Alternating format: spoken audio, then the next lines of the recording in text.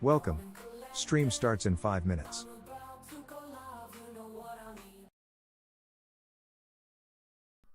There, okay, the camera died. Let's see.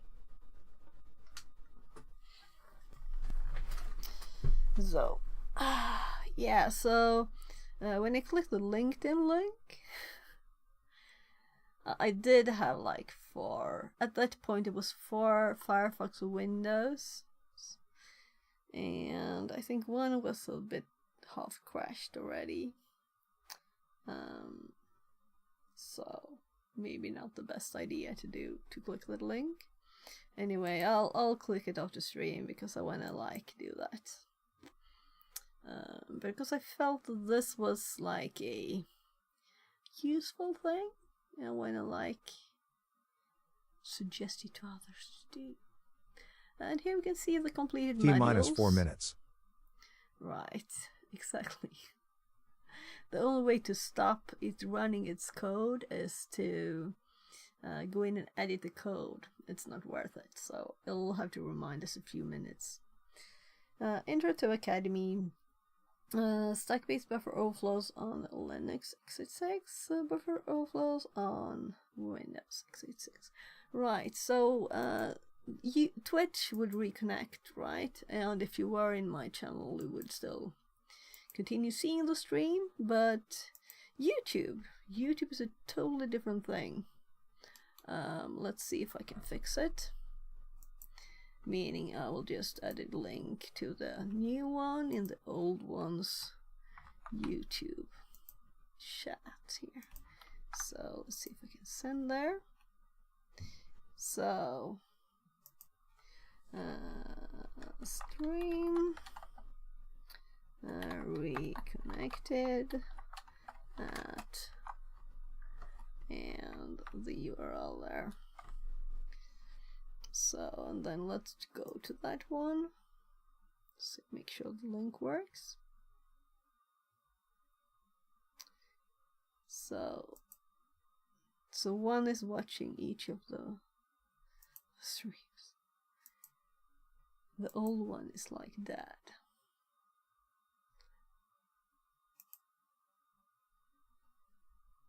Yeah, I think it is live.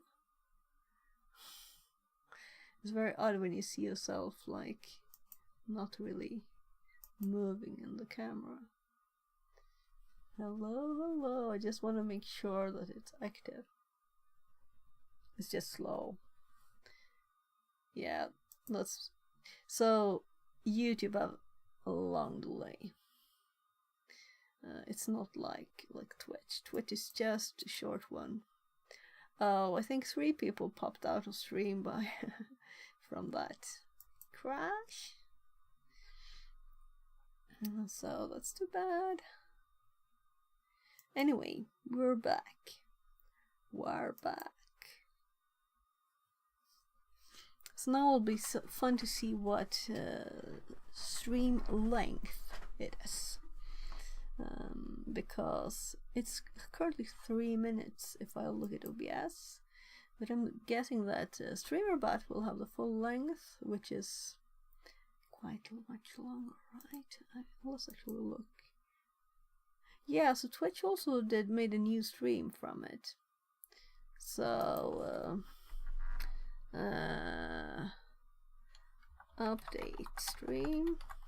Stream about to start. 1 minute left. I'm live again, just to make sure that no one lost that, because I know how it Update is. stream. I'm live again. Yeah. So if you're just looking at it, you're trying to like get it started again. It's hard to do sometimes. So I'm curious, what other buffer overflow stuff do we have here at HTTP Academy, because that's really the theme, right? So let's look at all modules. Can we see everything then?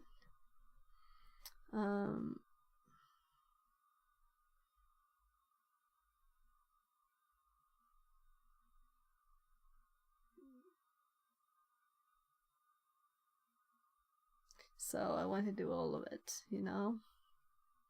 So here's the one we did first.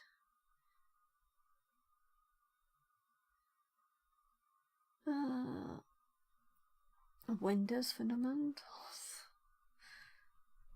Though I did actually learn something from the Try Hack Me Windows fundamentals. Though I've been using Windows since it started to exist, you know. Linux privilege escalation.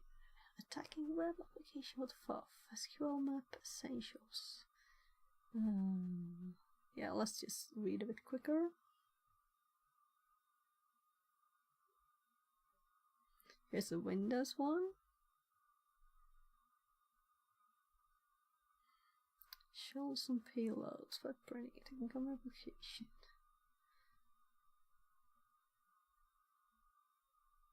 Yeah, want to do it all. Maybe I'll but I want to finish Try Hack Me first. I just didn't have enough information there to actually do it. So I'm not sure if we should just go and do it there now, but I'm thinking I need to set up a better machine for doing these things. I need a Windows VM too. So that's also like paused the project. Social security, microfundamentals, pivoting, tunneling, port forwarding, web server, API attacks, bug bounty process, anti-process.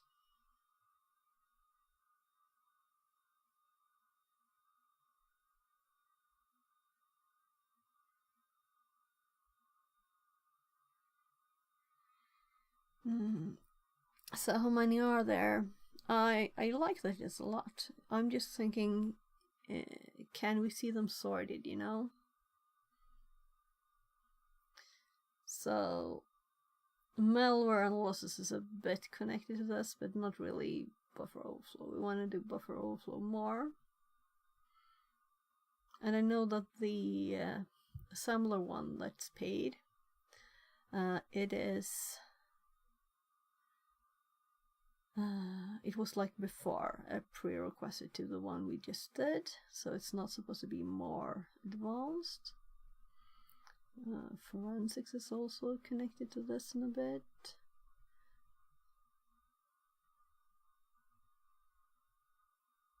So what we have is on Try Hack Me, we have 2 buffer overflow rows, one of them we have started.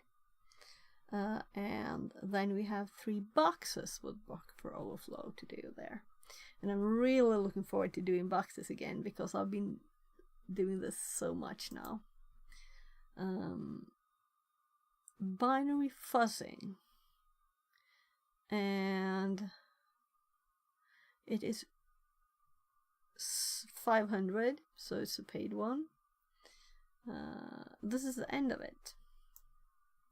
So binary fuzzing, what is this? Let's see what it says.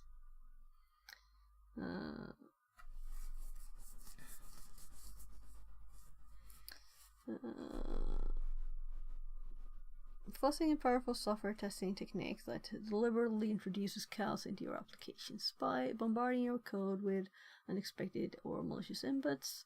Fuzzing reveals hidden bugs and security vulnerabilities that might otherwise go unnoticed.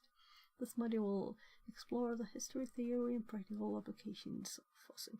Yeah, I don't think there are any more free ones, but I know there's not only modules, there are paths, and let's go skill paths, and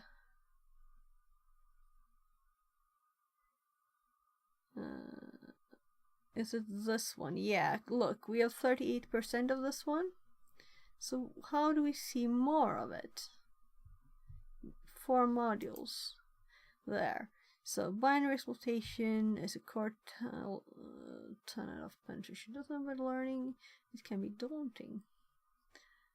Panda Tongue says, what are you still doing online? Well, I've only been online for 9 minutes. I just crashed. My computer got tired, or rather I tried to share this on, I clicked this button here, share on LinkedIn, and it died. So, yeah. So, Panda, how are you? Now it's Friday night here. This is Friday night entertainment. Can it be more fun? No, it can't. I have the answer already.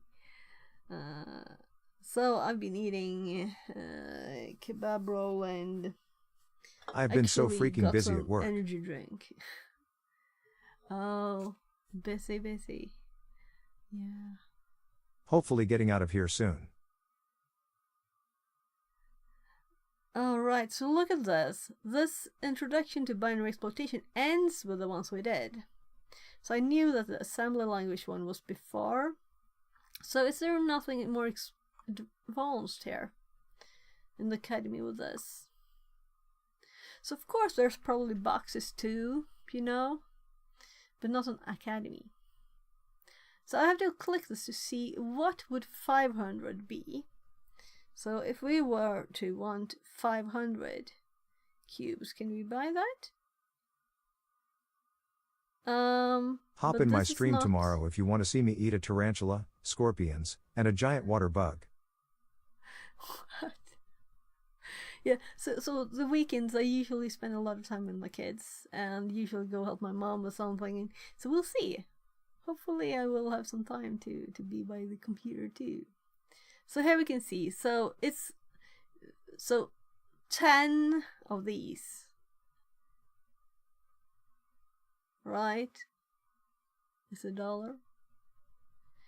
Oh, not really, cause there's that too, though. Maybe I can take this on the company.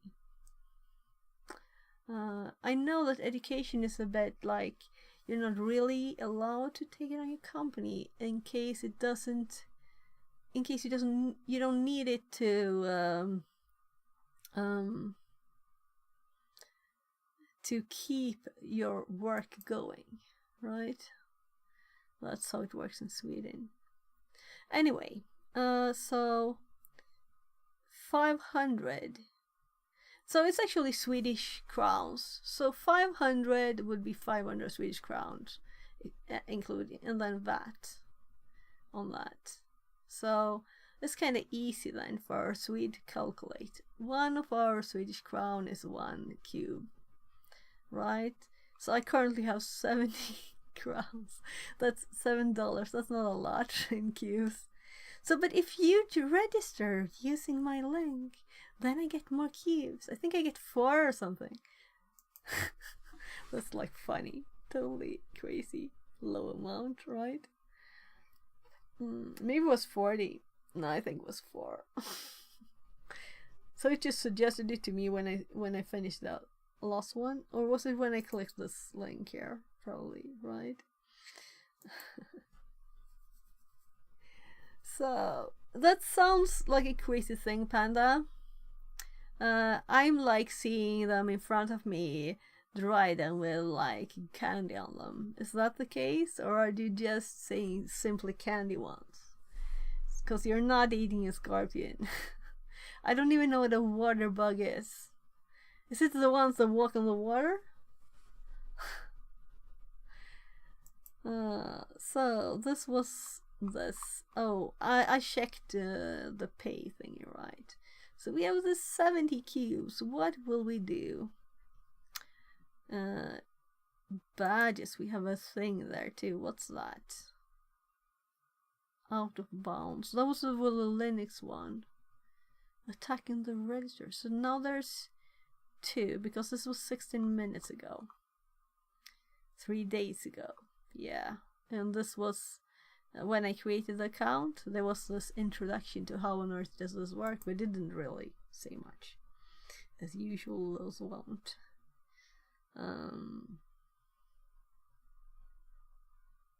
So here we can really see interesting stuff, right?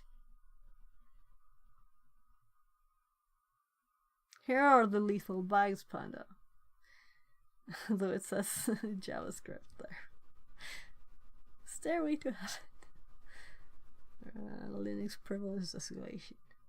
Yeah, so that wasn't easy to read when they're all grey out. So I don't know. I'm thinking it's time to hop off HTB Academy actually and hop back to. We can use this though. We have to. We have access to these boxes, and we can use. We can upload files. We can see the configuration of the Windows 10 machine and make a VM that is similar. Seriously, are there not like VMs pre-built, or do people don't trust others to do that? I don't want to start any more VMs now because its stream already crashed.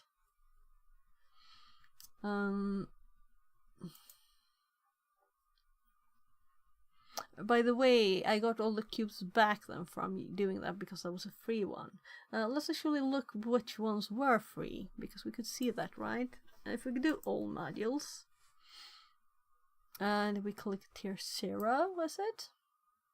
Then you have the cost 10 and you get 10 back. So all of these we can do without paying. And I'm thinking that we do this unless it sounds extremely easy. So Active Directory, for example. Web applications. I don't know enough about that, so definitely not. But we have done the buffer overflows, but it's not a lot of things. This says also mini module. Intro to hardware attacks. Yeah, we could do this as like a fun thing. It's a mini module. So let's click this and see what it says. So we have to unlock to lose our cubes. So I'm thinking if this like requires hardware to complete. Oh, this is funny. So I just learned now that this is 2,430 Swedish crowns, excluding the VAT. So it will be plus lots there.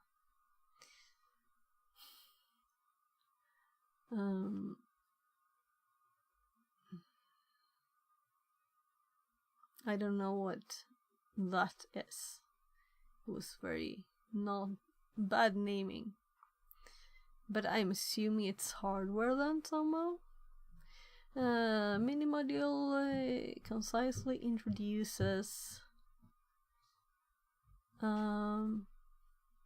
Sorry, I have to go back and see what it said in cubes.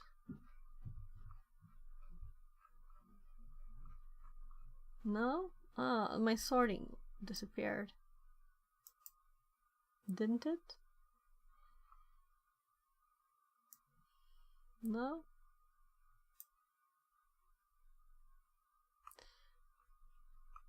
Okay. It's not there, but it thinks it's there. So let's do all. Tier 1, tier 0. Okay. Now, probably. There. Shorter list. We have the mini module. It is also 1010. Yeah, I thought so.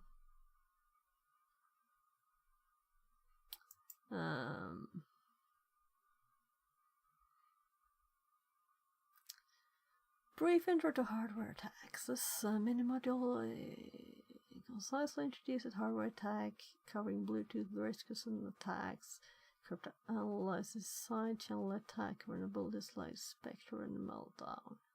It delves into both historical and modern Bluetooth hacking techniques, explores the principle of cryptanalysis and different side channel attack and outlines microprocessor design. I'm thinking, how much practical is this? Does it have any practical bits? I don't think so.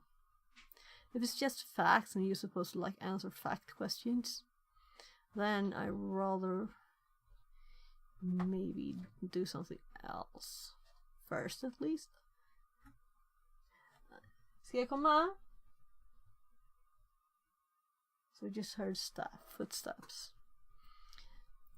So it's starting to get sleep time here for my kids, especially. Maybe even for me. Yeah, so let's go back to the dashboard. And if I click modules, by the way, I can click all in progress, available, owned. So if I click owned, then I can see these. I can click this one again. And I can hop to the right place. And here we can see that here they are these. But this is not saying it's practical, really. And here we can't really either see and click to the next things. Oh, here's relevant paths. Binary. This is the one. And well, these don't tell me anything except that they're expensive. What I want to see now is to just, how do I hop to this? View. There it is. There it is. So it is finished. But what I'm thinking now is, let's say I want to use the box that's in here. Then I have a 6-hour timer for a Windows 10 machine with x64 DBG on it that I can transfer files to and explore. And also see, let's actually start it again and see if we can see anything about the configuration of the machine. Because I'm actually thinking that we might use this one for the Try Hack Me. Then we can have this one running at the same time, you know, because it's different. And Try Hack Me popped up not that long ago. So if I go to history and close tabs, we should have Try Hack Me dashboard there. And let's do buffer overflow. Is actually buffer overflows, and we didn't finish this one because it didn't work when I tried it. And now I have a more knowledge from both doing HackTheBox and also doing some of the so I can feel the hours. You can feel the hours sometimes. Stuff is not as easy to remember. So I think I'm at 9 hours streaming now.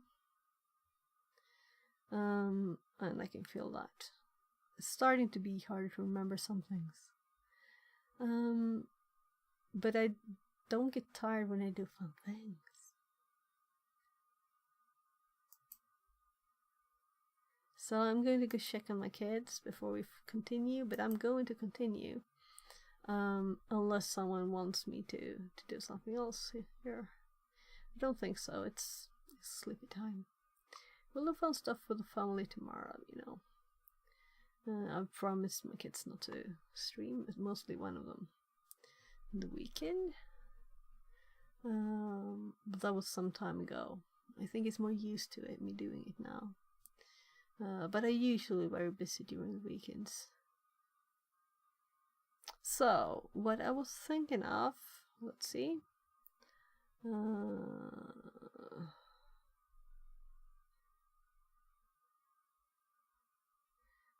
This is the example we just made. ProStar. There it is. So ProStar, we did a few of them. I don't know if I finished this one. It looks like I finished it. I don't know. So compared, these are very simple, but also I had to run them on my computer because of the VM having American keyword. But I just realized that if I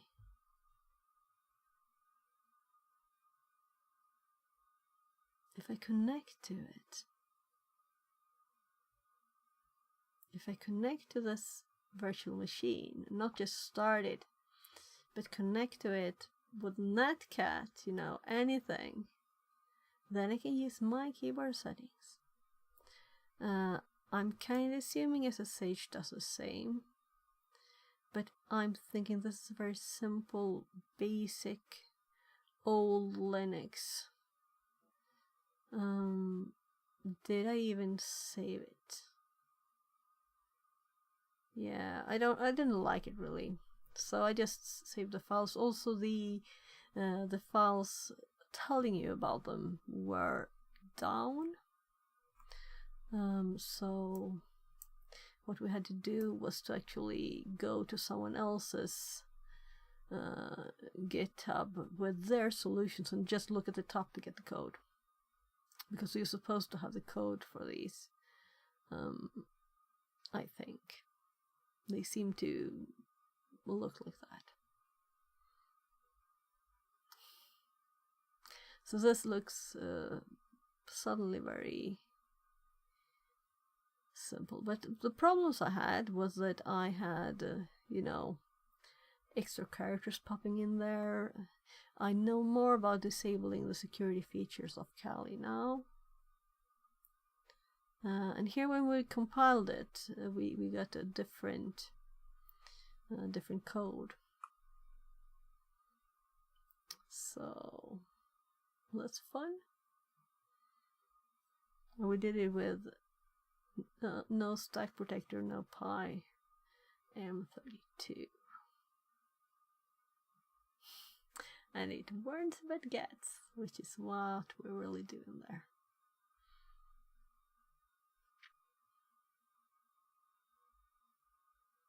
Stack 3 compiled.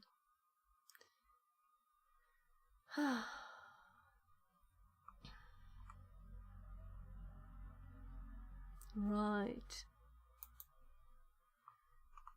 Yeah. So this is EDB. It's pre-installed with Kali, at least full that I'm using. And it is like the X64 DBG one, but for Linux. It's a graphical one, and it's also dark mode, more modern. What I'm not looking forward to is actually continuing the path on TrackMe, because the room that was actually in my path. So let's duplicate this tab and go back on the first one. So I should ask Tiberius if he could fix a new VM for this. Because it's using old stuff. And there was no way, immunity debugger here. And it's Windows 7 anyway, it's not Windows XP at least.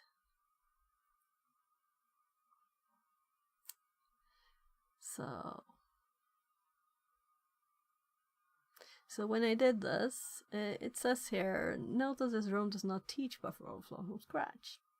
Then it was like, okay, so why didn't this is a path?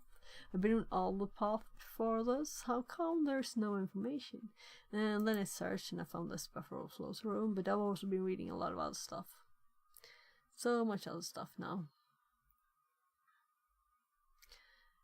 Yeah, so I think I will do this. Let's do this. So we have 2 buffer overflows left in this one. And I think these are Linux.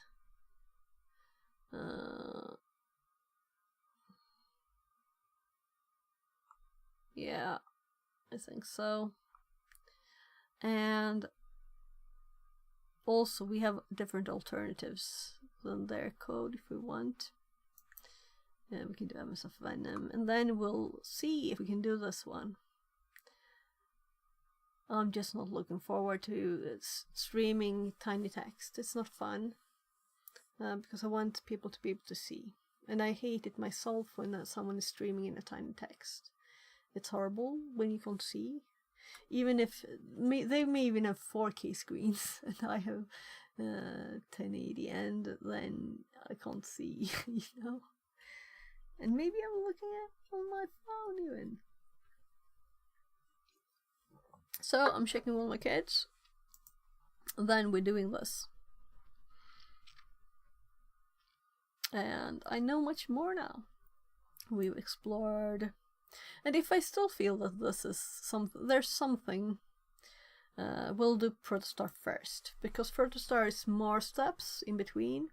This one just skipped a million steps. So we're overwriting a function pointer, and then we're suddenly just... Yeah, it was just missing a lot of steps. So overwriting a variable, very basic. Then overwriting a pointer, function pointer, very basic too. And then doing a full buffer overflow without any instructions. So that's why we hopped over to HackTheBox and Protostar. So I'll be back in just a sec.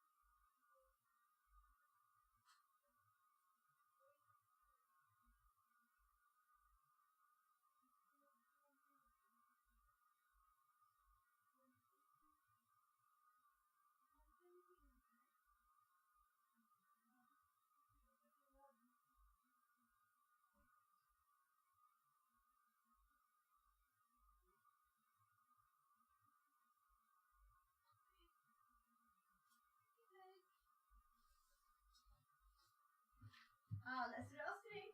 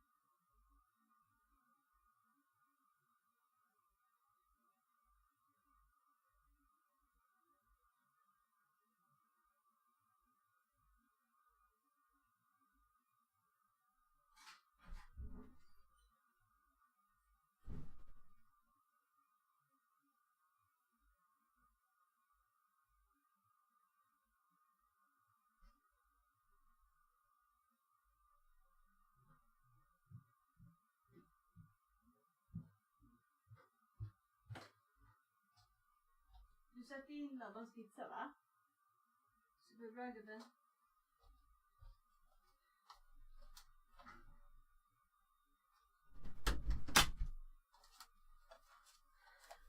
There, so one of my kids is in his bed and the other is going soon, so I'll just continue. No, it just says I'm streaming for 36 minutes too, I don't have to worry.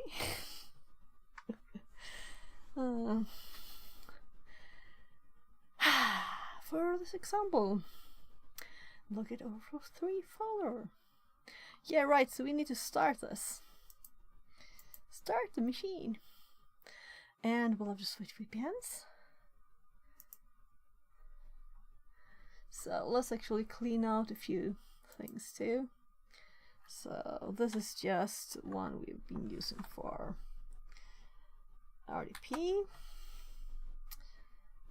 This is exploit. No, this is pattern. This stuff we can have this one up. We'll be doing that. We could clear it though. And then we have a venom, so let's actually do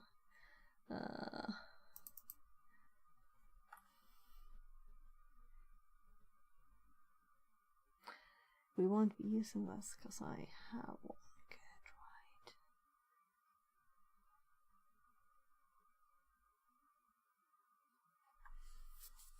I'm thinking of how I will rewrite the script.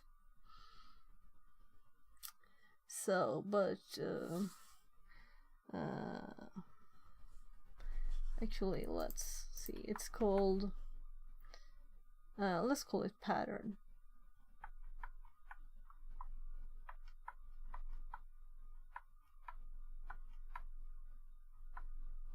So, pattern, and here we have M's of venom, and here we have well, netcat. Let's see, and this could make it quicker, right? So this directory we won't be using right now, and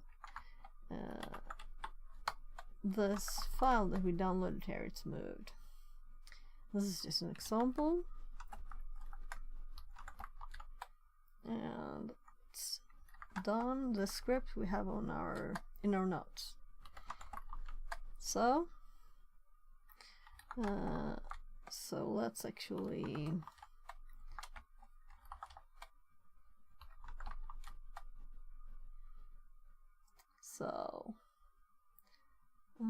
oh my god.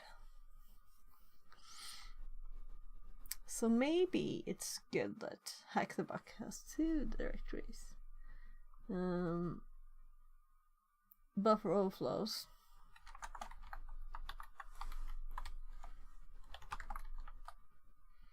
And it's Overflow 3.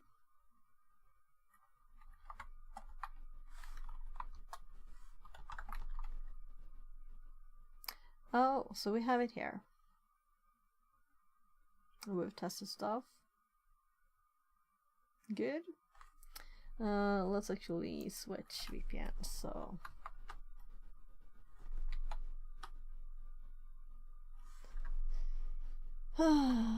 now let's just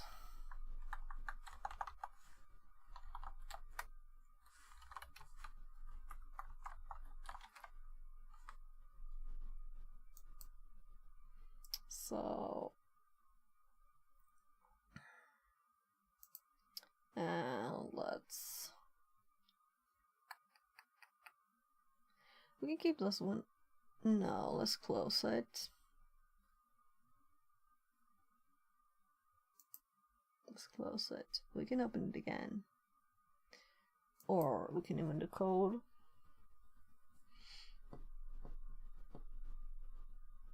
Madam Fabulous says, Are you just trying to stream long enough you can raid Theo? Theo. Will he start streaming later? No, I don't know anything about his streaming plans, sorry. Oh, what I just realized is I forgot my headphone downstairs. I'll just go and get it. Just a sec.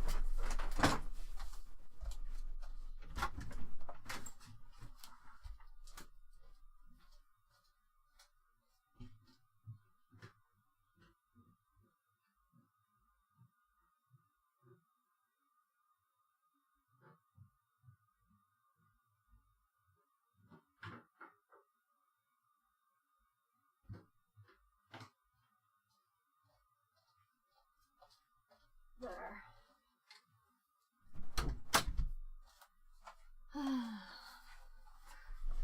So, yeah, because even if I have this mic off, if I go to the bathroom, I'm leaving it outside. You don't want to have some noises on stream. So now I'm curious. I have to see. So I'm seriously streaming until I feel like stopping today, because it's Friday. I don't have to get up tomorrow, and I'll probably not stream during the whole weekend because of I promised my kids, Hell yeah. So I don't want to stop yet. I'm not gonna stop yet. I might get too tired finally. In a few hours. I don't know. It's like 45 minutes to midnight. So we started the machine. Let's just remember this room a bit. So it was some time since I did this. I'm actually going to change the stream. No, I'm not. Let's leave it. Actually, it's kind of... Let's do buffer overflows at track me.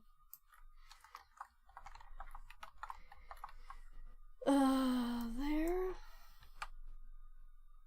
And I'm just changing it on Twitch because it's very simple to do. It's not simple to do on YouTube. So I can just change it in OBS.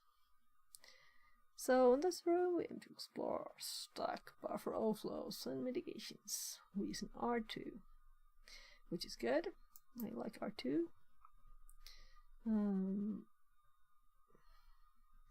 So they're just explaining how the stack works, and in a bit of a messy way explaining things. So, but they are explaining things, which they're not explaining all the things. That's why I hopped from here, really. Anyway, a whole section on NGNS. Well, it's short. Overriding variables. What's this? Okay, yeah, making overriding too much of them, right? So they have an end and a buffer, and it overwrites towards the stack bottom. Even though the stack grows downwards, the data copied into the buffer is copied from lower to higher addresses.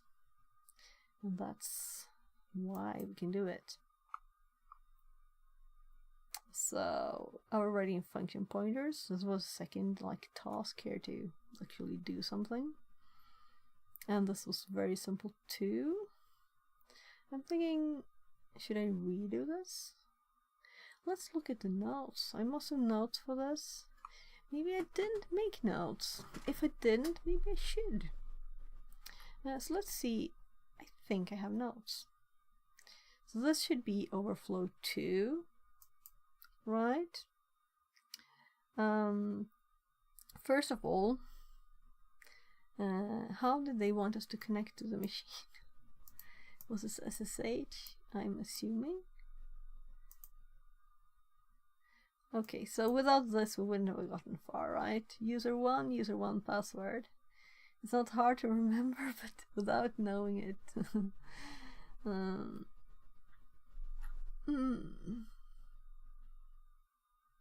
So let's make a new tab, and let's actually call it SSH, right? And let's do SSH user 1 at copying the IP there, and we've connected a lot of times to this, testing things, and I've not been able to stream for a long time at a time, just short ones. And I think we've been reconnecting extra to test things, right?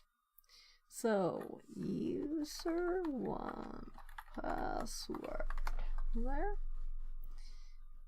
Amazon Linux 2.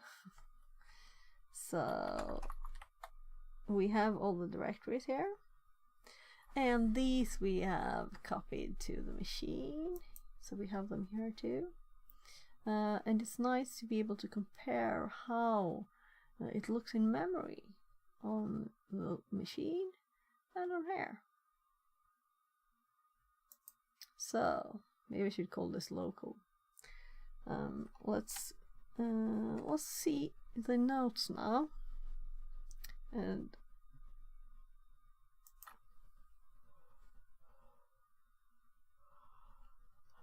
so this is Protostar. If I click here, I should hop to boxes, right? And I should minimize that, I'll forget it.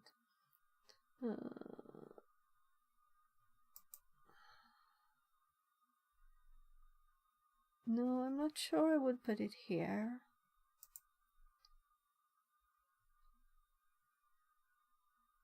So there are too much things here.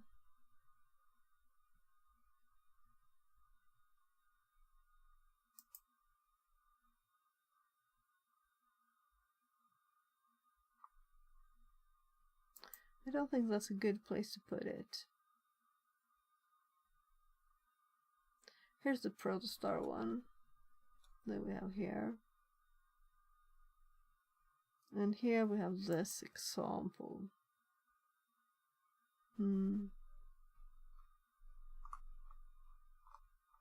Yeah, I don't really like to have this here either. A whole like tree for one file that's shorter than any other files we have down here with the buffer overflow stuff. Here it is. This is probably a better way to put it. And have an examples folder there. So I'm just going to do this. Let's rename. Control A. No, I did rename. Control C and open.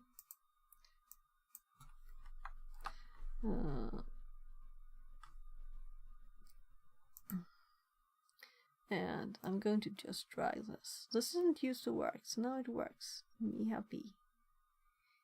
And let's put it here. And so if we ever have other stuff in HTTP Academy, they're welcome to hop in here, but this one won't have any contents. Just quickly see that this is just a folder. And this is what we're deleting, not the file that's here. Come on, I did click and delete. Delete. And it has the name, same name. And here we have Protostar. And it is a vuln hub, but it is mostly an example of buffer overflow. So let's put it, come on. Come on, buffer overflow. Let's make a new folder, examples, because this is more useful for us, and we want usefulness more than we want correctness, right? So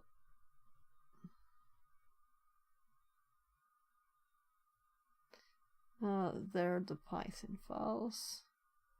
Linux example is an example. Here's protostar links. It can be here. Temp. Oh. Okay, we can delete this. This is a copy, old copy. It will be synced to the server now, or to.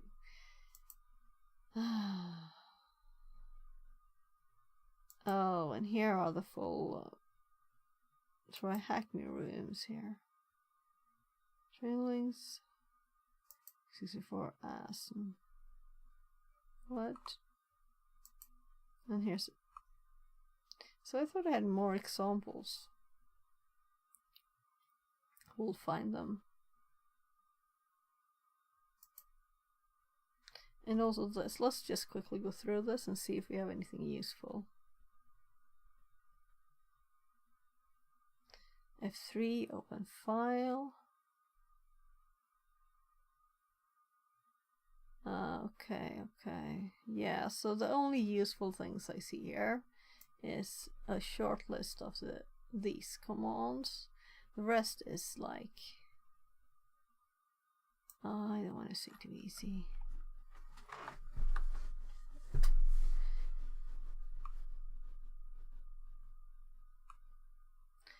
By the way, X3RDP, I wonder if I have it somewhere in here. The command I have in my history. What if my machine crashes and never comes back? You know? And I have this perfect command that I always use in my history. It's time to take a backup of my history or export it again. And I've been thinking about finding a way to change the size of it to last, hopefully, maybe forever. I don't know why it's limited. I don't like it. So I was going to put this in this file actually. So shortcuts. And let's just level 3 header, yeah. And I'm kind of closing that. We are done with Windows for now. This file I'm deleting. So I already have these in my notes. Find string, listen. Nah, we don't need that. It's better to look at all of it. I like seeing the overview.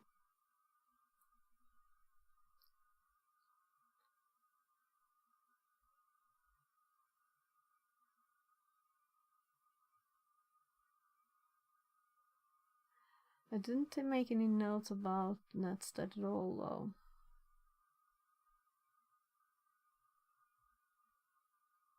Let's add that. So it's a good reminder.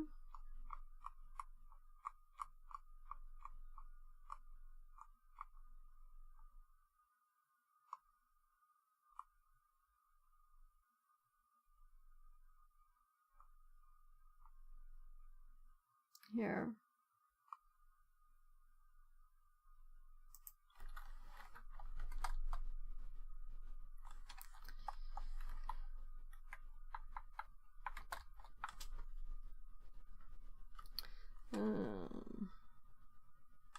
So the header here is there a buffer overflow?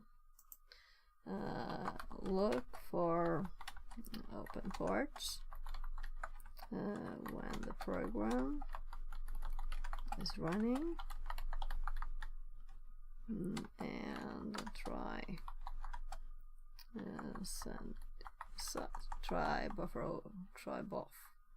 try sending data. Well, that's enough, right? So let's put a netstat here. So netstat, hey, that's enough.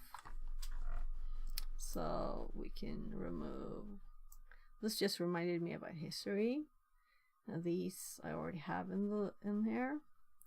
Netstat, netcat, venom. So there's as a breakpoint to Python exploit. Breakpoint.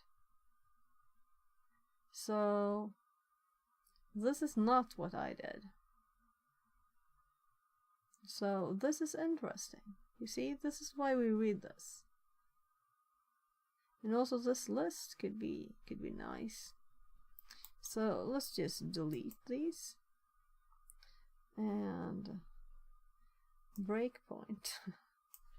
So now we're not in there anymore.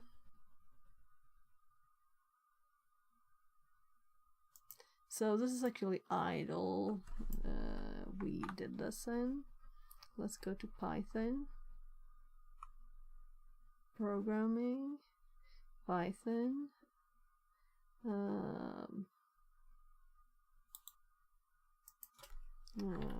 Debugging.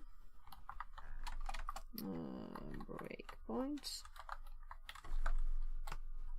So I found another way to use them though. And then we have all of the commands bit done. But this is like a general overview.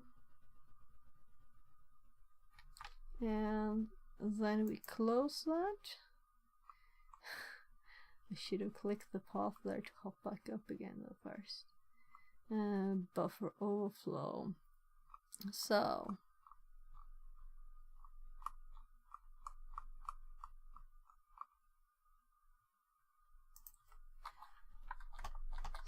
overview.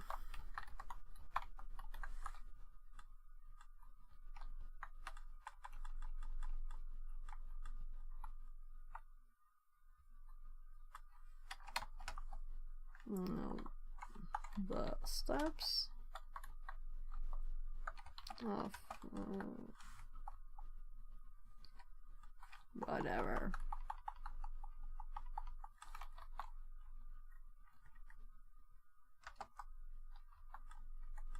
Definitely 3, right? Fuzzing parameters, controlling EIP, identifying bad character, finding return instruction.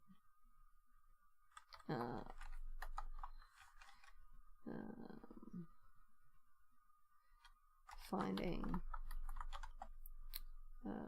the shellcode address, right? Because it's not always one of them. Jumping to shellcode. Well, that's good enough.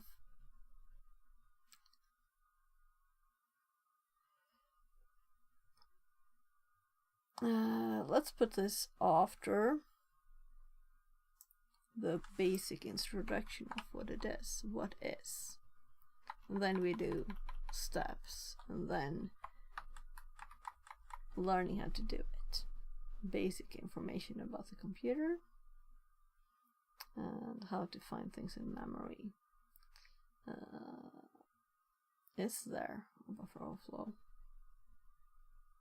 Yeah, so we could put it here too, under buffer overflow. Maybe this is a better place for the overview, but that is level 4 header now. Yeah, so let's do it here. Fuzzing parameters, yeah. And we could change these to our names for them, but that doesn't matter.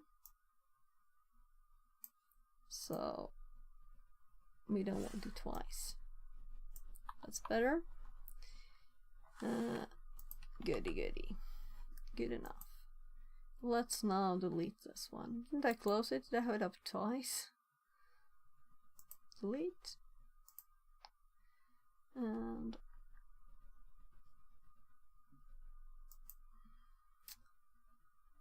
We found the notes. That's what we were aiming for here. And let's go to them. TCM buffer overflow 1 though is not here. And these are supposed to go into examples. And we can minimize protostar for now. And let's make a new folder called THM buffer overflows. That's what this room is called. And then we have number 1, overflow 1.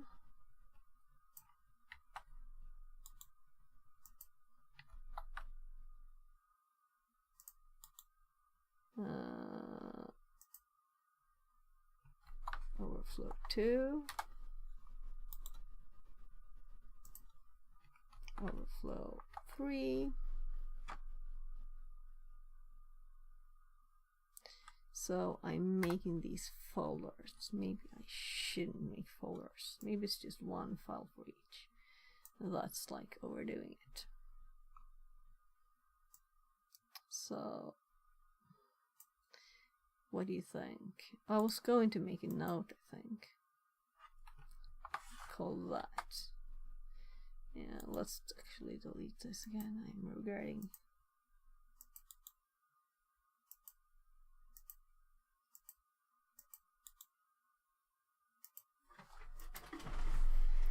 So now we don't need a long name because it's already in there.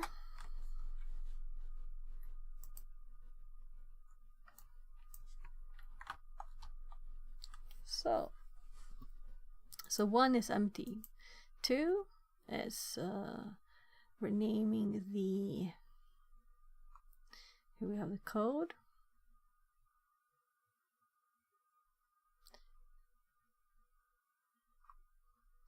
So seriously, I don't really like what is here.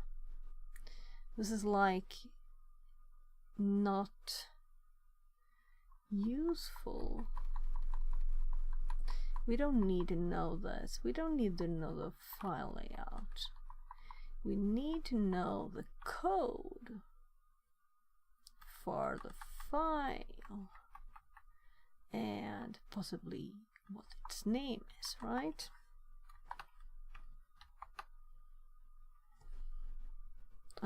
Though I kind of regret not remembering. Yeah, so let's actually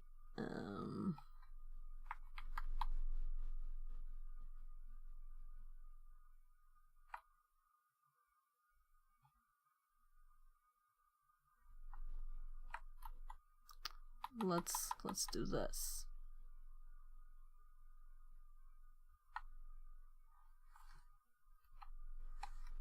No? There. So, see?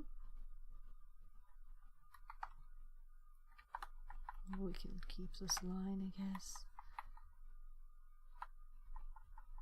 So, this is sh shell.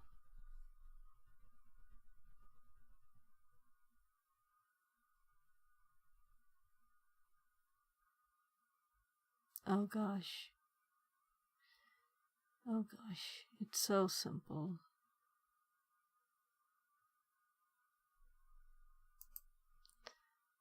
Yeah, this is how simple it was.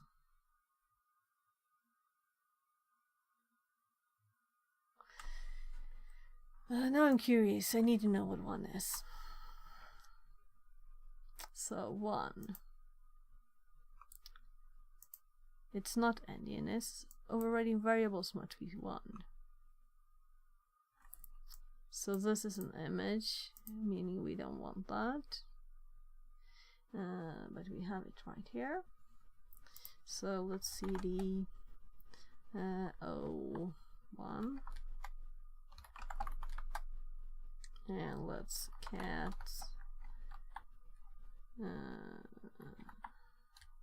there, and then we have the code.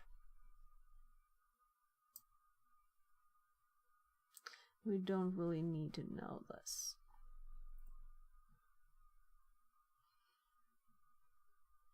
But I did put it on the last one, right?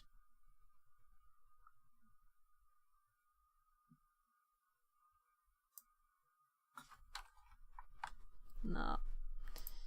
I tried selecting one line up, it hopped.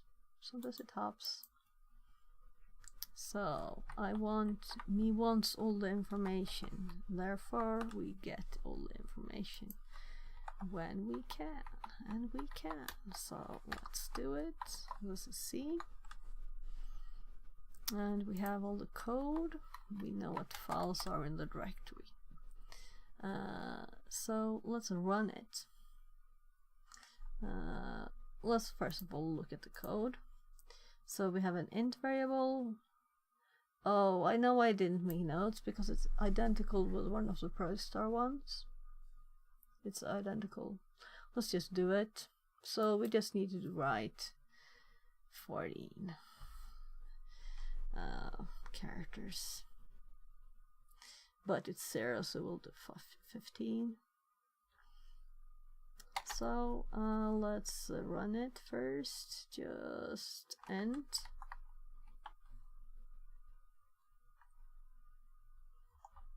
Yeah, so /i and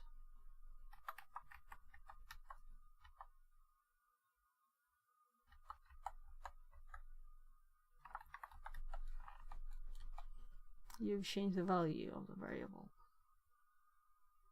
So I'm guessing we'll run it once and say 1, 2, just to have both outputs, right?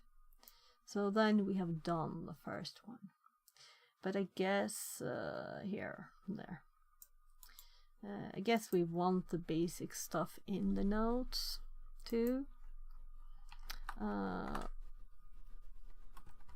So I'm going to switch this around. So the first one is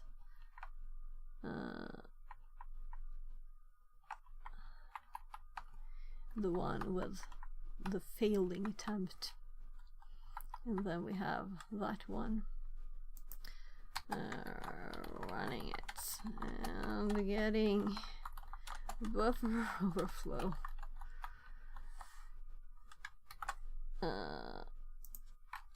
On the code.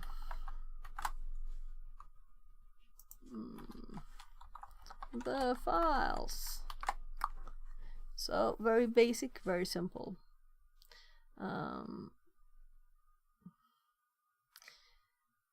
So 13 characters is what really fits, but since it will be terminated with null, we need to do 15 for it. So I don't want to explain it several times. But let's do it. So if someone sees my notes and sees this, we have to do 15 chars, though 14 actually overwrites.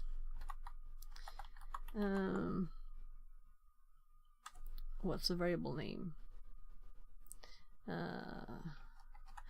The int variable,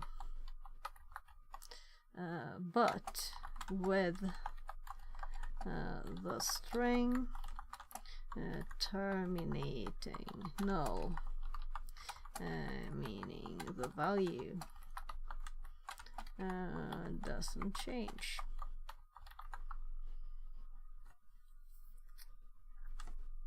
So and we'd get try again. So I think I will actually copy this text to another place where I have the same oh my god, this is long.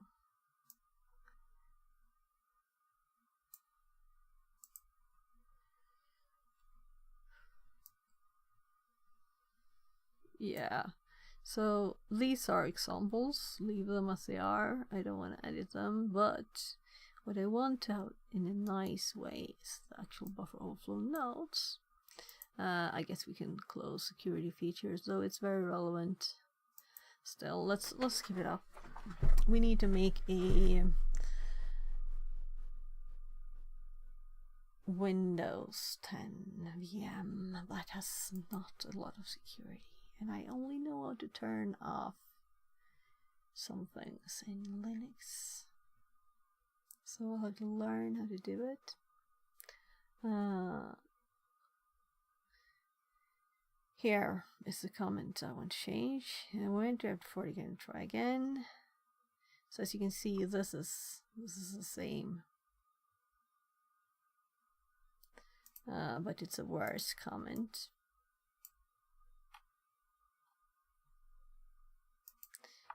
And I don't have to prove that it's correct. It's such a basic thing. So this is a better, shorter version. So 2. So let's hop over to 2. cd dot clear LSLA, cd overflow to LSLA, cat dot c, and now we have a bit longer code here. And let's do the same format, and I don't have to do it again, I know. And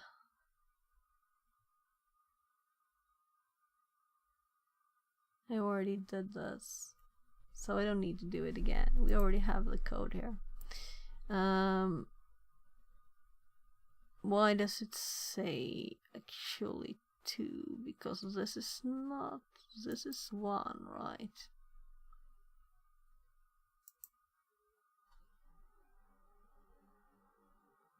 So this is 1. LSLA, LSLA, you see? So the 2, that's why I didn't have a 1. Because 2 contains both. And it's a bit messy.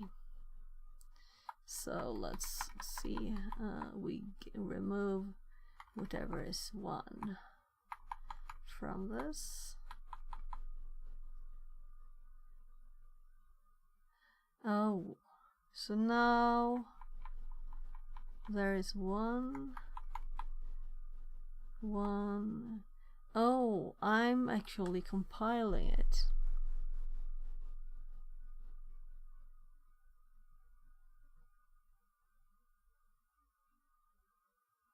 Okay. Right, I know what I did. I compiled it with a value of 1. So it was equals 1 instead. So we could crash it with 14 characters. Because I thought it was like bad. Here we go to Overflow 2. This is where it actually starts.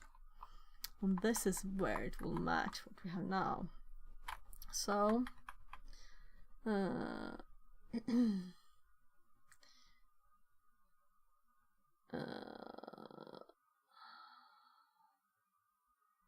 yeah, so I'm going to actually do this, and I'm going to use what I just had made.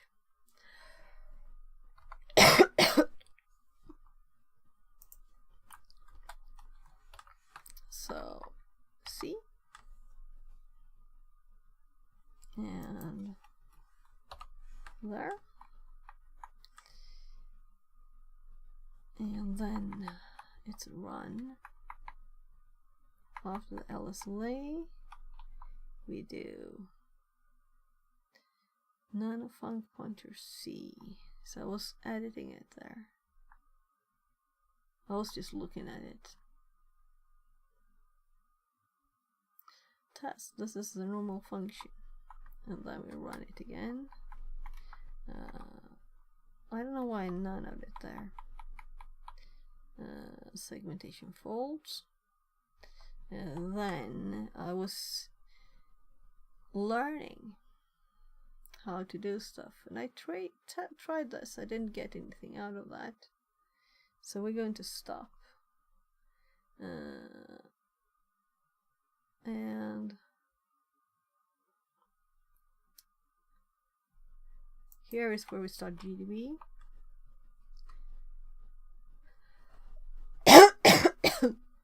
So that's where we actually get. Then we have the licensing information.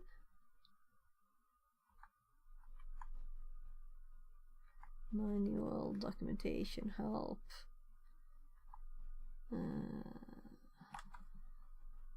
So I did that. Symbolize, I just deleted a few lines. So break main, run starting program. Let's actually look at the code instead of looking at what we did before. So with newfound knowledge, it will be clearer. So actually, why not look at the code with coloring, right, when we can?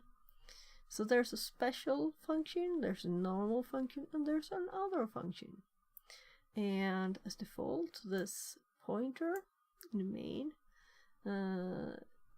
points to normal. And we also have a char buffer.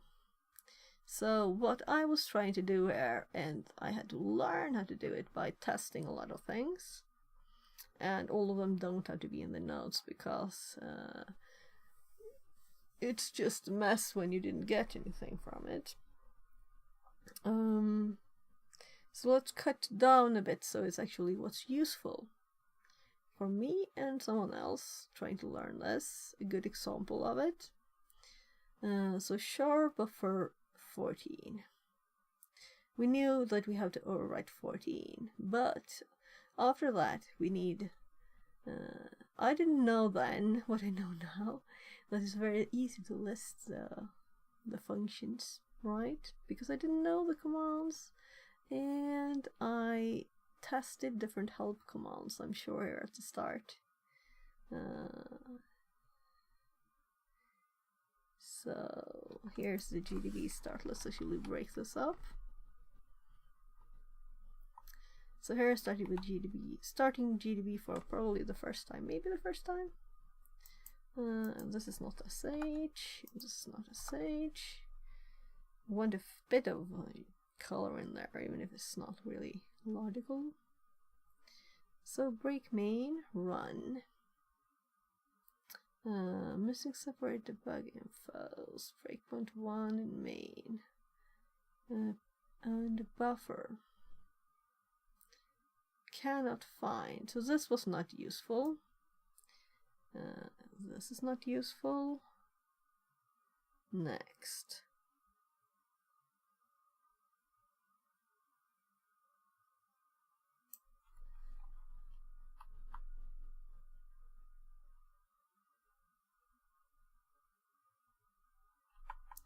So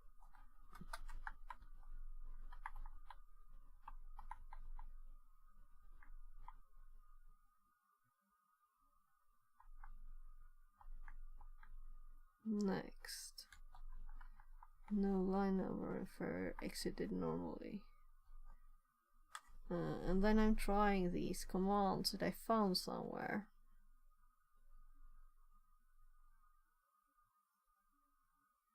Yeah. Next. Exit. So here is my first try at doing help. And all the help information that I got is now in the GDB file here. So here is all the GDB information that I gained until now, all the commands. So let's cut this from here and not have it mess up the log, right? So here we're again starting a GDB func pointer after having quit and stuff. And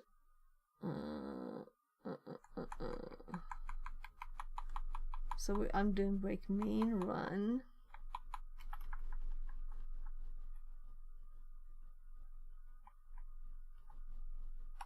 Well, let's leave that one on, I guess. Break main run. Info frame. So here's the first actual command that gives something, some kind of information, but it's not what I wanted really. So I'm just testing the commands. Run again. I wanted to restart it here.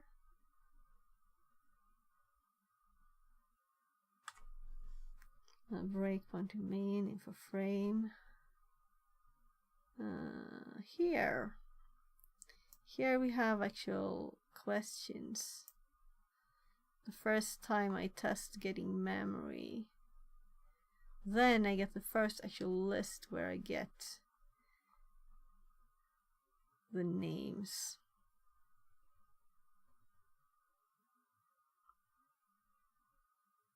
Yeah, I'm thinking we don't have to save all of this. Let's actually also I catted.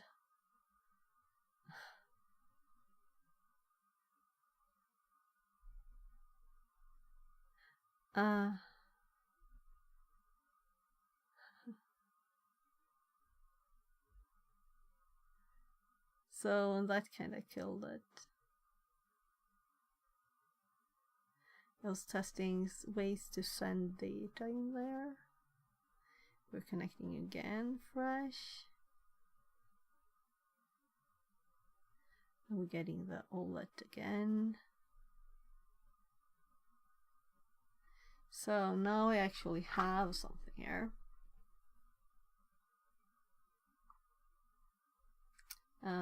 This is the actual run of it. That's useful. So let's cut this up kind of far.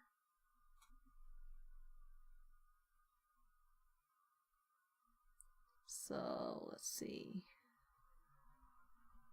GDB. So here we have GDB again.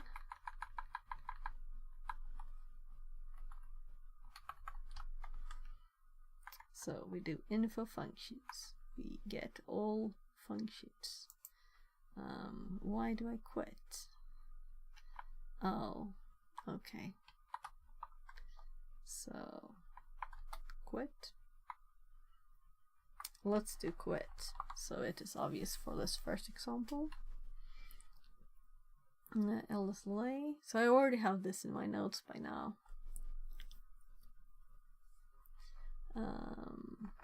And here let's actually split this up, because this is actual run that's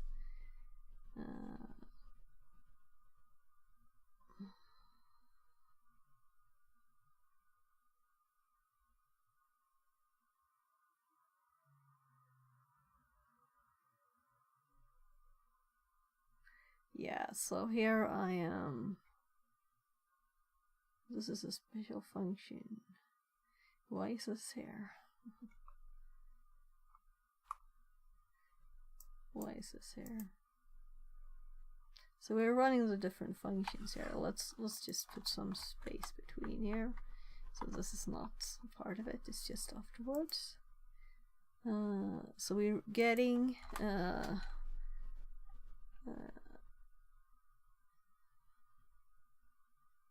so what did I do for the first? What did I call it? Running it and getting buffer overflow.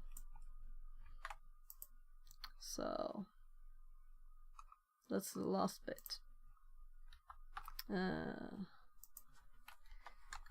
Getting the addresses of the other functions. Using GDB.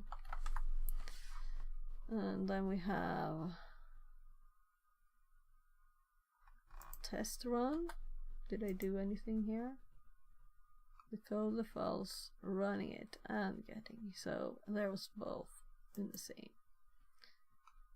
So let's do test run.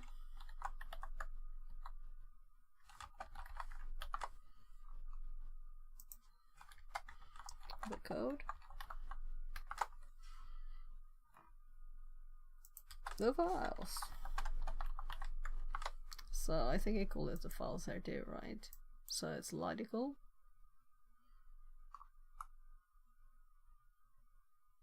So we don't have to have the cat line in there, it's just Lee. Oops.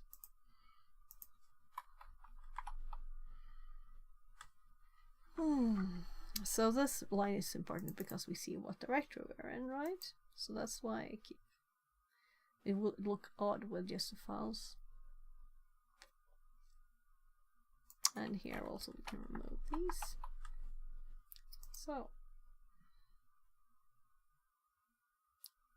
and any comments here?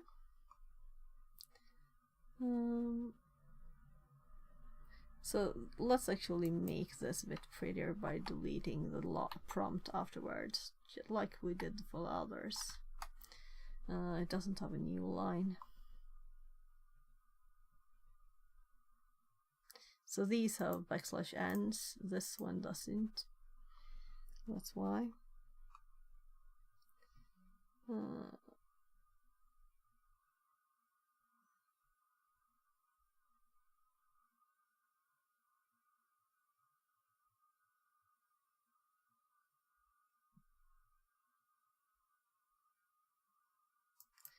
Running it and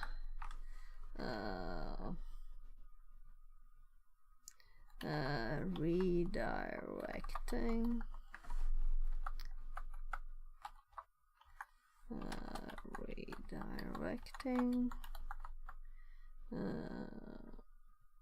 execution by changing the function pointer there, and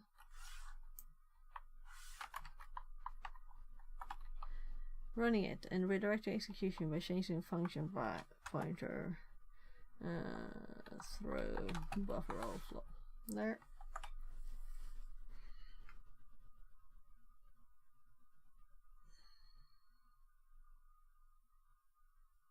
So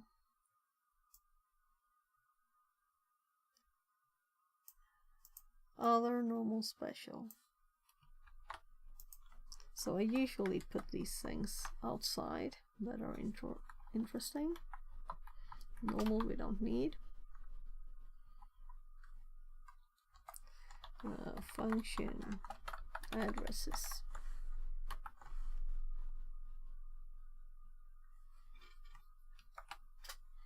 So, it's midnight in 1 minute.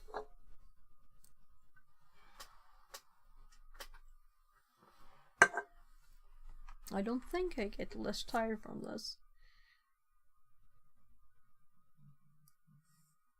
So this is 32. Velvety Sweetness says. Best viewers on web link. So Fixerbot says. what Message removed. I just realized I didn't say goodnight to anyone. So let's see. Finn with Gun says. Howdy.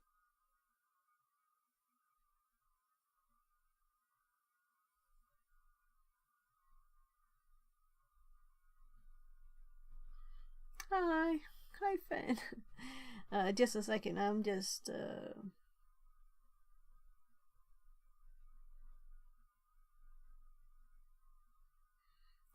sending good night.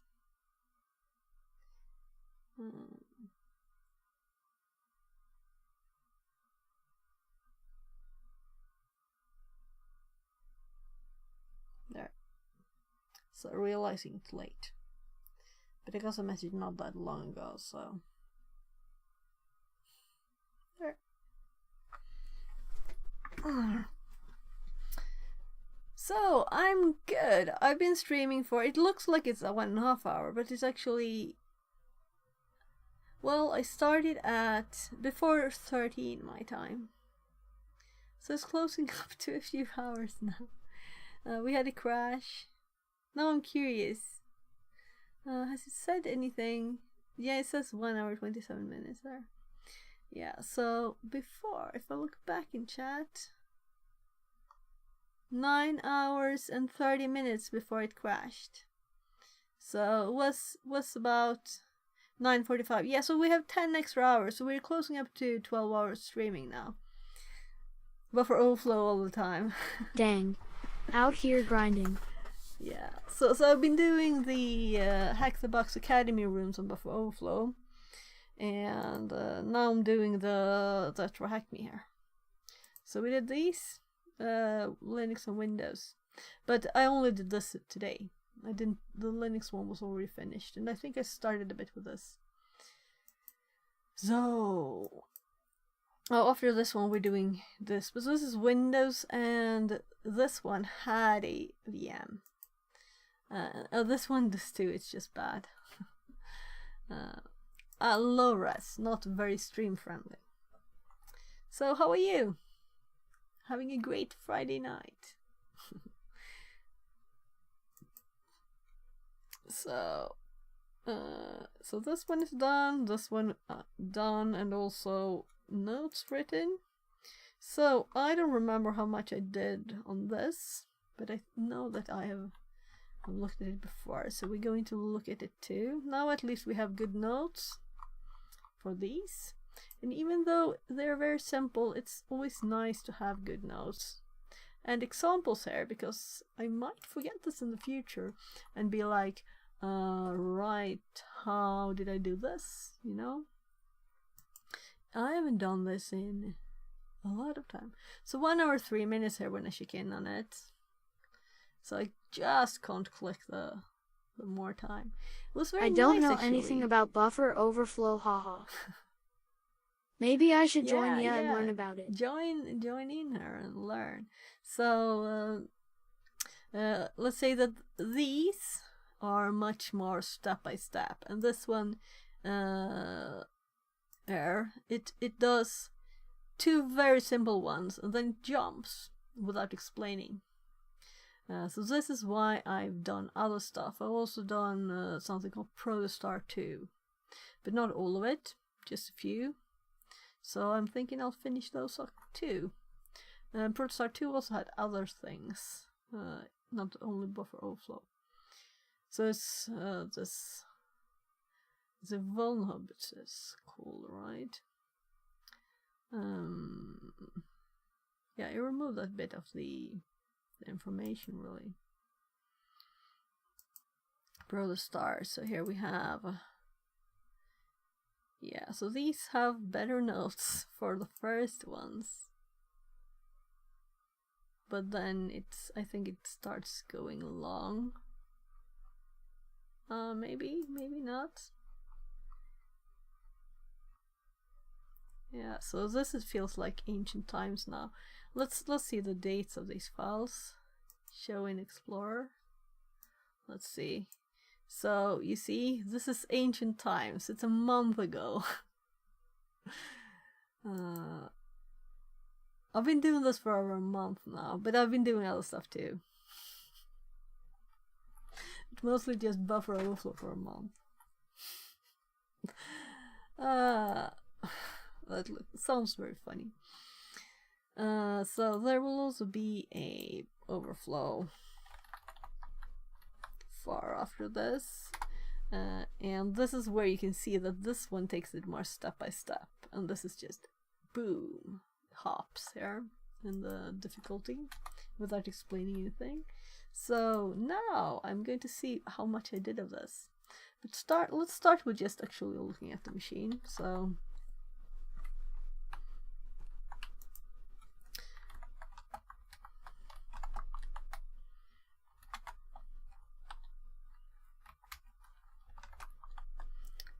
right, this is a sued one. So that's it. Let's actually do this. A mediocre dev says. I have to thank you. I got the idea to use obsidian from here and I am loving it. Yeah, great. Obsidian is actually very good. Yeah. So let's do suid binary here, because that's kind of good if you have examples and you want to see, oh, how did I do with the suid binary, you know. I will also have to fix the examples from here. This is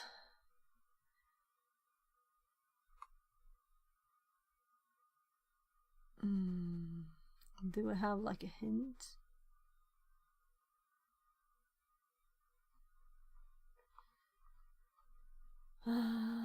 Yeah. Just a sec. Yeah, so this is examples, new folder, HTB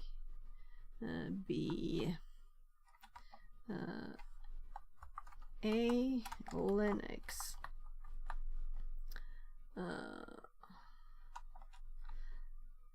Should I do buff? Let's do buffer overflow. So public nodes, I have to think. Try and make it easy too. So, and also let's rename it to just buffer overflow. And HTTPA is HackTheBox Academy, but I don't want to type it out because it's long.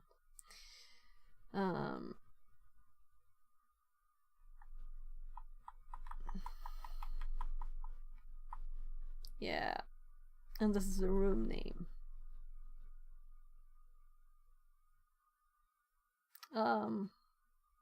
So I'm a bit disappointed on myself for not making better notes on these actually, and I know it's a bit of a mess, but I just copied this from the main buffer overflow file. So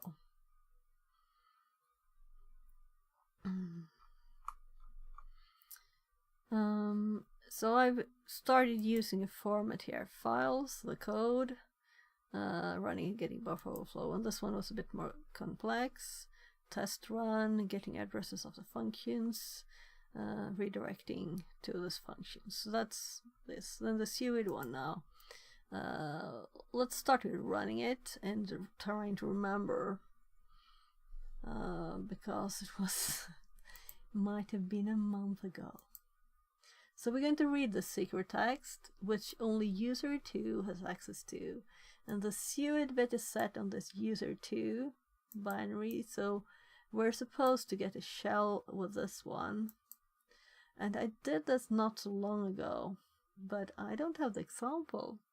So this is when you notice that you should have made examples. I just made this examples folder now. And moved things I already had in there and start fixing the THM ones. So we have the C code, making it all easier. So let's cat b dot, and going to copy both of these, and let's start making better notes of this. And we don't need this start that it has here already, so we're going to actually delete that line. Dankbriar says, this to see. Cheap viewers on web link. Another one of those. Fixerbot says, message removed. So files, should I remove the message removed, or is it kind of good to know that it was removed? I said the files before. Let's be logical. The code, right? So here we can see the code. We have a buffer, and then we do a string copy, which is not a safe. Copying our, as we can see here, argv1, the argument to the to the program, and it prints it after copying it into the buffer. So just shortly, we can do how much text we want as this argument, and when it's here in the function, a strcopy has no check. So this could be 2000 characters and it's just a buffer of, or this could be 2000 characters and the buffer just holds 140. So we just need to just use this. And we're going to make, of course, an assued thingy. And there's code in here. So I think I will just skip the old things because I know this better now. Yeah, and you see here I have the code. Yeah, so this is just what we just pasted, but in a better way. And then we have the code again. And then this is what they give us. To open a basic shell. So this is what we have from the room, from the, we're given this. And this I disassembled this. I put this in a file and then I opened it in R2 and did a PDF. Just managed to disassemble it. It was nice. Even though it's not a full executable ELF file or anything. And this is just an explanation of what this does. Opening the C program with GDB. So let's actually...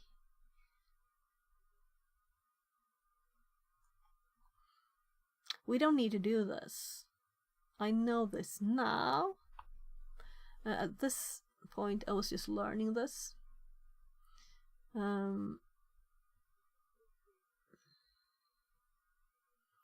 So start. So this is the first time I run info registers. Maybe, no, probably not. So this is not any useful information for this program really. So I'm thinking we'll just not do this. Yeah, so this was just a short example of GDB really. Let's just delete it. If I forget it totally, I think I might have some examples on the bottom here, don't I? Oh gosh, sorry, clicking all over the place. Examples, printing variables. Yeah, so I have a few examples here. We can put this one here too. Oh look, here I have notes to myself. You can only debug a set you with. Yeah, right. I remember this. I just wrote this 1 or 2 days ago. So, very nice of me to make it red so that I could remember this now. When I've been streaming for 12 hours. You can only debug a set you with or a set program where the debugger is running as root. And we're not root, right? Otherwise you could just call GDB on binsu and have root. If you run GDB as root, you'll be able to run your program, but you'll only be observing its behavior when running as root. If you need to debug a program when it's not started by root, start the program outside GDB, make it pause in some fashion before getting to the troublesome part, and attach the process in GDB. Attach the process ID. So, and here's the source of this text here. So I had some problems before I found this. It was like, why is this not working as I expected, you know? Let's put examples here. And it's this. So I'll just cut this bit. I was going to delete it, but let's put it here as an extra example. We have the automatic breakpoint, variable examples, printing words. So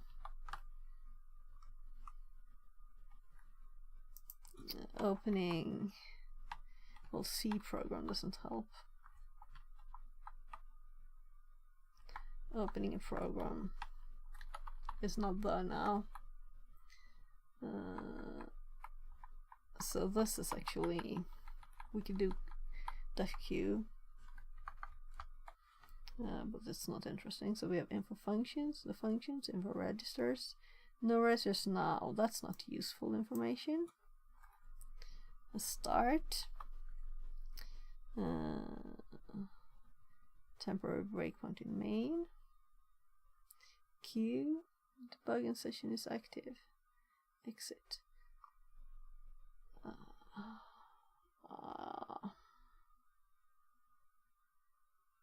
Yeah, so maybe the start and that info registers. Yeah, okay, let's keep it, but we don't need this line, that's useless. And we don't need, well, let's show it there. Let's show it. This is relevant. Right. So we cut the best we didn't want. So as I was exploring here, these notes with the images, they are more connected to actually EDB, right? Example stack 3. So let's actually remove it from stack 3. No, let's keep it in stack 3. We're going to overflow 3. So there for a second, this can be like this, I don't care. I don't want to redo all the notes just because I'm found something better, you know? And now we haven't done GDB first, so we don't have to say this.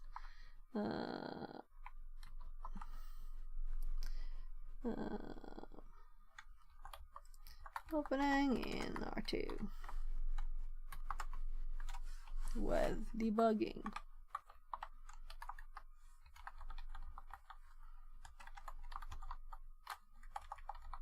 With R2.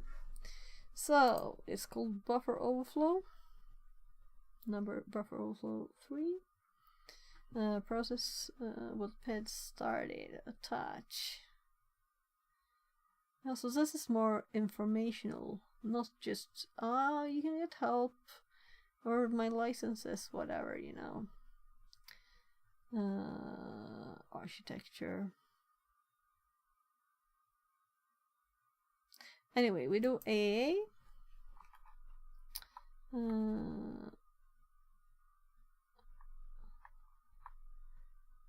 This is like always the same. So I think I will actually dot this bit because it's not really interesting. Also the IA, I'm going to skip the IA bit because it's long and it's not useful. I'm also going to skip S, AFL on the other hand. It's interesting. So now we have a list of the functions. We can skip the grep main one.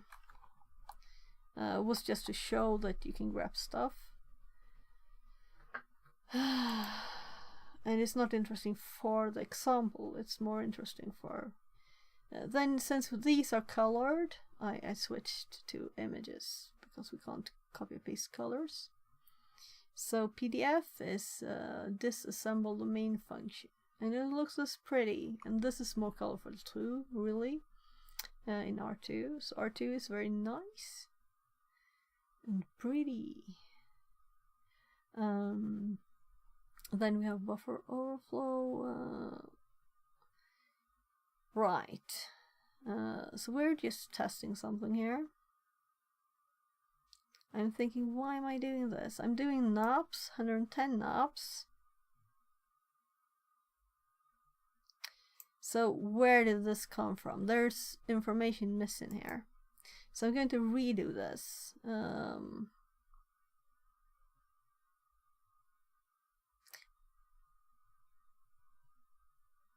Am I just testing input?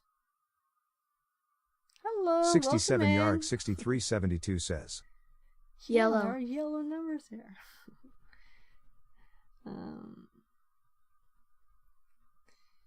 So, yeah, as you can see, I'm just testing stuff here.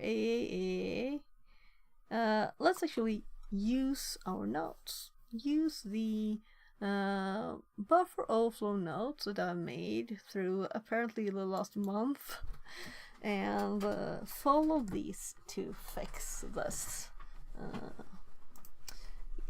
Get this buffer overflow here. So we have a SUID binary. Do you know about Arduino? Yeah, I use Arduino for some things. We have a robot here that you can control. It's using an Arduino robot arm. But I'm probably a bit too tired to put the cameras and everything to use it right now. But there's usually a redeem. It's active, but I'm sorry, if you click it now, I won't push for it. Another day. It's past midnight and I've been streaming for 12 hours, so... but you're very welcome in. And we do electronics and stuff here too. So what do I have within reach? That's electronics. Like a mess Fixerbot says. on my table. We also have New pies. follower 67 Yarg 6372. We also have pies. Less than and 3. stuff that we play with. I can show you the robot arm. That's not hard. New follower Finn with gun. Less than 3. Fan, were you not following? Thank you very much for the follows, guys. So I actually put it in a box so it won't get so dusty, because it keeps getting dusty when it's on the desk. But you have this robot arm that you can control from stream. It can also rotate. It has this arm you can grip with. So for now, it's in a box. 67 Yarg 6372 says. Well, that is cool. Yeah, so another day, right? Just off for it another day. So I have so many electronics things there. So this box is just LEDs. It's all LEDs, different kinds of LEDs. So we have other things here too. Some robot thingies, wheels thingies. So there.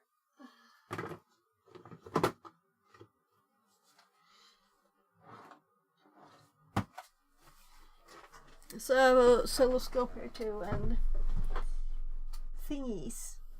Right, so we've also used these tiny ones for making a reversal. These are USB. So I always forget the name of them. Digisparks. So if you put them into my USB, it will try to connect to a reverse shell on my Kali machine. So if it's on, and I happen to have English keyboard because I haven't fixed it for Swedish keyboard. So using Swedish keyboard is a security feature. Didn't know that before. So we do lots of different stuff. Let's see, let's continue. Let's use my notes for buffer overflow and actually overflow this buffer by sending it an argument and testing it. So the way that we test this buffer is that we will debug it and check the memory address. And we will do this in this VM that has security features turned off. And this executable is also made with security features turned off. So the modern security features shouldn't be working here, right? They should be like easy for learning. So if we think here, we don't read the first bit here, but we go to the actual instructions. But this is online. You can read my notes so far in exploring buffer overflow. So first, is there a buffer overflow? Now we know it is because we have the code. But we know the buffer overflow is an argument, meaning something like this. We'll be able to use something like this. Alright, yeah, I remember learning this, that I can use backticks if I use double backticks here. Then I can use single backticks in the string. So if we were to run something for this now, we would use this. So first we can just test to see how many characters, but we have the code, so we know it's 140, right? But we don't know exactly what is after these 140 and how the memory is organized and things like that. And recently I've been using the graphical ones, so it's nice now to go back and test this in a basic, connected to another machine that has whatever tools it has on it, and well, we will be able to use tools on our Kali machine. So Venom, Metasploit scripts to create patterns, things like that. Oh, we also have these files locally, so maybe I should close that tab. But it's fun sometimes to see how it works on this computer, modern Kali machine, compared to this dumbed down version, right? Even if it's an old executable, it's not compiled with security features. So if I were to paste this, and the program here is buffer overflow, right? And then we do well, actually, let's do the better one. Let's do $parenthesis, because it's much prettier. I don't like the backticks there. And then we have Python, do this command within these two. Then we print a number of A's, and let's skip this bit for now. This is just an example, you know.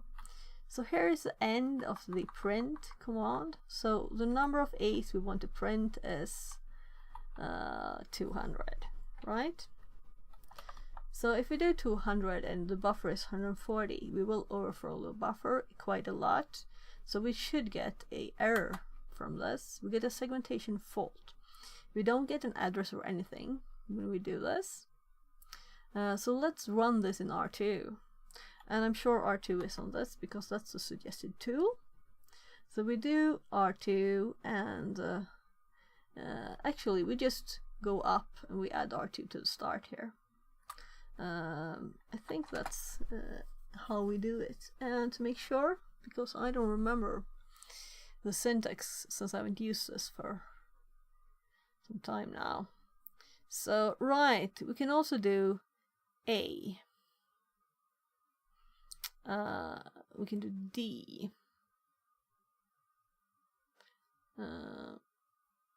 So I guess that D is what we will do.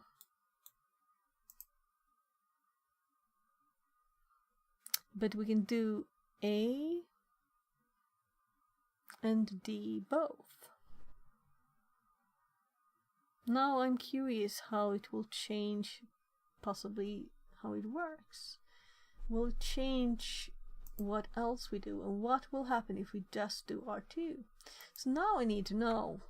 Just run it like this, right? And I'm looking at this and seeing to run it.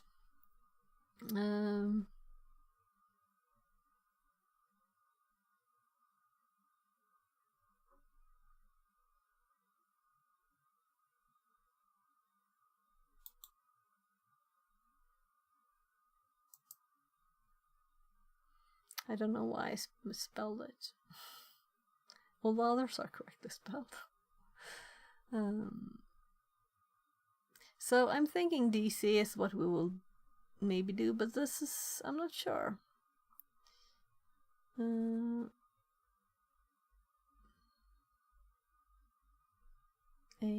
see, IA. Yeah, these are the examples.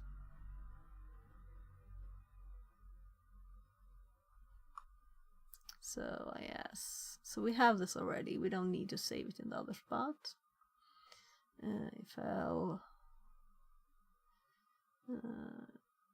PDF without the nice coloring. PXA help. Yeah.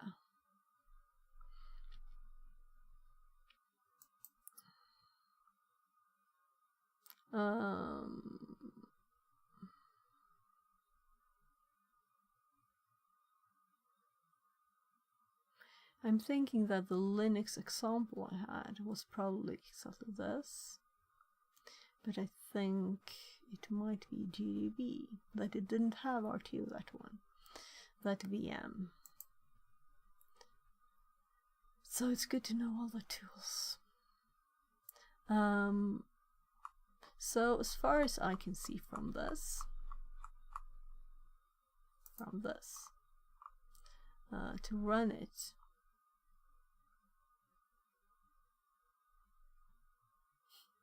it's kind of funny thing that I don't know that already exactly. And why do I have an I here? I probably typed it in, thought it was in another. Actually, let's undo.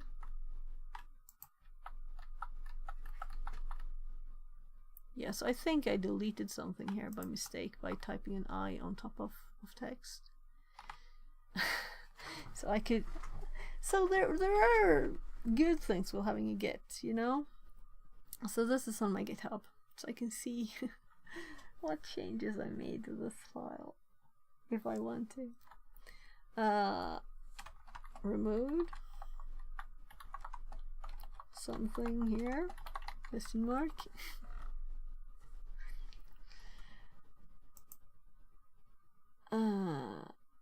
So I can see I have the syntaxes here, so maybe not.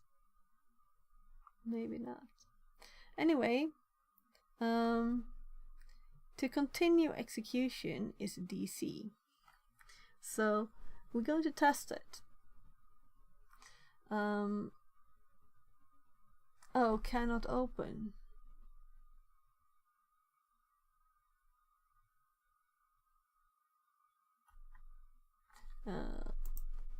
So now we're doing D, and then it works. Okay.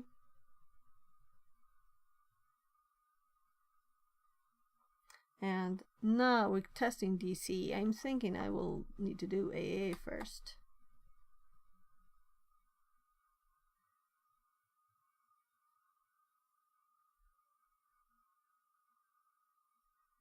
Okay, okay.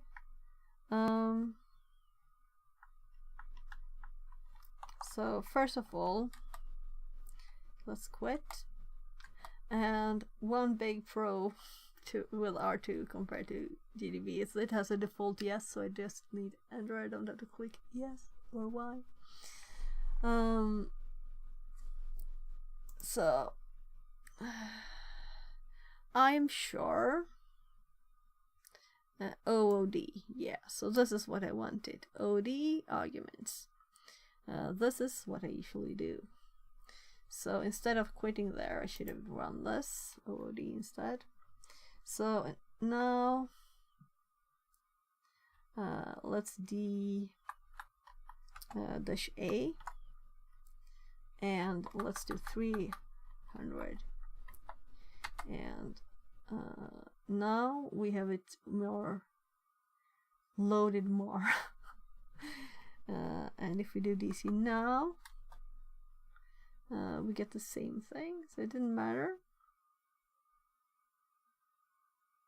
With signal 11, error number 0, address 000. You know, this is not a nice thingy error.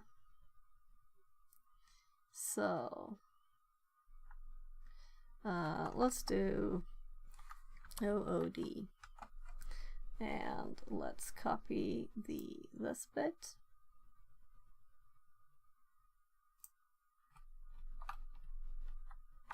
Here, and let's do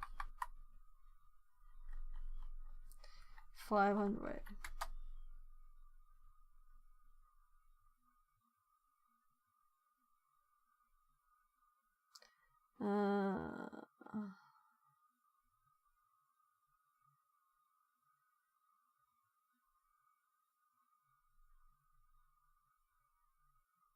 So let's just see if we get the same if we'll make a lower one. Yeah, so I'm kind of thinking, oh no. So what if I just do OOD now? What happens then? File will be reopened in read-write mode. So DC.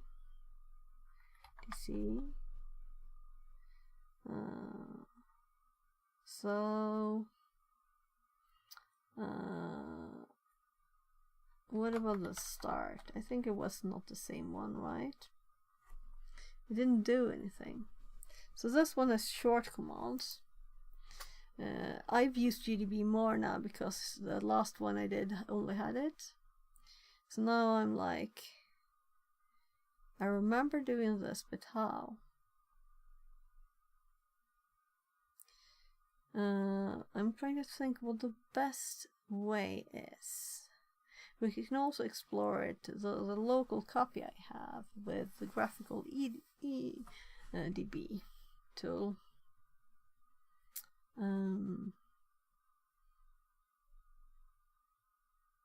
So what I haven't done here, I've only looked at its own help. So I'm kind of thinking, let's do this. So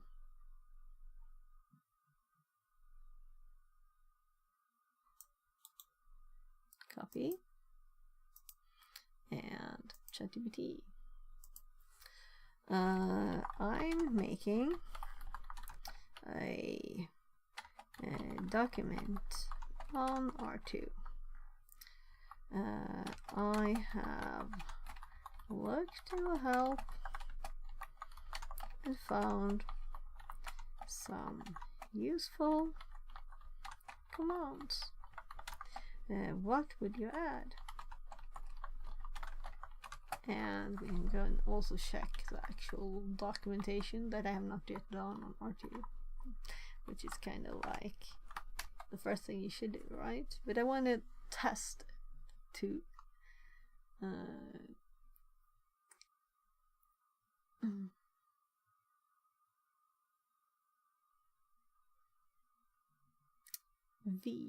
visual mode, visual function graph.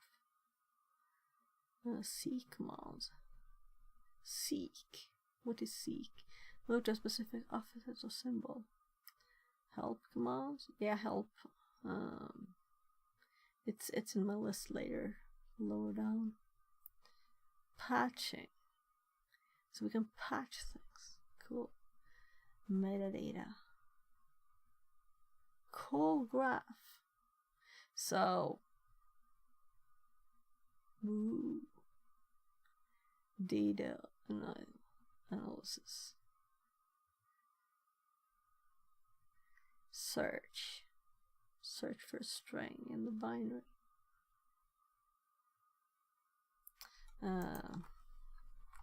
How do I start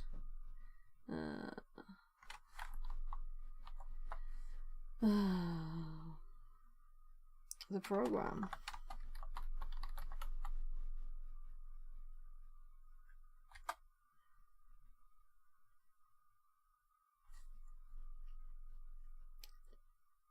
So I didn't mean that, but this is what we already had. DC, yeah.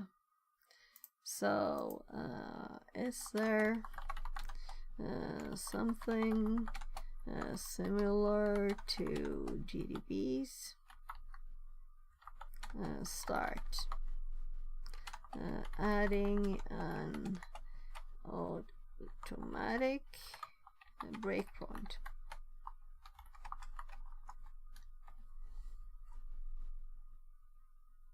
Yes. Automatically send an entry breakpoint.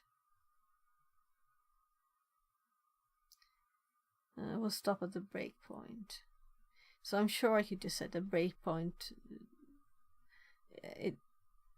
It's really saying no.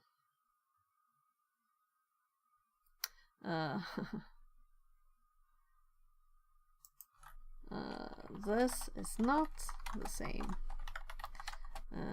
This is 2 commands.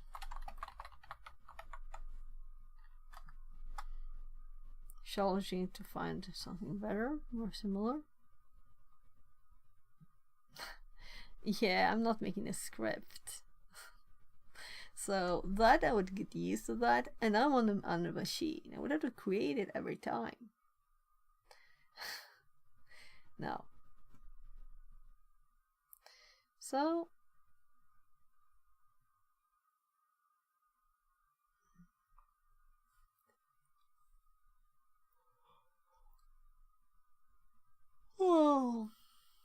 so a single command is not helpful if it's not long. Typing start I can do. Now it's easier to actually do a manual breakpoint. Yeah, so we don't want this. We want this. So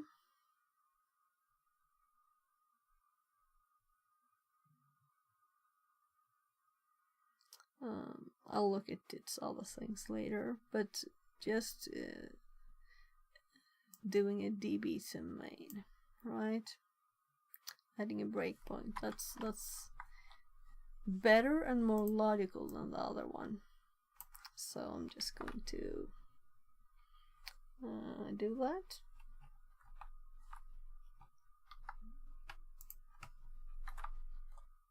So, and then we DC again. Then we DC again. It doesn't stop. DB.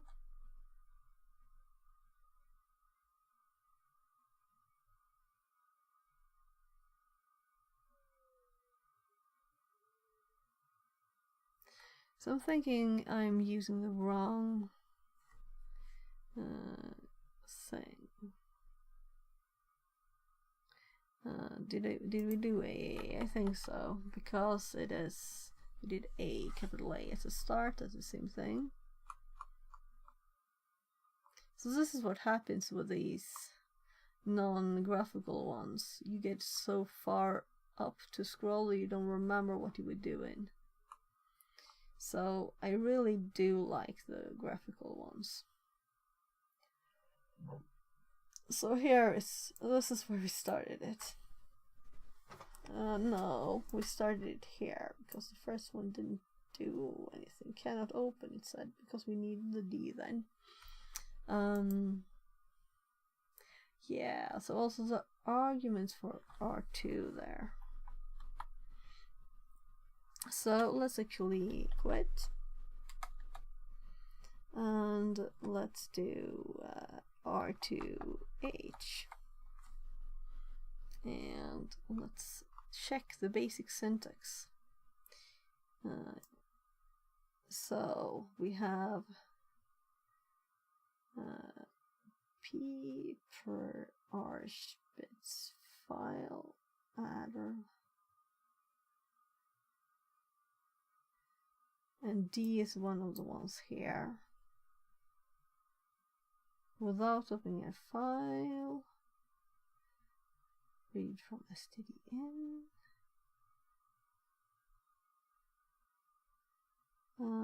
Debug the executable file or running process ID. And A is to run a command analyze reference code. So if we do D and A, that's what I know so far.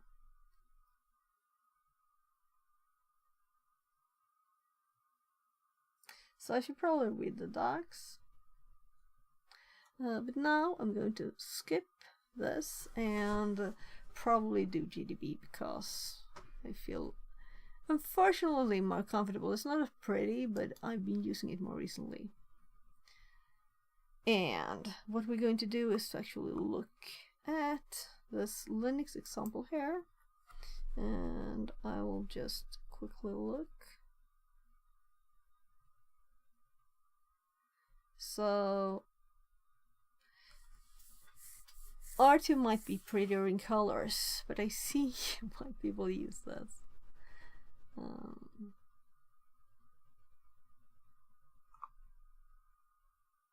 So you just write run and then the argument, instead of like, what was the thing I should write? And you don't have to do a D when you start it. Q is just quiet to not get those messages at the start. Oh, this is the offset. Here Q is query. So I was in the wrong program. Yeah, so this is the buff one. And obviously Linux, the Linux one.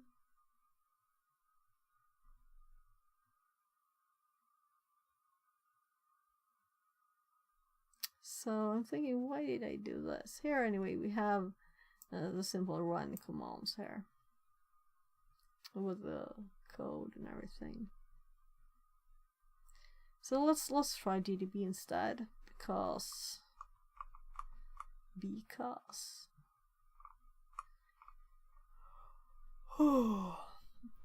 here we also have the full run commands from this one.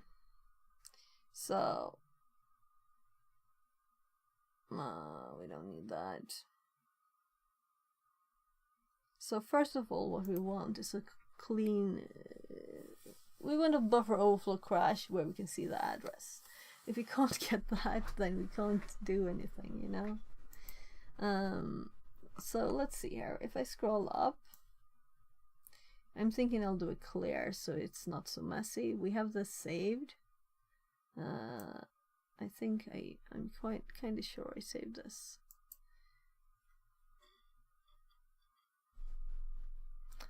Actually now, when I'm not, I don't remember it, you know. Let's actually look at this. Well, it looks like it's working. It's working. Oh well.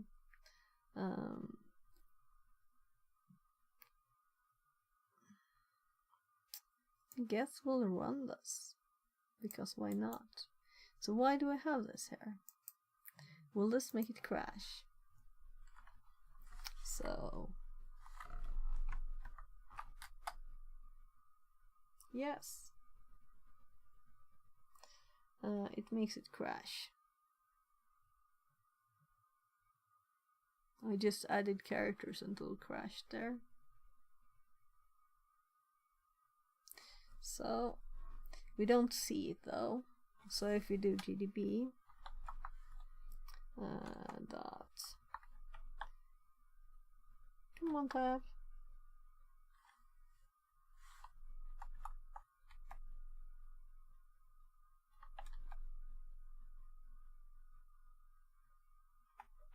so GDB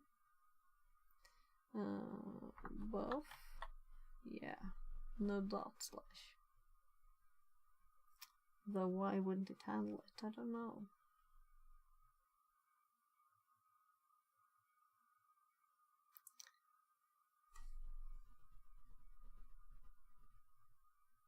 So I did actually do R2 here. Do the same thing. Yes, I'm going to use. Good thing I didn't delete this, because why? Yeah, let's practice R2 since that's what I had worse. Don't waste your time.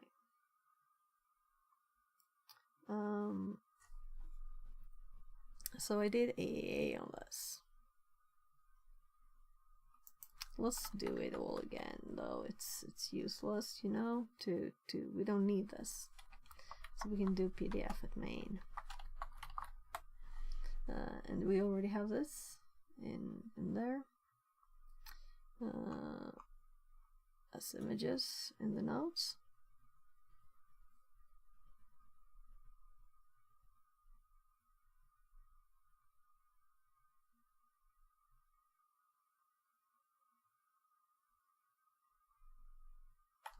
I'm actually going to delete a few things from the notes.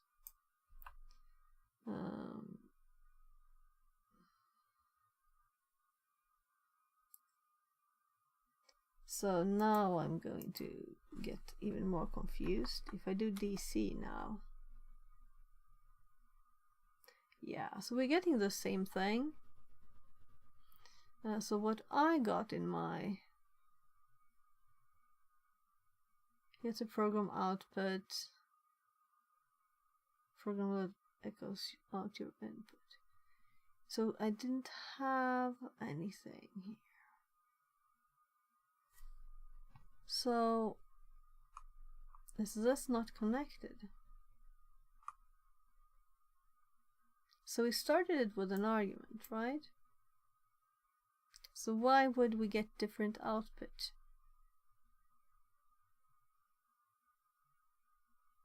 So I'm actually going to delete these because they're already above in image form. Just appear. And we have AFL here without an argument.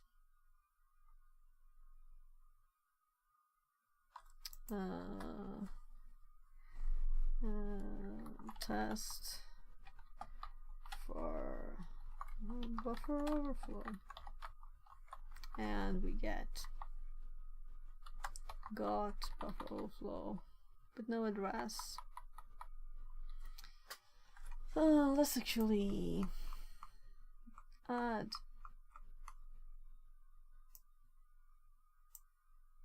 So let's see.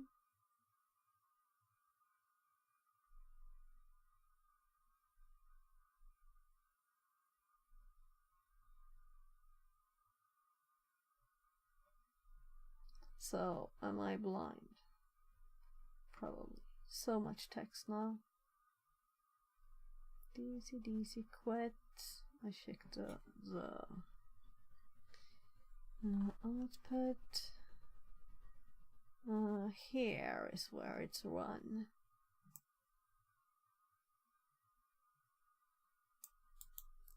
So it's the thing above there. So if we paste it and just look at them side by side, we don't really need this one because it's identical. But then we also have the output from the system. Then what we need is the address too, right? So that is not helpful yet.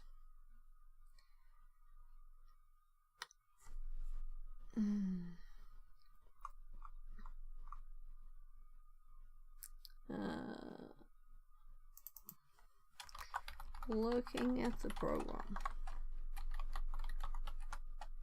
with R2. It's not really debugging. So we're disassembling it. We got a buffer overflow, so we know it's possible to get the segmentation fault. But this machine gives it differently. So yeah, it's 1 o'clock. We'll see how long I will go. I want to fix this at least.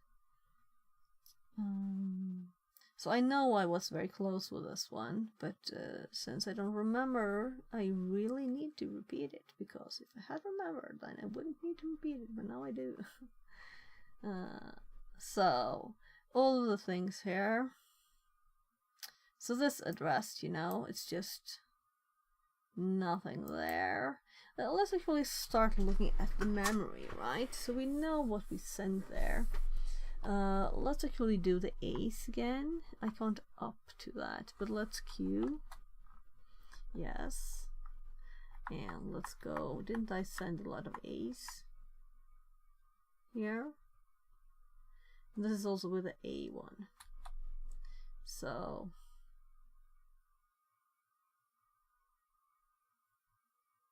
oh, this is so annoying. So I can't really see the start is here though. There's so much information I would like to not have. Good morning, pal is very extremely not important to have. Yes, it is morning now. So the AA is done already here in this case. I'm thinking if we just run this with DC, we get so let's let the computer tell me what this means, right? So please explain the error. So don't analyze the payload. Better.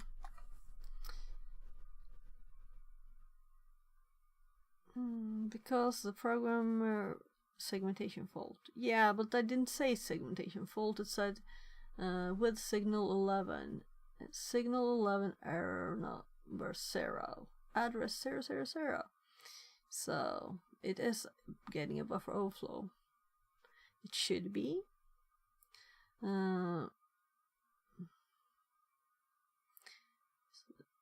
Segmentation fault. So it doesn't say that anywhere. So why does it do it? Couldn't it be nice to say segmentation fault? Signal 11 is segmentation fault. Okay. So the memory address is not good. But why is it zeros when I send it A's? Ask you to want to kill the process. Takes the process crashed you. Key warning message. Invalid range. Or to try to analyze part of memory that are not mapped. Invalid address. Understand the root cause. Will come out dr pxrsp.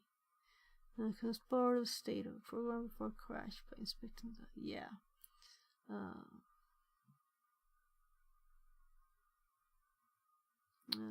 disable auto analysis. Yeah, so we didn't have the payload on this one, and still I also not to check the payload. Maybe I'm getting tired. Then manual analyze as needed inside artificial. So what I really wanted to know, and what we found at once, is that signal 11 is segmentation fault, right? So signal 11 is segmentation fault. That's the new important information that I did not know.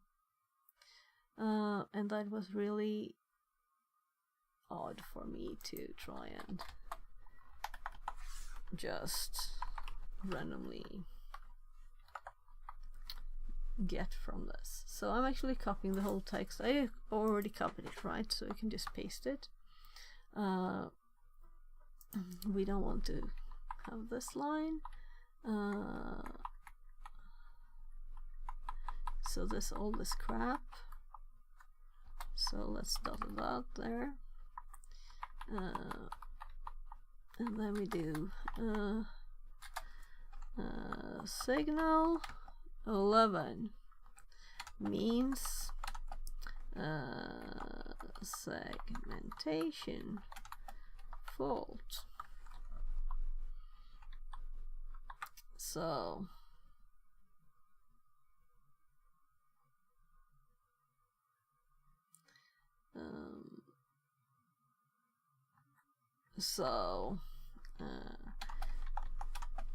and like locally buffer overflow. There. So let's just do it again, and do it with some better numbers. So what my problem with this is that it doesn't get a nice address. So we'll have to look at it. Actually, let's look at the old things.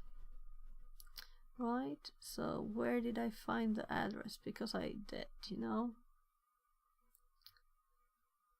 So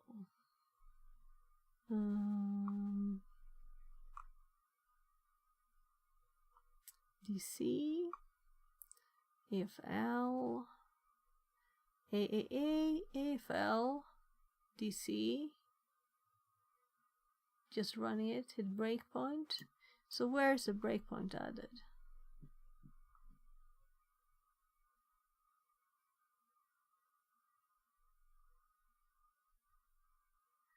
So it's not complete this. So DS step, check registers again. DB, check the breakpoints, adding a breakpoint. So here we add another one, and when we have two.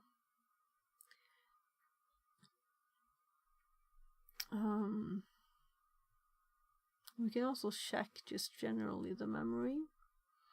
DR. Yeah, right, let's actually do DR here. I'm not sure if it can do it. I think it could probably do it since it's crashed. So the registers. So what is RIP?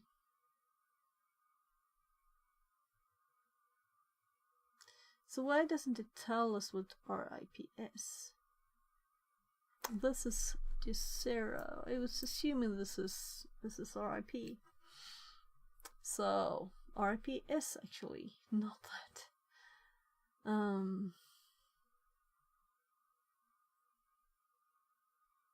So 00400. This is not ACE. And we just sent ACE now. We sent more ACE than I thought we would need.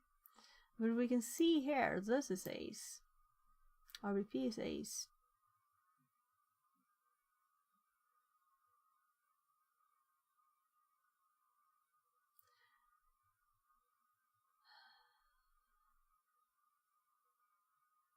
It can't possibly hop to 41, 41, 41, 41 and functioning there for 2 seconds and then crashing. I guess we'll try something else.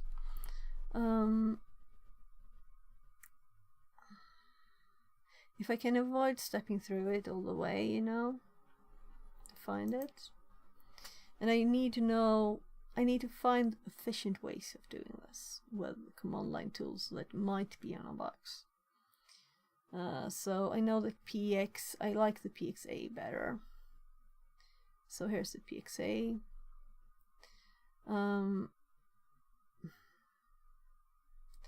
So I'm going to copy the different alternatives.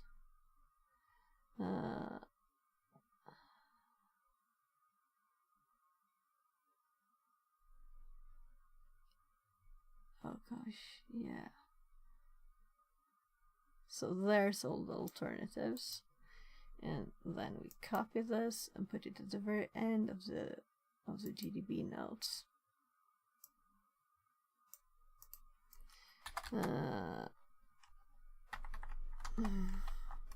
Memory output examples there, and let's go back. And let's see, between these, let's just see that we don't have anything. This is PXA, so I ended up with PXA because at RSP plus 100 PXI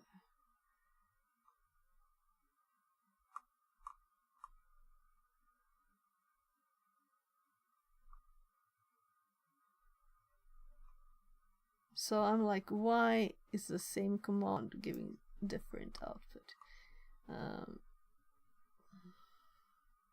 So I was testing different outputs here. I was testing, this didn't work, right? So here's the PXA, just compare that these are the same. No time passed between these, right? So we have the same values. We don't need it twice. The other examples that I didn't like, they don't have to be in here. So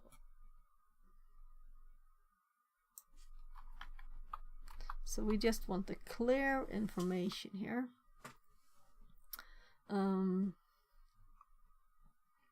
DR registers shall stop at signal 28, and so comparing our IP to ours, it is not the same, but it's very close. Ours is 563. Otherwise, it's the same.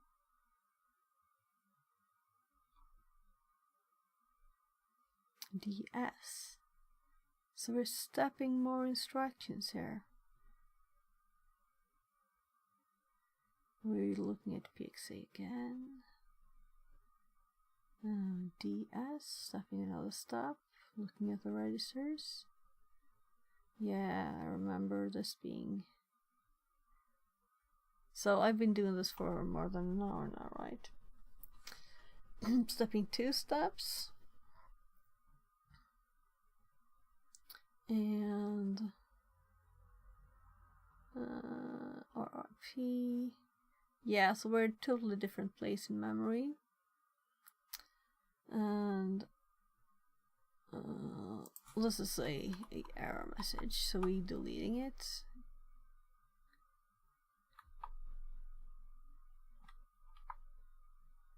And I was typing the wrong thing.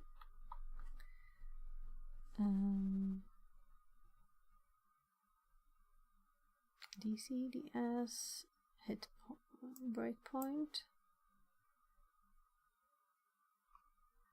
Yeah, I was doing a DC there. Continue. Then we did a PXA. And I think the coloring broke. Well, it's kind of back here.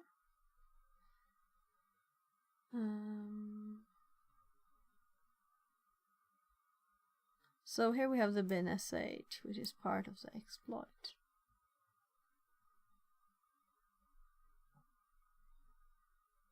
Meaning a part of this. Hit breakpoint. Right, so I hit this breakpoint, which is 563, which is actually where it stops.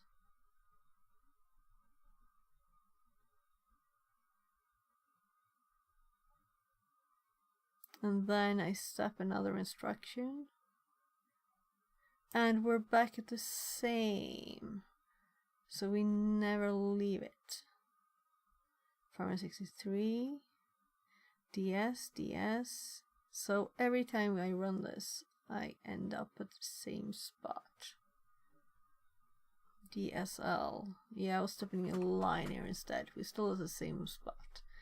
So it stopped. Maybe it should give us a clearer signal here that it did stop. So is this an infinite loop? What happened? Why did this happen? Is that just how it works, you know? So after str copy, we saw this.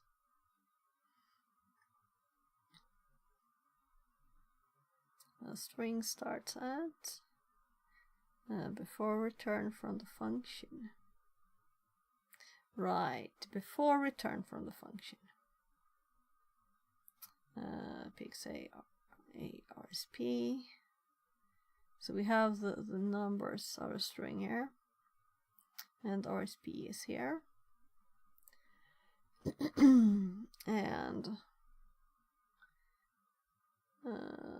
that's where I then try to set it. But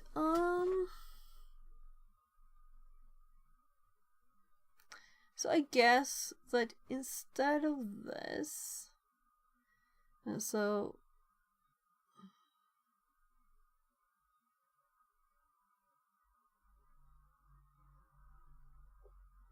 something is going wrong in this. And I see what I was trying to do, but I couldn't really get that nice message. So let's just quickly run the one that we have locally. So since this is a very short program that just acts on its own argument and nothing else, if we do it with EDB, we'll have to start it with EDB, right? Oh, okay, but not now. So we'll have to open the program here, and I've been doing protostar. So let's do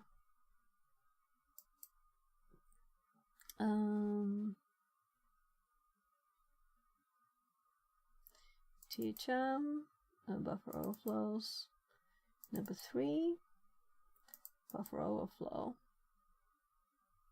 and it is paused at the very start of the program. And yeah, I could find the functions here. I remember this. So I think I'll put myself like here.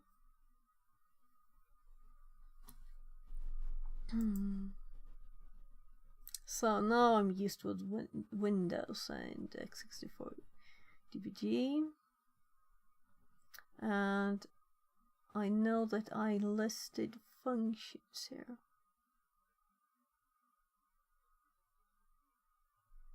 Symbol viewer, function finder. Yeah.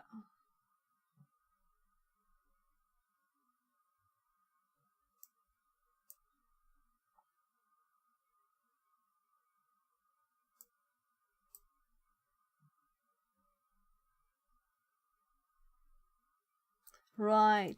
I remember I have to click the first one. No. Find. And then we get the functions. And here we have main. So if I click main, it already has a breakpoint there as a start.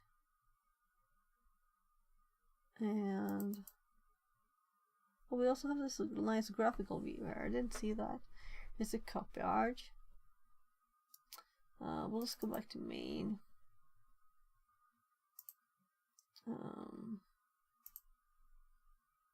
So there's probably like nice shortcuts for things. So I can see, and also the functions are marked very nicely. It's pretty colors, prettier than the Windows one. Yeah, so I'm getting a bit tired.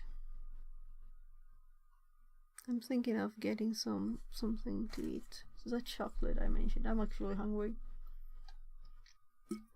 I guess I still have half my bread left.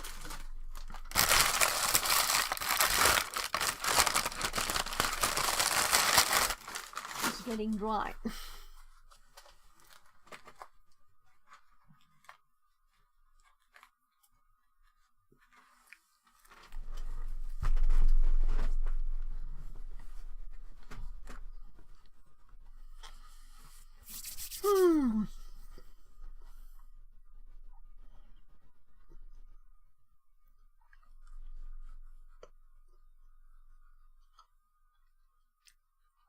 So here are the puts. The puts works fine, just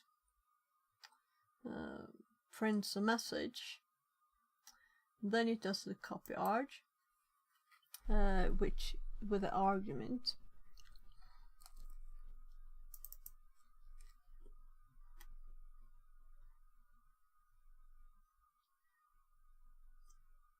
And this is what crashes, so we should probably go there.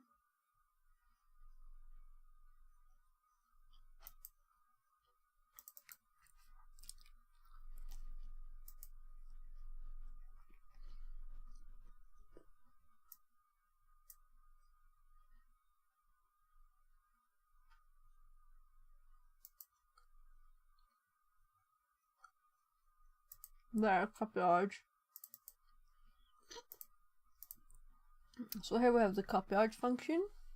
From the start, we'll push RBP, SBP, RSP, of course.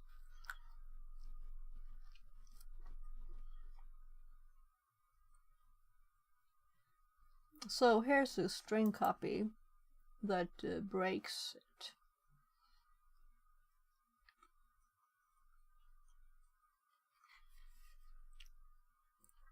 So it is on the jump back here at ret that it will. So after leave on ret, this is where we want it.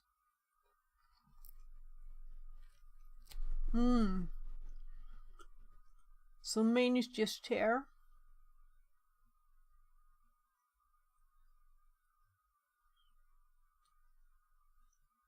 And here we can see the names, if we could see them.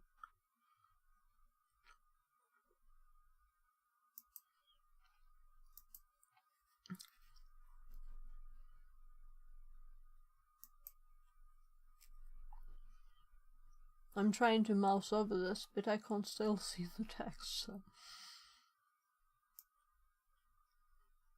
Buffer overflow. Main and copyright.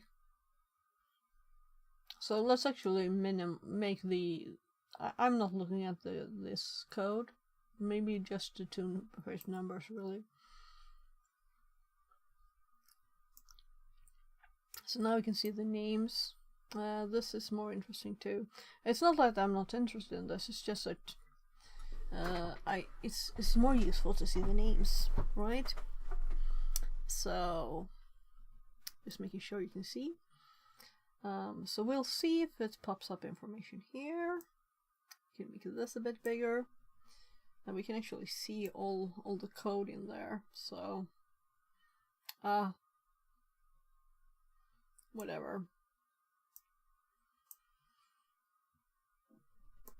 So I tried making this text bigger too, but it's not really doing it.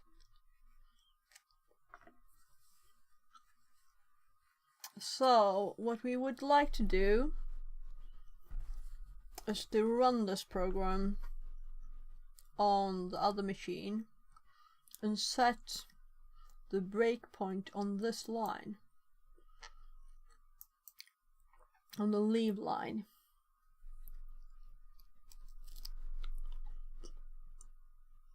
Yeah, and you see the same thing as I do. It has the same memory addresses on this one. So if we set the breakpoint to 562 and we step, and we will see what happens to the registers right here. We don't have to step through all of the things. This is when it crashes, when it's trying to return to an address that doesn't work, you know, that's been overridden. So just to be safe, I'm putting it here. I think it's breaking before the line though, but so it probably should be this one. But that's when I got this kind of loop seeming thing. It might just be the debugger rerunning the whole program. And it ended. It ended. It ended.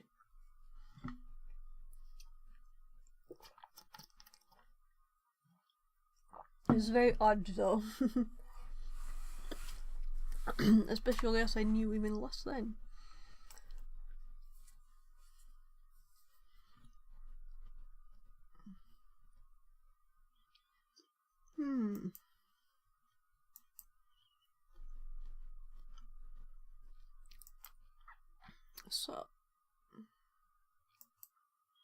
So I'm just checking if I'm still online.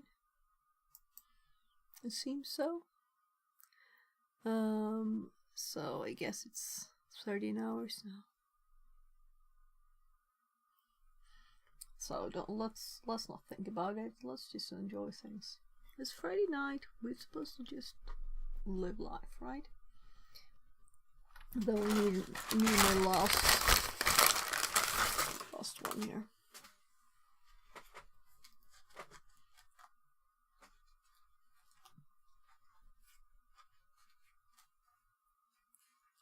This we don't realize, you know, when time passes that you actually need more food. So I'm like, well, I just ate. Nah, you didn't just eat. It was like, what was it, 19?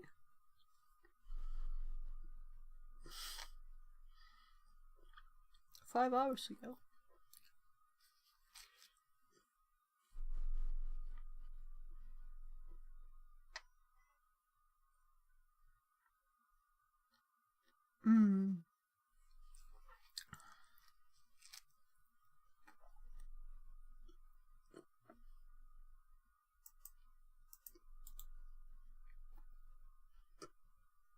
So the thing here, same addresses, we can use this to analyze.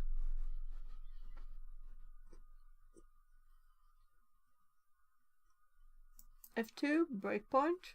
We have a breakpoint.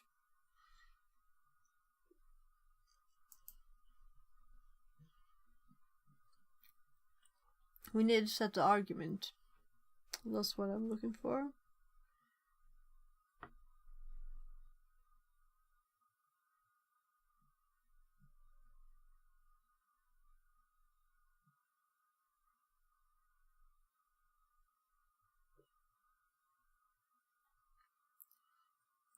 Working directory for the application.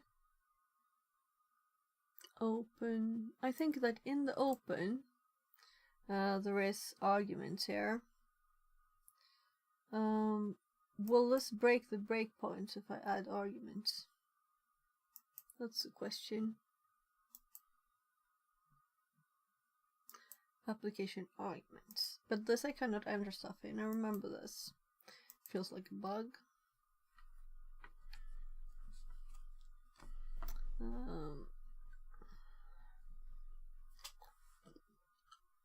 So the stopping. Yeah, we'll have to do this. 462. Let's open it.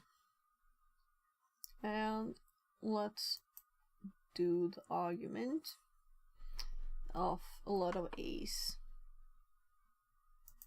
Right? So I'm not going to do the lots of A's. I'm actually going to do an actual string, a pattern that is just 500. And we can see the position of everything. That's better.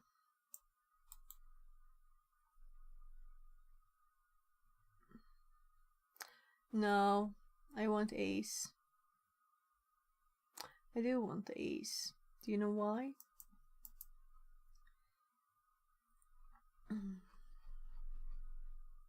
So let's just get A's in here.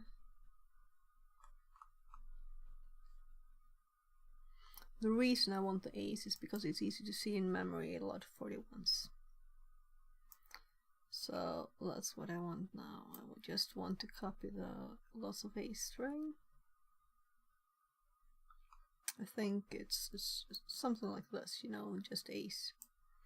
It's not that important. We don't need to.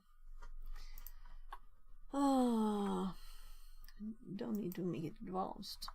So just this, and opening it, and let's actually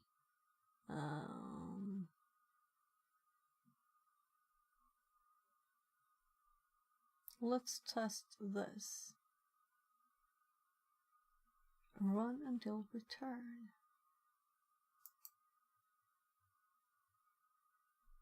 That was too far.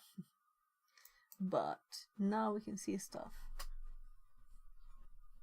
We have 41s in RIP, just as we usually do. But we don't have it in RIP. RIP is on the actual position. It's on the last instruction, the ret.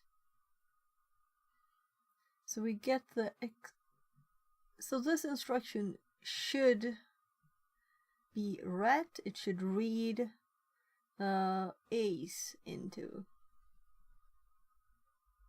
Possible jump from, return to, yeah. So return to this. Good, good. This is good. So if you just change the parameter and do the same thing, so open, and instead here now we're going to do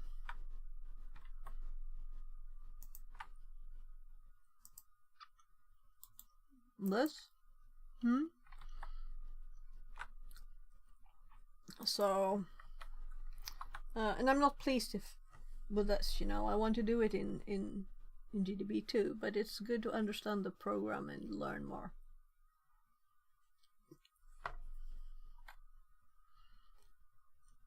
So this is how this ended. It's supposed to turn to this, but it stops before.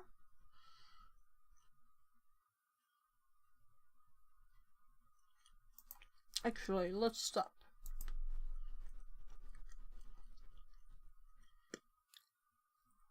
So F7. So with F7, application encounter segmentation fault. So this is the same. If you would like to pause this exception to the application, press Shift F7. Okay. So let's do Shift F7.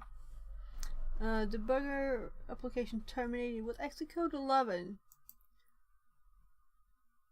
So it stops it not to crash the debugger. Okay. Oh, my paste is still there. So let's open it again. And let's use the same one. Control F9. So I guess we should just do F9, right?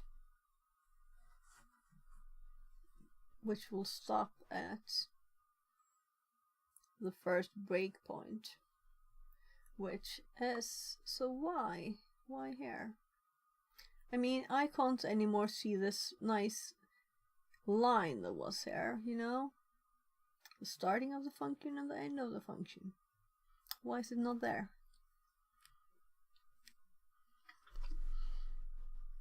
So now we could just F7 stuff, and F8 I guess is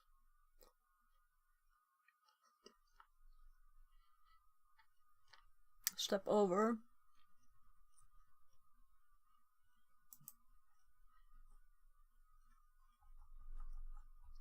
So here we don't want to step through all of the puts command, so I'm stepping over it. F7, F7, F7. This one we want to go into, so I'm doing F7, F7, F7, F7. We don't want to go into string copy, so I'm stepping over it. And then we're at the very end here, closing up to the end. The puts here. Oh look.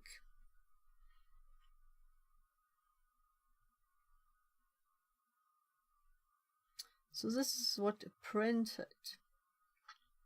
It prints what we have. I'm going to F8 this. Then we have a knob there.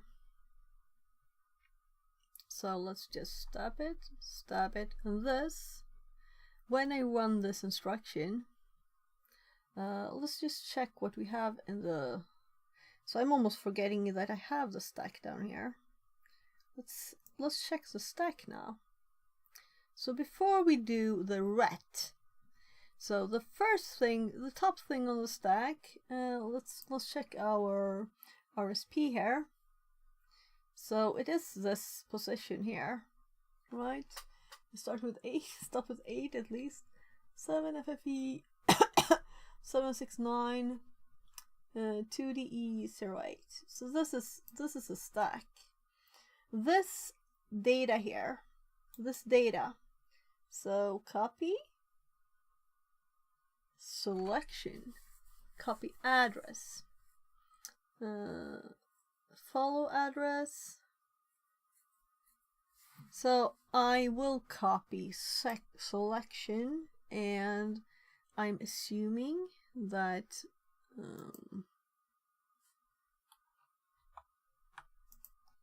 come on, I did paste you.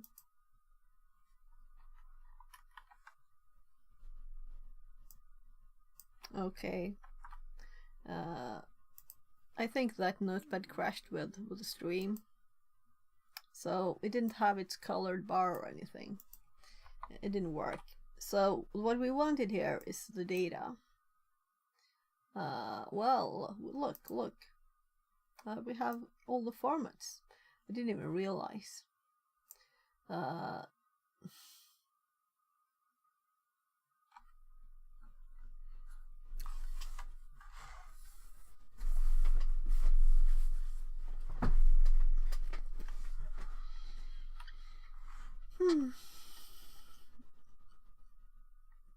So one thing here is that we're running at 64-bit, you know?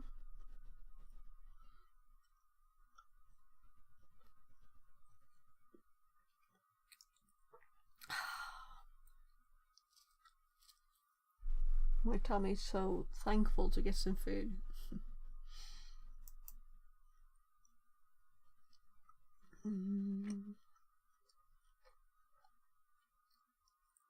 But this is interesting to see.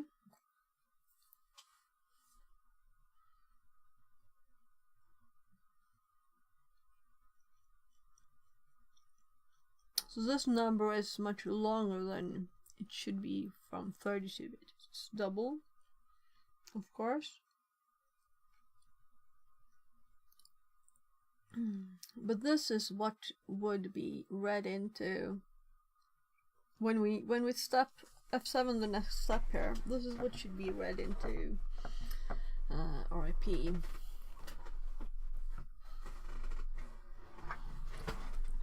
And it's kind of a crazy number, right?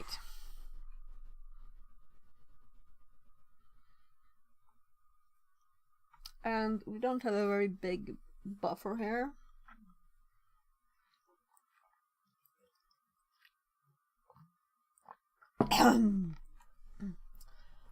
But we still have the position of this.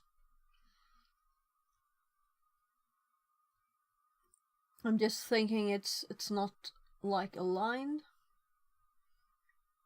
but it's still the same memory address. It's just the first bit that's not there on the other one, on the 32-bit. But it's just instruction addresses. These addresses on the stack might be totally different. It's not the same machine, it's just the same executable, and it's on the same memory address, and this, I need to know that why. Well, let's actually take the opportunity to ask ChatGPT.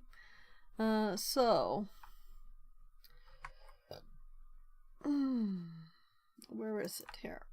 So, when I debug a 32-bit program in GDB on a VM, on one VM, and in 64-bit on another VM, the addresses for the instructions are the same. How come?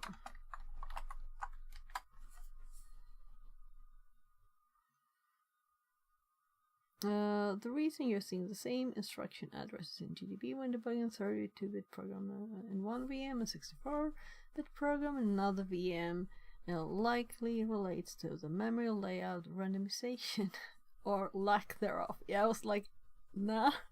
A position independent code pick. Here's why this could be happening.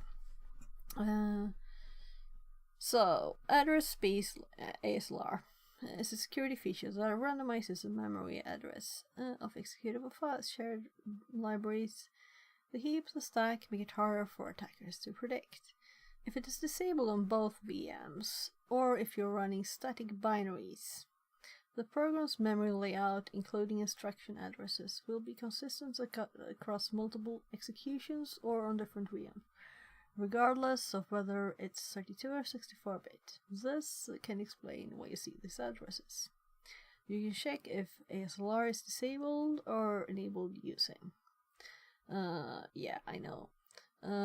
Static vs dynamic addressing.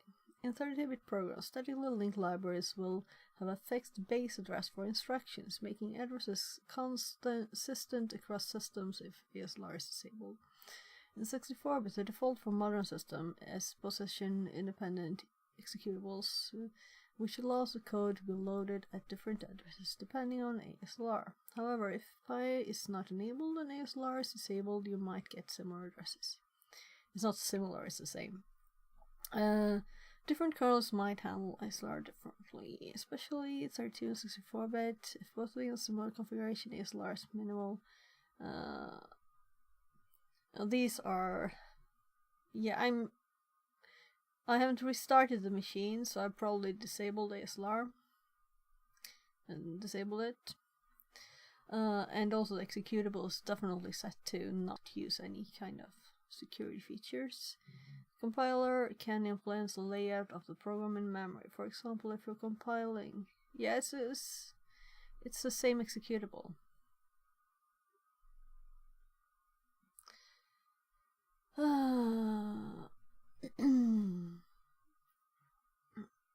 Info lock mappings. This will show the memory. So, what about other programs using the same address?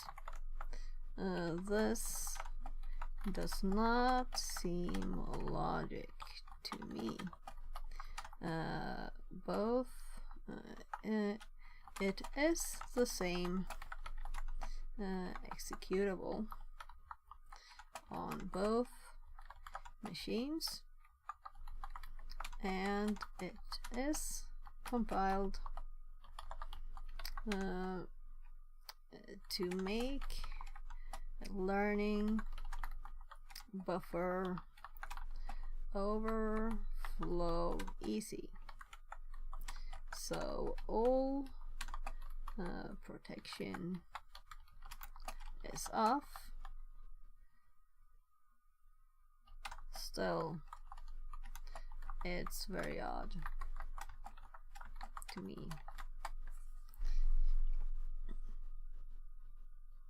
Yeah, it's intentional vulnerable. It's called buffer overflow.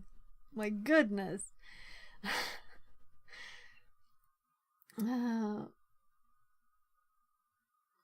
Even though protections are off, I understand that it seems odd. The instruction addresses are the same between. Yeah, so it's not that it's 32 and 64-bit. Mostly it's just that it's different machines and it's the same executable. But what if there are several executables? So they can't just have one address that they like, right? Since it's using the same executable on both machines, compiled without protections. This means the program is likely statically compiled or compiled. No pi. The code sections are binary, especially text section. It contains instructions. Will be loaded on a fixed address on both machines because there is no to randomize there for both. So in the text section, it will say, "Load me here." Is that it?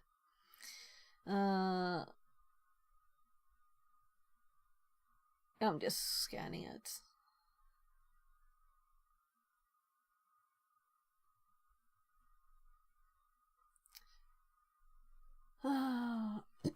So of course that thing is not the thing. The address space are distinct, separate, even if two programs use the same virtual addresses, they don't interfere. So these address spaces are distinct and separate. So even if two programs use the same virtual addresses, they don't interfere with each other because the OS ensures their memory maps are separate. All the 64-bit systems have much larger memory space. 32-bit processors use a smaller portion of that space, since both programs might have a base address in the lower memory range. They can end up using the same addresses. 32-bit program has its own isolated address space managed by the operating system. Yeah, so this is what I was thinking. Well, it's relative to the program, this address, you know. If that's the only logical solution, but when I checked it up before, I didn't see anything like this. This says it's a virtual address. That's a relative address. Why it's not conflict? You mentioned that other programs might use the same address, which seems logical. However, keep in mind that virtual memory allows multiple processes to use the same virtual address without conflict. Because the OS translates virtual addresses to physical memory uniquely for each process. Each process has its own virtual memory space, and virtual addresses are not directly mapped to physical memory. Thus, multiple programs can load instructions at the same virtual address, like for, but they also handle the translation to different parts of physical memory. That's why our 32-bit and 64-bit programs or other processes can run independently, even if they use the same virtual address for instruction. And this is the only solution that I could see before too, because I started the program twice in different ways before, and they had the same address, and that's not impossible. Like reuses, you know. I don't remember what I was doing differently, but something. Learning-oriented vulnerable programs. Since the program is specifically compiled for learning buffer overflows where protection is off, the base address of the code is likely fixed and same across different environments. And this is what makes it possible for us to do the same thing to a remote program on a totally different machine and have the same address. No ASLR input means the address of the instruction will remain static. This is intentional and make overflow exception predictable and easy to understand. Conclusion. But no one has mentioned this, right? So the reason the addresses are the same between the 32-bit and 64-bit versions is that they're probably using fixed base addresses. Same address every time. Always ensures virtual memory isolation. So even if two programs use the same virtual addresses, they operate in separate memory spaces. This behavior is normal in vulnerable programs designed to for teaching purposes. So I need a bathroom break. Oh my god, I have hardly been to the bathroom in these hours. Is it 13 hours?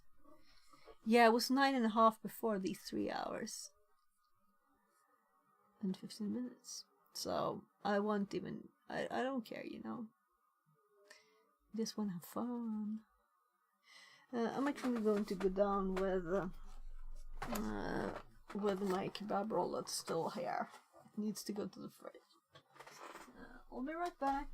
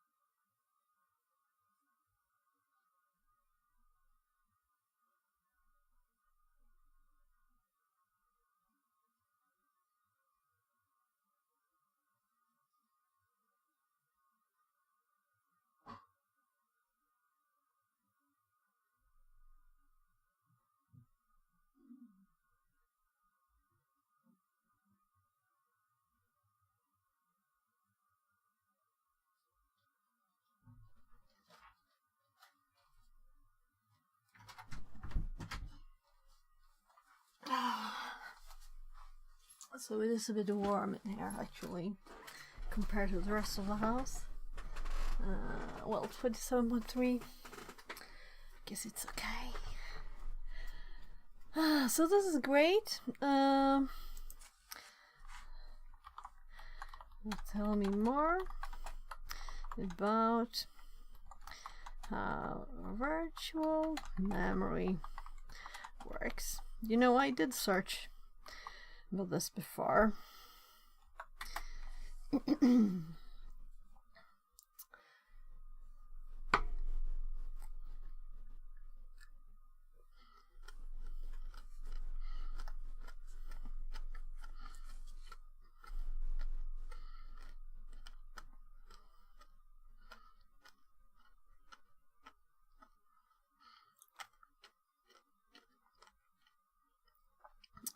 We won't read this now.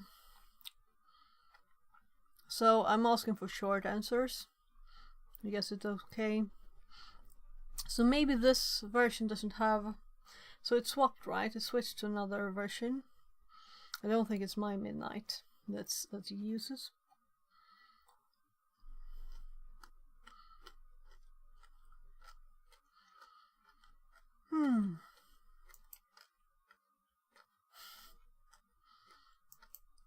Oops.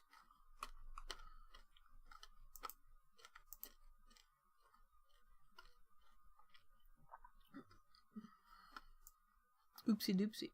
It terminated.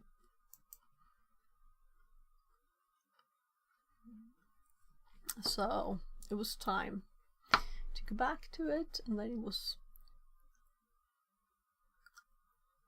So got a bit of this chocolate.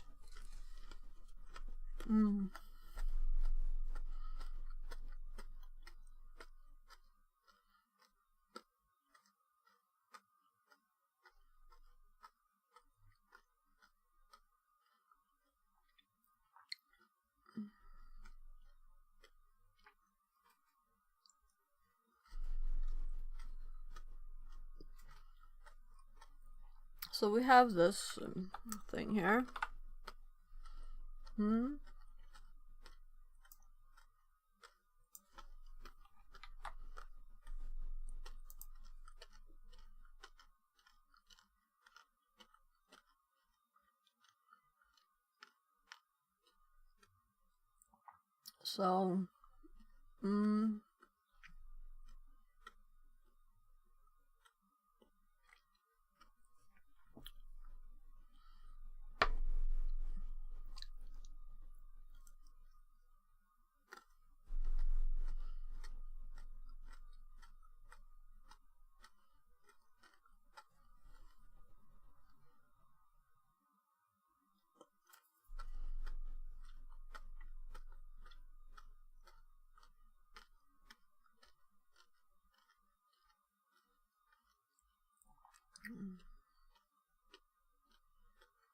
So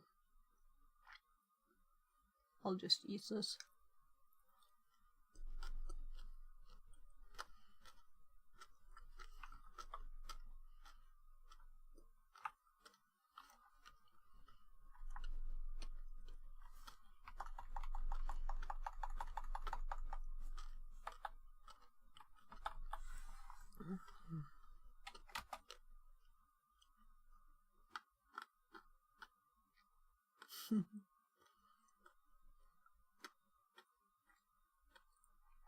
Oh, I'm still using the full path. I don't need to, I'm in the directory.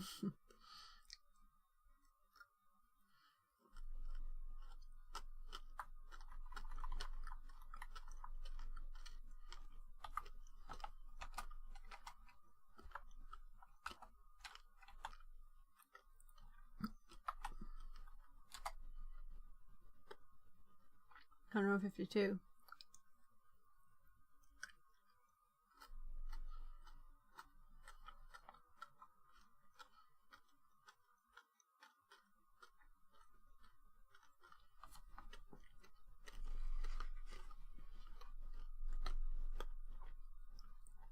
So let's look back.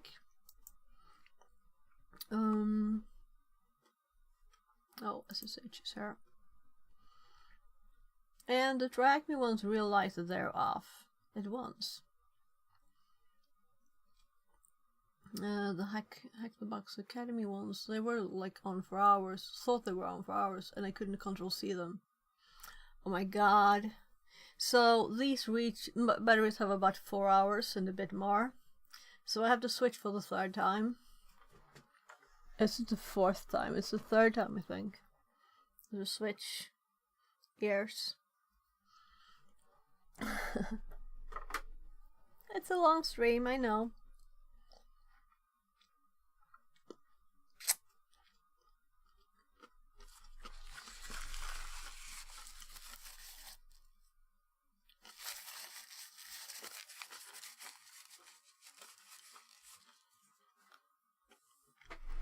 So it had the good taste of crashing, so that I will probably be able to upload to YouTube without problems, at least at 9:30.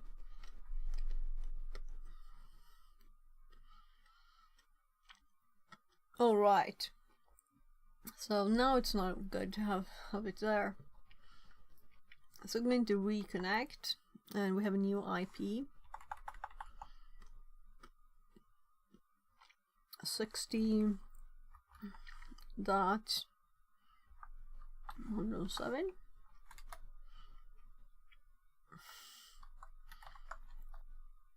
Six additional names omitted.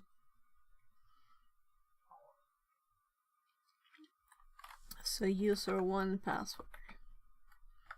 Very useful thing to remember.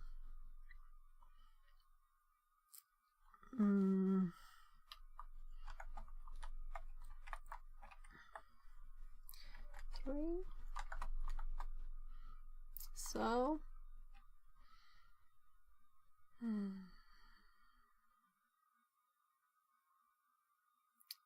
so I guess that I'm using R2. And that we're doing the same thing, confirming that we have the same number. Right? We want to make it use this pattern and get an 152.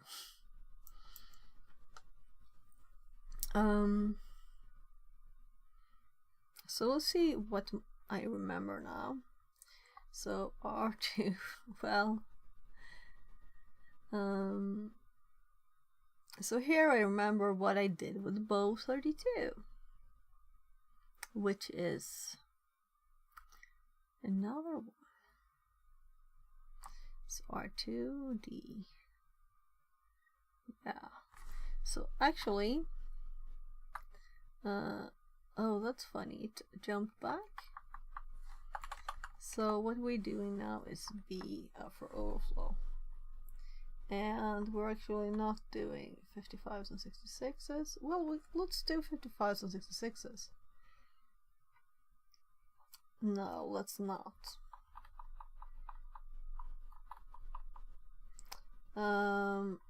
Let's actually not do that at all, but just put the string here. Right? So copy. I don't want to build on the other one. I want to make it from scratch. So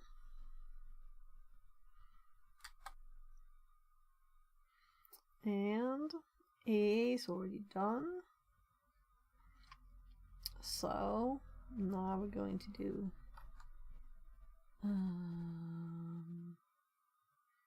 let's make that breakpoint DB. Let's actually do PDF at main, just from memory now. Remembered, and we can see the address. It is the same.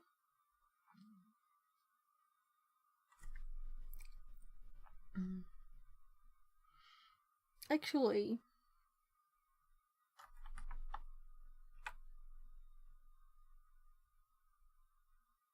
it is not exactly the same. It is not the same now.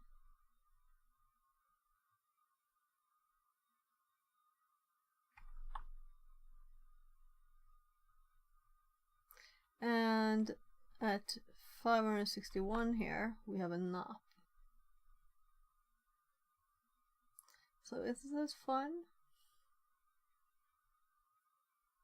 No, we're in the wrong function. That's what we are. So this function is called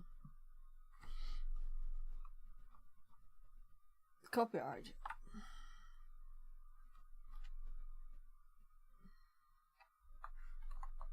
I think this is wrong. Yeah. So I need the my god. My brain remembers the commands. I'm almost annoyed at it. So PDF sim.dot, right? I didn't remember that. Sim.dot.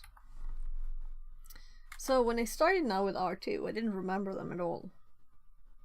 They're just popping back in my brain. That's good. So repetition and repetition. And you won't have to keep looking at the notes all the time. So here we have the same one, 563. Yeah, I was like, what? It's not the same? So we actually want to add a breakpoint. So db 0x 400 562, so that I can stop the last one there, and let's do db to confirm. Break enabled.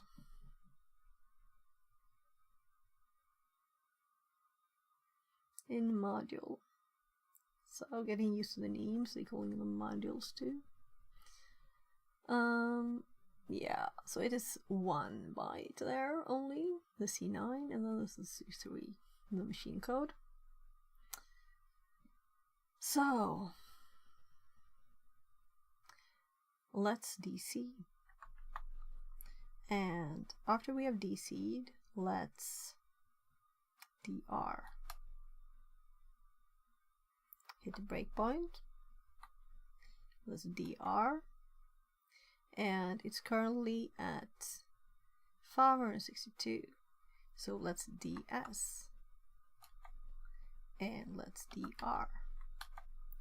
And we're currently at the RIP there.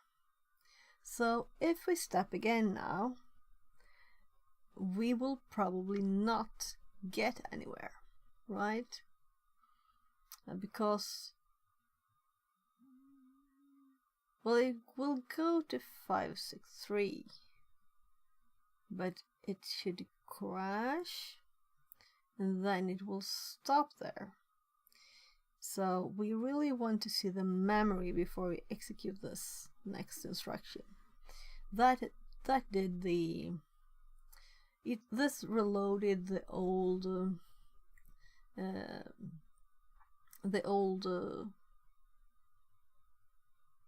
frame, really, stack frame. And the next thing is just to hop to the next instruction to go for. And we will have overwritten this memory. So what we really want to look at now is what is on the memory address RSP.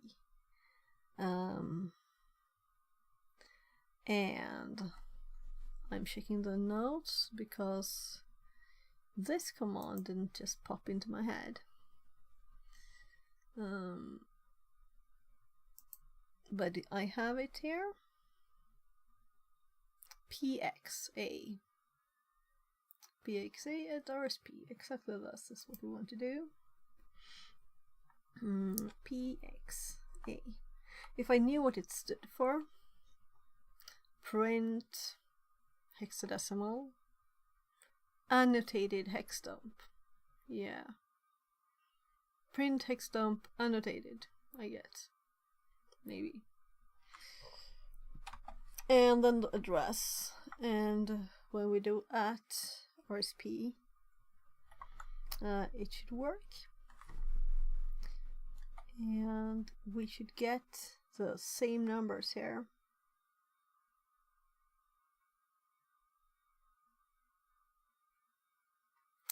So the colors were not friendly today. But let's compare this to our pretty UI program. And well, let's actually scroll that one down and lift this one up. There, so we can compare here. 0AF1, AF2A. So this is what it's pointing to.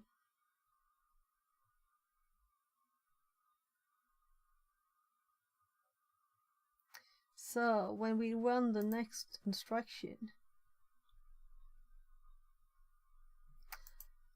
DS,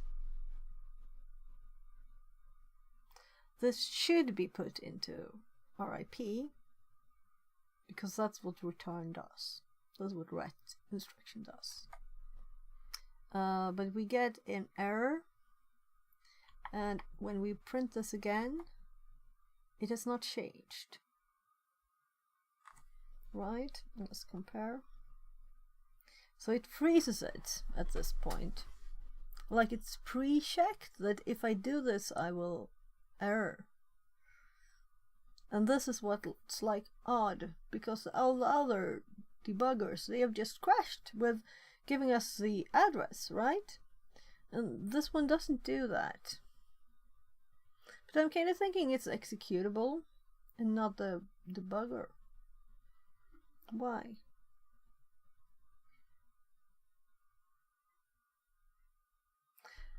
Anyway, we have the same numbers, you know, so I can't see them. It's 30, 41, 66, 31.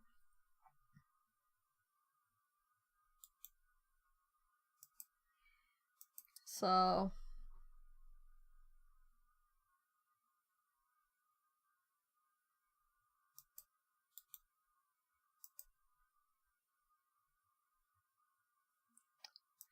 $30, 41, 66, 31.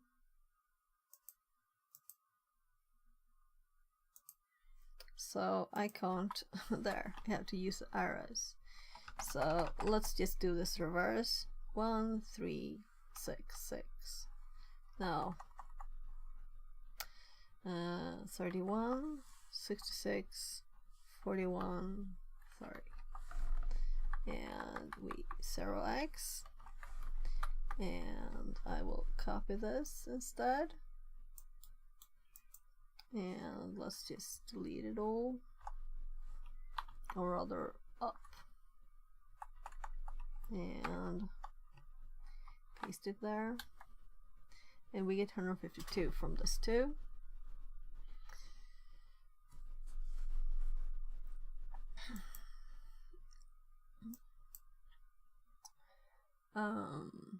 So yeah, we don't need to do MSF Venom for this because we have code. We got code in the like task.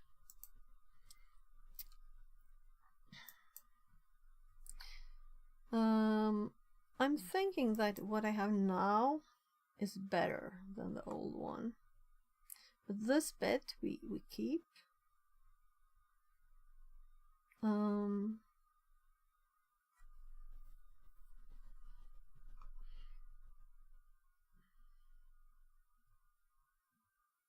So this is running it normally. This is in R2. And here we got segmentation fault as a text. Here we got signal 11. So we kind of could conclude this without actually asking ChatGPT 2, but I was like, why doesn't it say segmentation fault? Or SIGN or whatever, you know. I like my last one better than this. This is actual code. I'll make a lot of new there, and then I'm going to scroll down and see if there's anything useful in here. We'll probably just delete this later, because I've learned things and it was quicker now.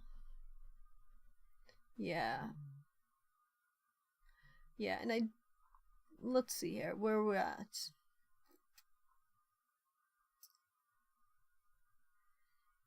I'm just hopping to the other window so I can see the address.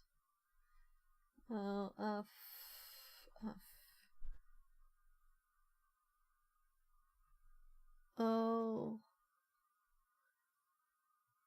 so we're at another address here.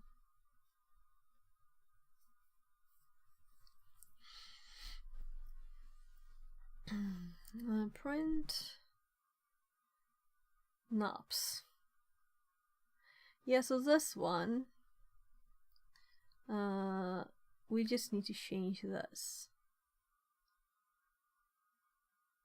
So why have this here? Let's just make a new, prettier one.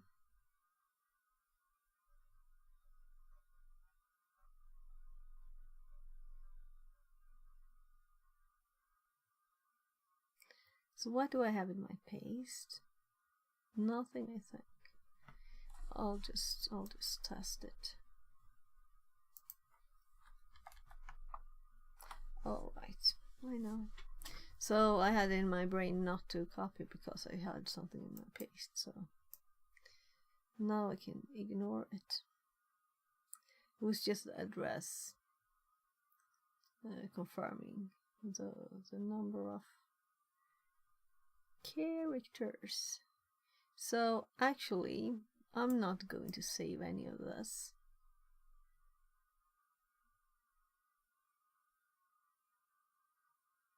I think I copied enough to somewhere else, up to the line. Yeah, this is when I was like, what is this, a loop? Oh no.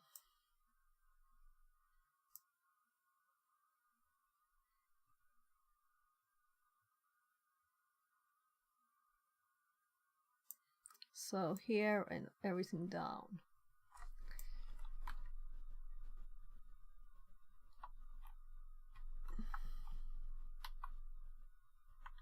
So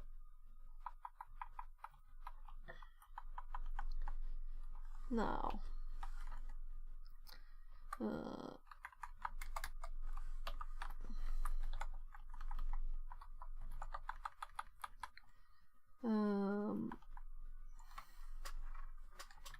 I find the position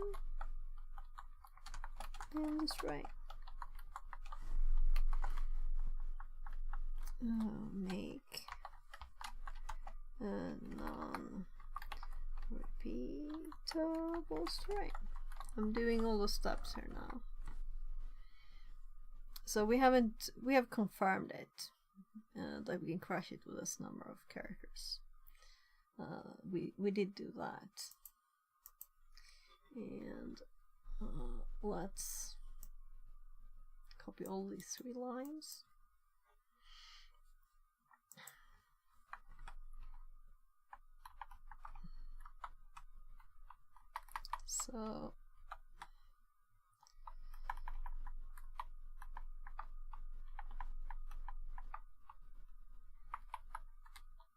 So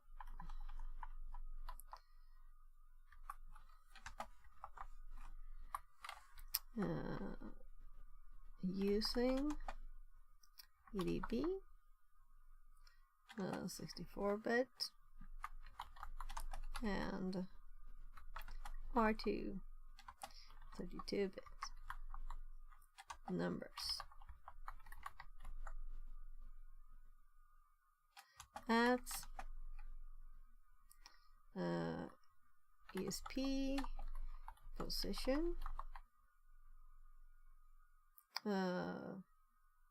at ret instruction that causes segmentation fault.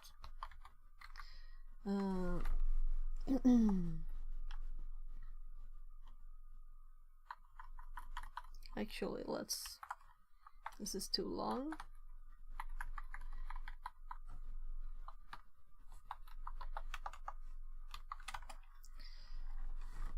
Oh.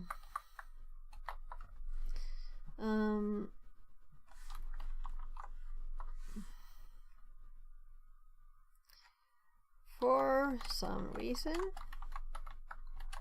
this program will never actually run the ret instruction.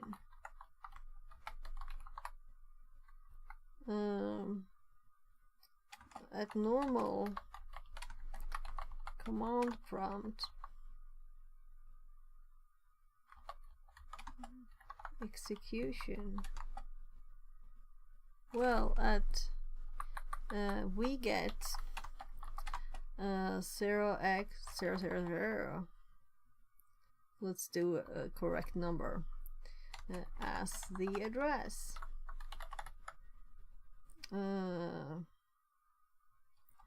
When run, and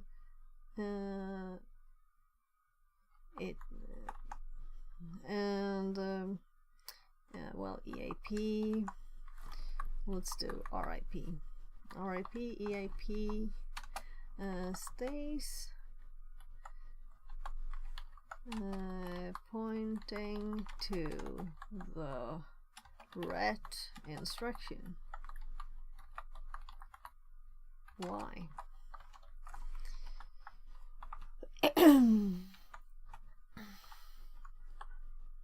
I'm thinking we'll just send this to ChatGPT. It already has a bit of information about this one.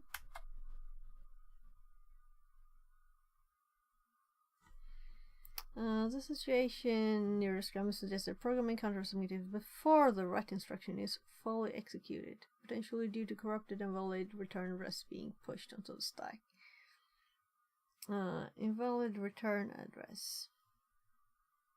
Yes, it is invalid. Context.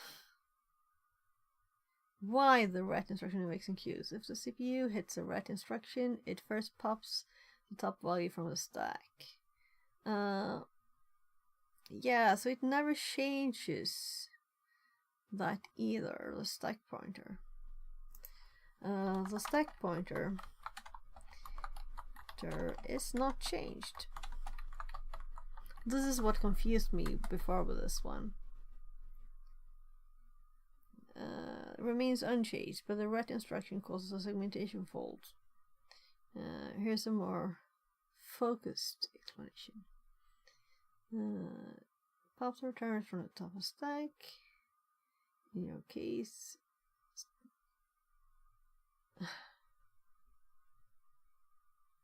no, the value is not 0x00000000.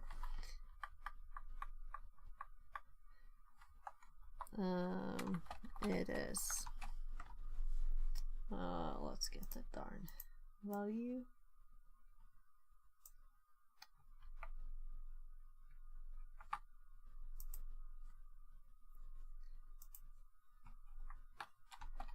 For 64-bit, and giving it all the information for 32-bit, giving us a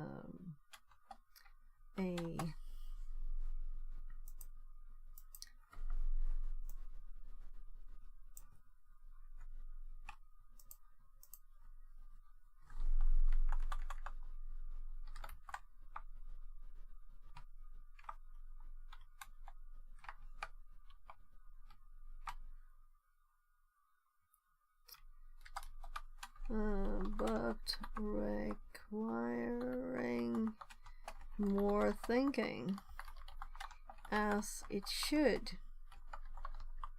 be outputted in the error. Well, requiring totally messed up the characters there.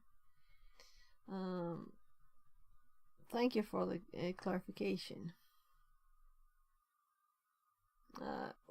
Do we trust it on anything?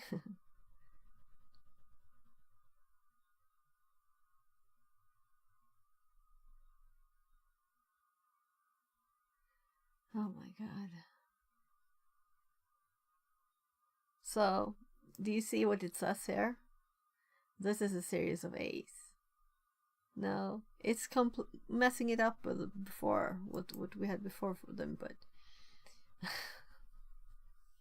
yeah, I think it's time to like get a new one, because it's messing things up and connecting weird bits of the old stuff.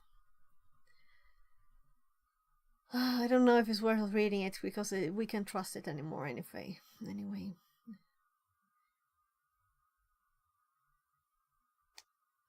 Yeah, so it's getting the buffer overflow, it's just not getting the actual value there.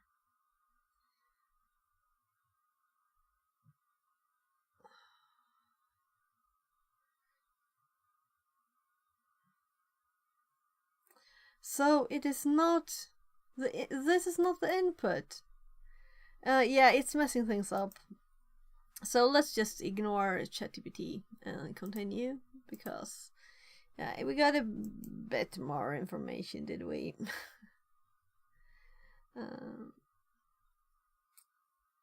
This is why very odd. Let's just say odd. So this time I noticed why it seems like it's an endless loop there. It's not really going anywhere. It's not actually executing it, the instruction. And that's why it doesn't get the value loaded into EAP. Very strange anyway.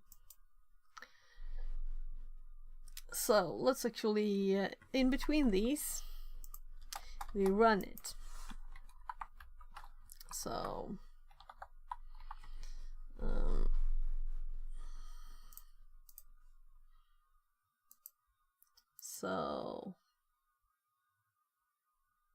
right, I run it here now.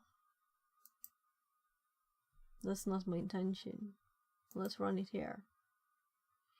So let's do the same thing again, which is a bit annoying. So I want the output to be from this.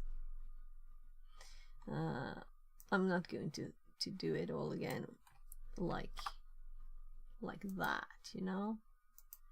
So there, your mouse has moved.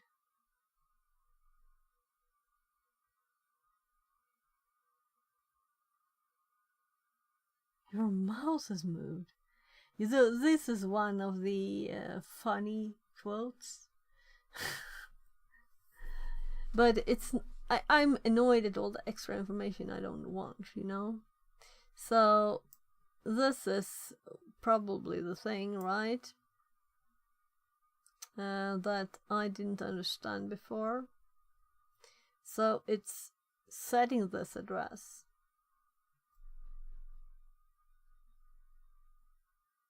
Invalid address from for 5E9. So it's trying to analyze things there that it can't do. So let's continue. We didn't get the same thing here. It's different. It's another version, of course. So let's do PDF main. Or rather a PDF copy arg. Let's do both. So we have the nice colors and everything. So PDF at main, and then do PDF sum dot copy hard there, and then we want to make a breakpoint on this, so let's db 0x 400,562.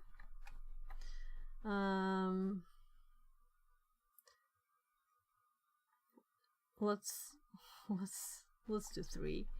It is still good enough, you know, it's before the instruction runs, and then we can just run it. So let's DC and it will stop there. And now we want to check both memory and registers, so dr for registers and pxa at esp for the memory, and this is not right, it's all F's. So let's see here. So this is correct. So we probably should maybe step 1. Oh, okay, I see the error. So it is RSP. Yeah. So now we have the correct data. So let's just compare. I just actually did enter the correct name here, did I? So we did dr, we stepped 1 step, did dr again, and here we did RSP. Yeah, so I did RSP at once here. So I thought it was not, but okie dokie, I was wrong. So I didn't think of it before. Now we're going to step 1 step and then do both the memory check. So I suppose the ret instruction should load this, right?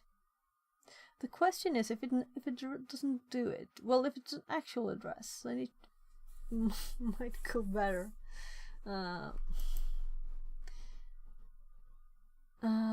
So ds for stepping 1 step, and this will get the segmentation fault, and it says again it is a breakpoint as if it's still running, which because it didn't really do the instruction, and it's address 0, so when we do dr we will have the same values, and RIP will still point to the same thing, and when we do the PXI we still have the same values.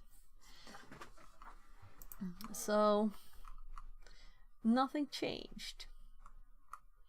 So here see where I did the wrong.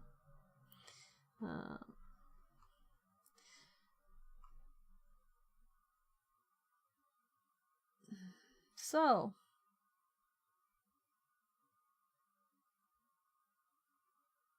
we got the exact same things. Now let's just confirm the last bit. This is the last bit. Yeah. So we have prettier colors on our one than this. So that's the only difference. And the colors, they will not show when we copy this anyway. So let's copy.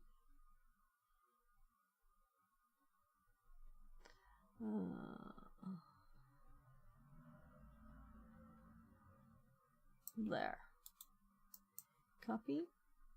And we're going to paste here. And some of my notes are a bit wrong now, but nothing that really matters. So this will just delete because it was me typing the wrong character. I want a new line in between the these to make it easier to see.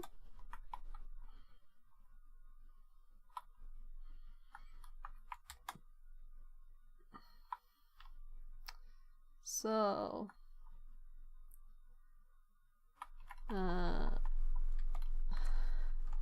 it stopped and did never really pop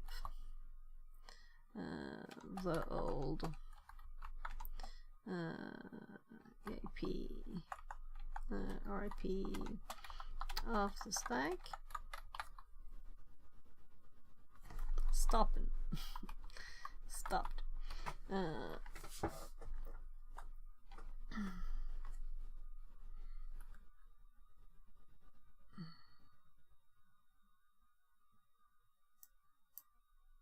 Using EDB and R2.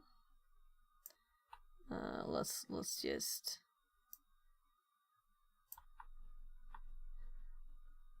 we don't have to do that bit.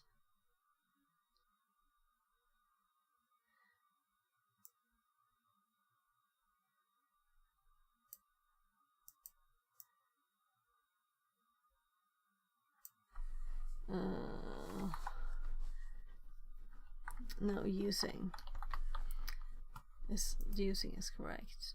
Oh gosh. Using the number at RSP position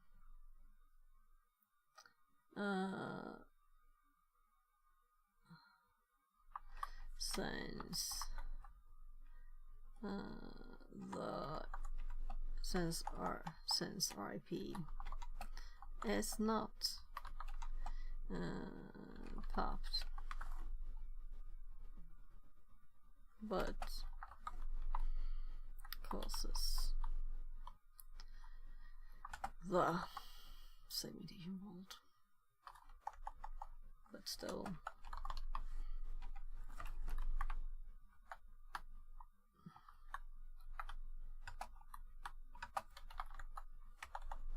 a segmentation fault. For some reason this program will never actually run the right instruction.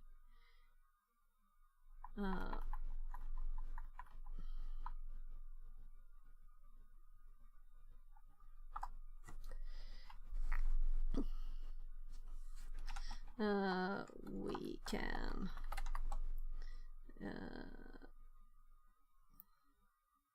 run DS and DC infinitely.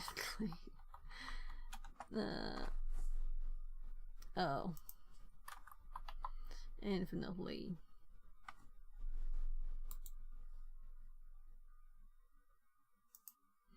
Infinitely. Let's go to the start. I didn't look at that. So this is why it breaks it. The syntax. So I usually do this to make it prettier so we can read it easier.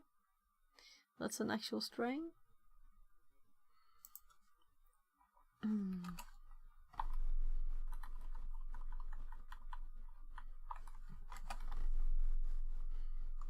So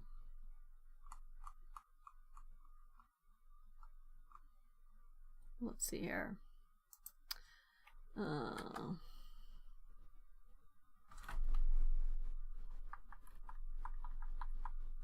Yeah, let's keep this data here this timeline running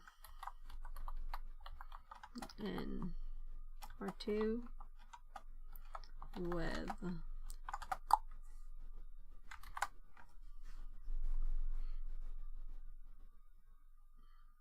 so now let's break this up so it's more readable. The PDF main, these are kind of important so to see the program structure, right? So I'm keeping them even though they're not like necessary. They only necessary for that. So here we run it to the breakpoint, then we check registers, memory, then we step one step, we hit this, we check that in memory, that is the same. And I totally understand why I got so stuck on this before. I'm not still sure if what the reason is. Let's continue. So the next step is to run. Let's actually prepare what we're going to do here, right? So the exploit we had from the task, it is up here.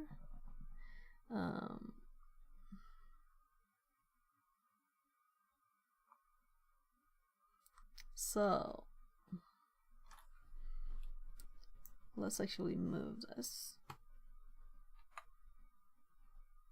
Control exit.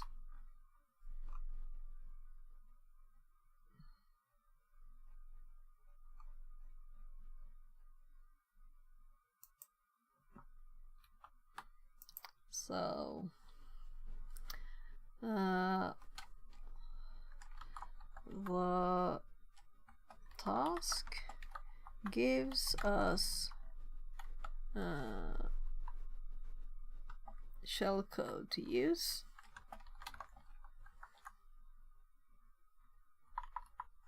Code to open a basic shell, and this information, so it's time to use it. So we have the shell code, we have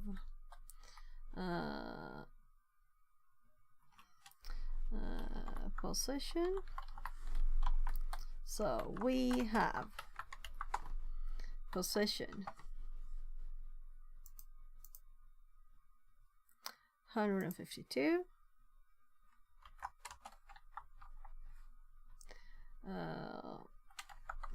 shell code O equals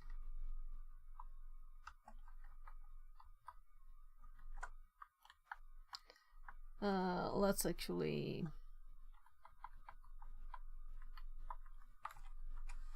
there. Let's do pi or something. No.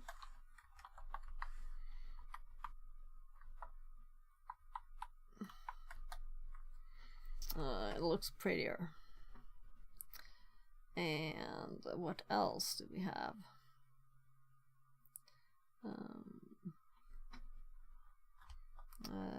R2 command. So it's kind of obvious this is not really a code. So calling this here,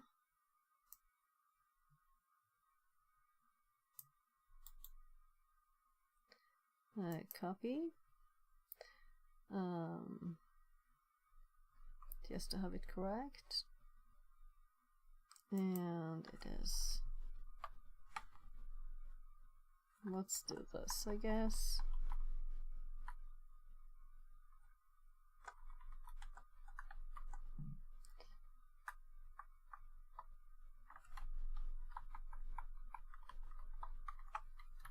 Argument.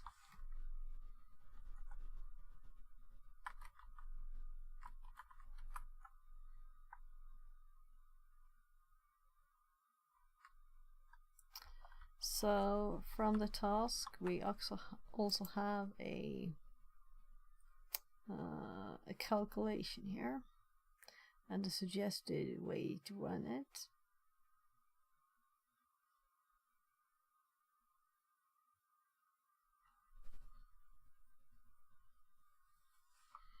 So let's just quickly look at a few things.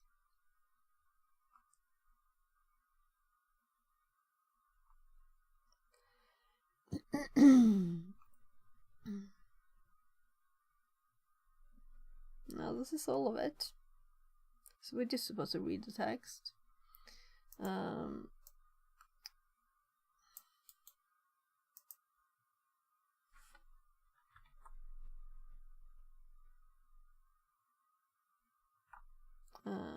We also have suggested. Come on.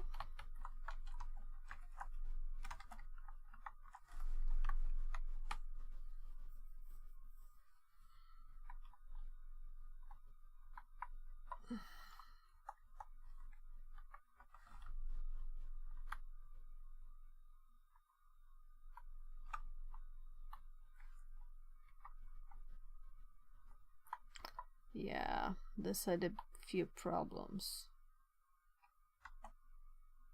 in the syntax department.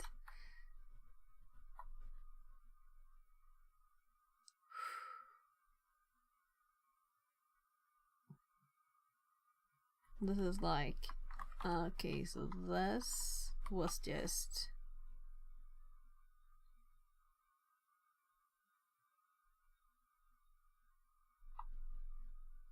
syntax, and these two, and these two, and these two, and these two.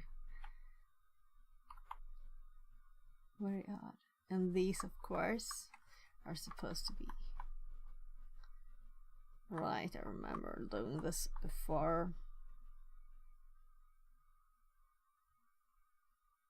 So, and this one, and this one. Let's actually remove those.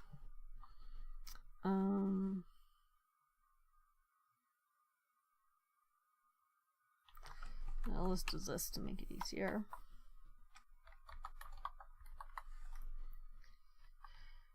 Python C print 90, well, 30 knobs, and this,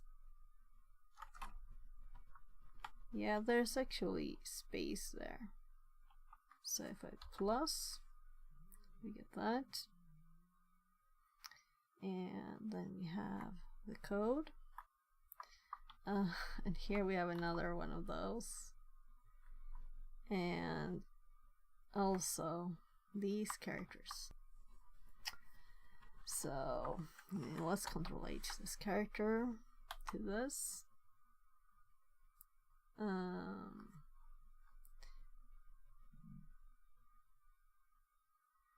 So let's go to the next ones.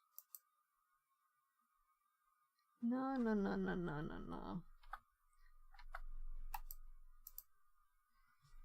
There.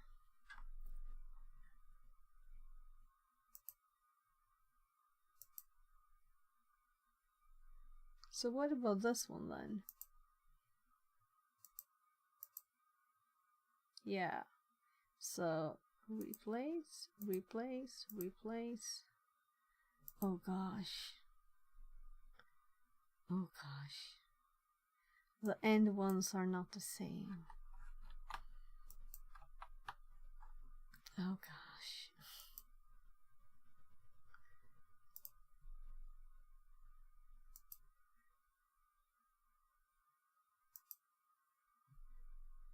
We got them all. So why am I redoing this when I already did it? Because it's fun? I don't know. Because it's late. So this is already checked. So 48. I don't want to read it all again. I'm assuming it's correct. Then we have 41 times 60. Just adding some empty space there. And then we have, this is where we're supposed to put the address. So this is our like actual command. So now we know we have 500.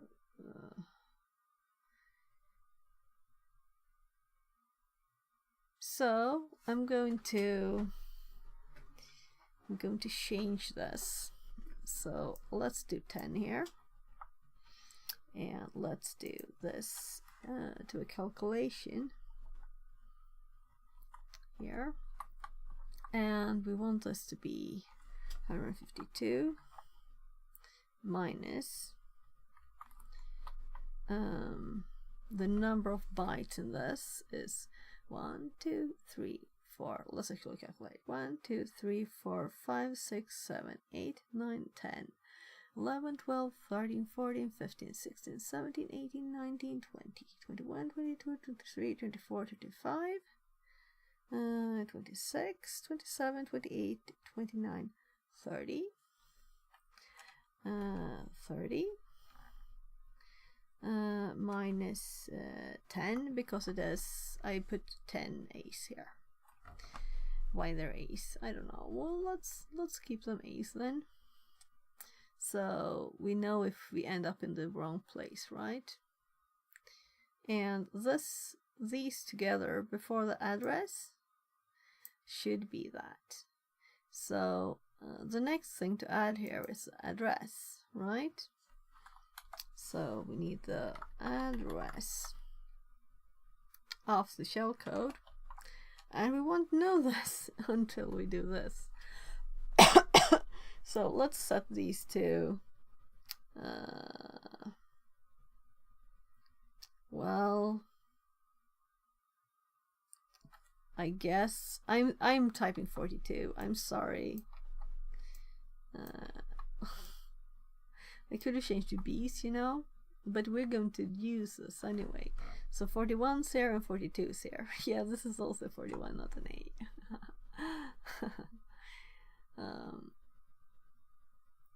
Still program name. No.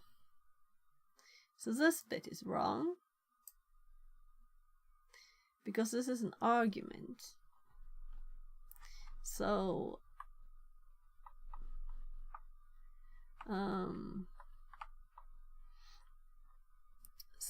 actually let it be like that, and a full command, and we will do this bit and this bit, you know. So actually there.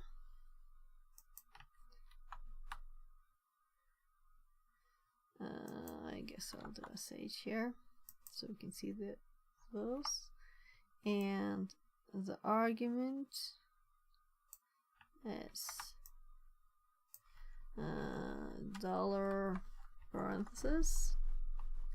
Oh gosh, so I have to undo just to see what it actually did. So delete, then dollar, then parenthesis. Good. And then we're going to paste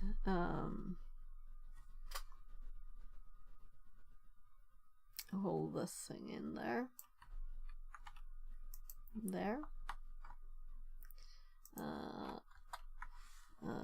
Backslash x 42 are placeholders for the address. There. We have the position, we have the code, we have the address, not yet.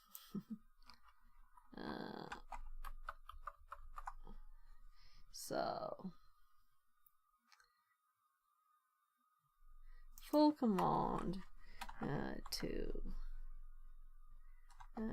put this in memory to find the address to jump to.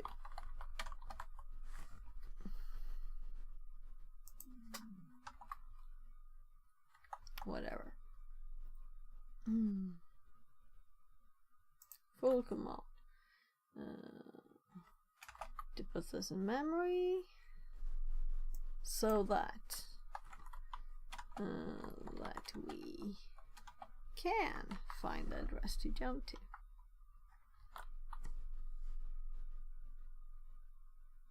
Whatever. This is worse.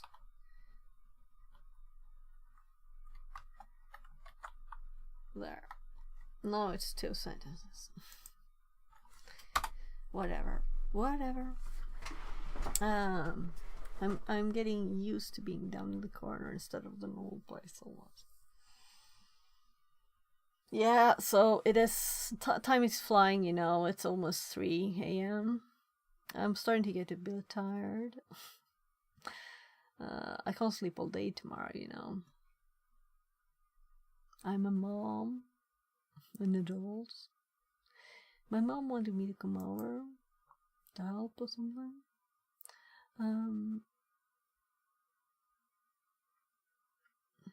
So number of knobs, shellcode, random data, number of random data, memory address. Yeah, so we suggested command, right? So let's just copy this as it is and hope that I did it correctly, right? Actually, I'm hopping to the page and I was like, better add time. We just got there, so we could add an hour. So hopefully we will have finished this one, but there's 40 before the hour is out. Yeah, so this is where we want to go and play. So let's queue and let's do a few lines so that we can see where we are if we're scrolling easily.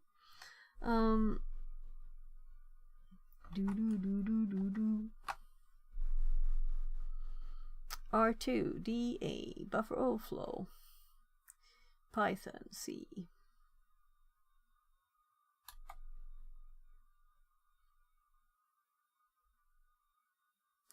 I'm not going to do it all again. I'm going to do DB. Copy. Paste. And we're going to do DC. And we're at the breakpoint. We can see the A's and the B's after the payload.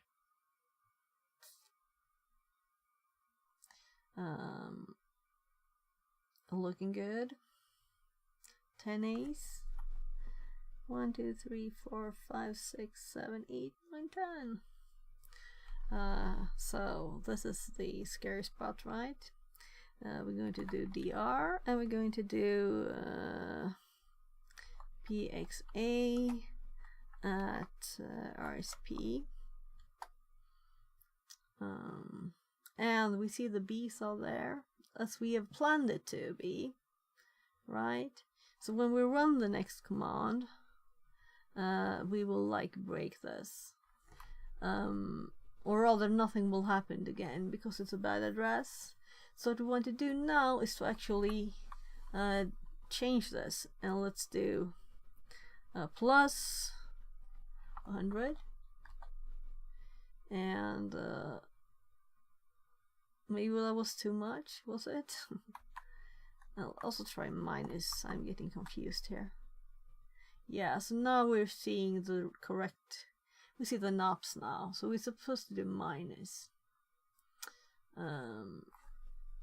So let's do a position here.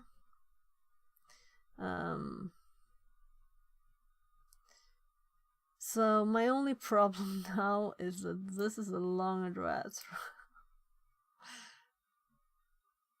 And we have 4 only. 1, 2, 3, 4. You know, we can't represent this in 4.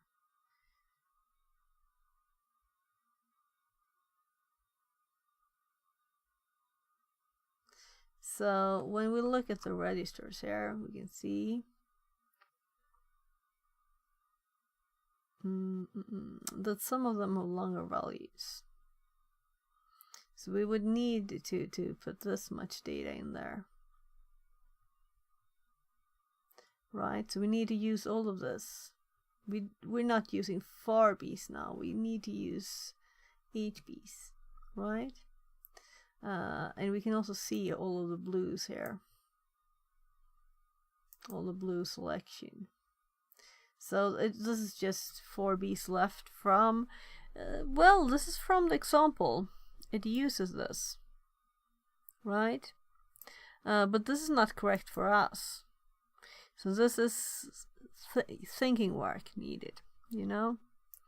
So here we're going to actually, well, let's actually do that.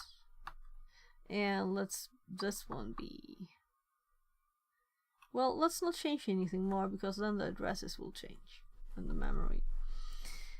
We don't want to redo it, we just updated this to be a bit more accurate to our actual data. That is actually 64-bit, it's not 32-bit. And then we will also need a bigger address, right? So we have here the address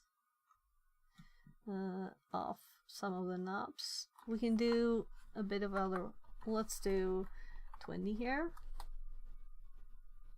We're still not seeing the start of the knobs, so let's do this. So there we can see the start of the knobs, right? So we have the start of the knobs. So we can like do somewhere there in the middle of something. So maybe this address. Also, let's actually copy this because it's a part of the thing. I'm not going to save all those addresses, right? So here we have the start command. And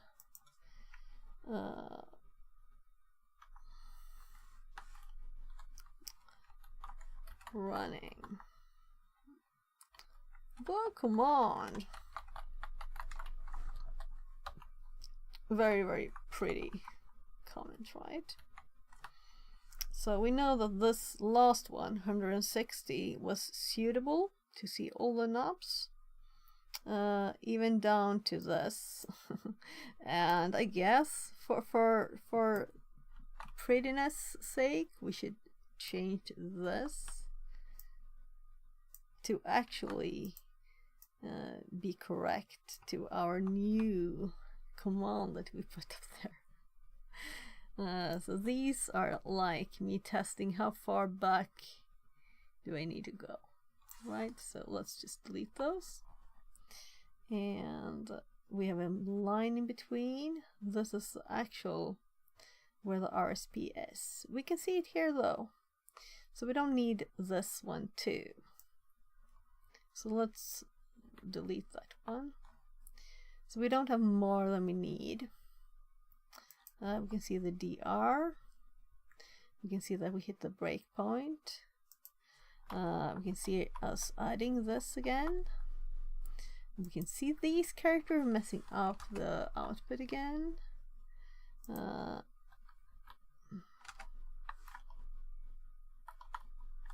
So I think it's easier to read this way, so I think it's worth it. So the only thing now, of course, we need to change this to be double 2. So if we would have run this, this would have been the output. We would have had 4 more B's here. And we're setting the hitting the breakpoint. REP has lots of 41s. Nothing else is overridden really. Let's just confirm what we think, which is that if we were to, let's just go down, DS step, it actually worked this time. Look. So we actually ended up. This is interesting because this worked. The other ones didn't work. How come?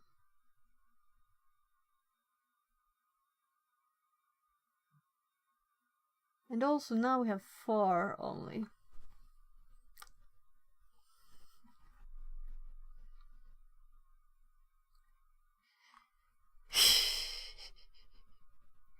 I think this is so funny. That's what's so funny. So I changed it. DR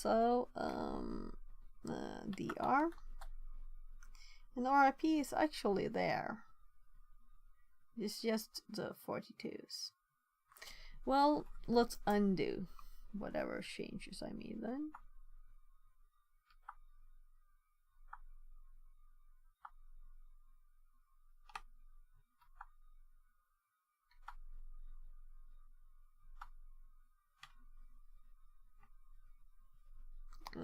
No, we're redoing this. There. So I removed the extra B's there. And these were just zeros before. Let's just put it back. So this was annoying. So I thought this would be the way, and then I changed my mind, and then I was suddenly wrong. So let's just look at this now again. We didn't look at the memory, right? Oops, oopsie. So let's run this again, and we see here that it now sits at new position. So D83, D83, 0, 0, 0, zeros. Between there's so these were not actually zeros. They were the ones that are before D83. And D83, yeah, so it did read them all. Oh, I get it. I get it now. It's because it's backwards. So these zeros are actually a part of the address. So it is supposed to be all of them. Anyway. Sorry. So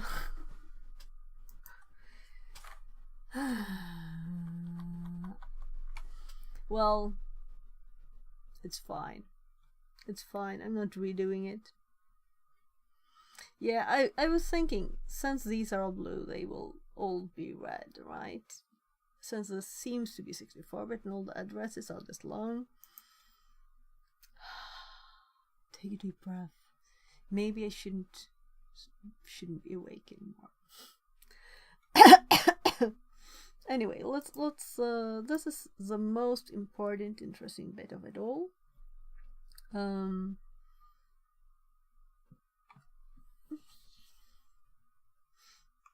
So we're going to copy this, and let's put it here. This is not really necessary, you know, but it's still what? Yeah, all right, so that's the problem.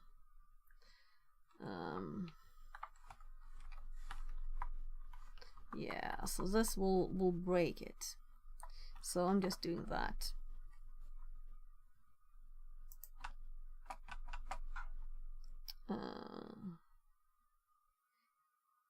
So we have a DS, we do a DR, we do this again. We can now see that this has changed.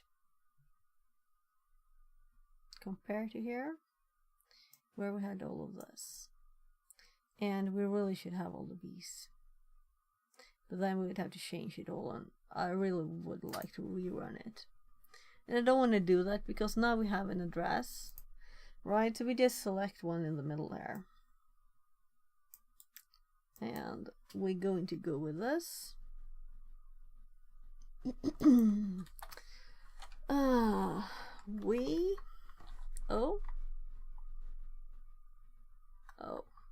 That's why. We have an address to use.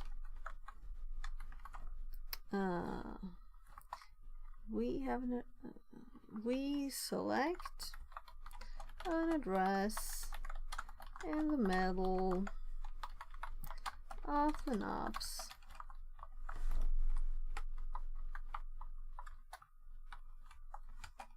There. Address.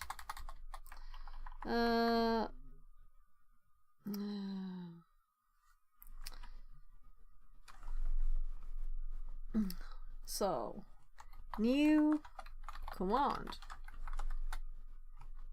And I'm going to copy the old one and we'll add the address to it.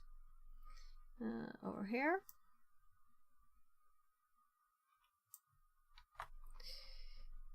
Nah, I missed this. It would be off. There.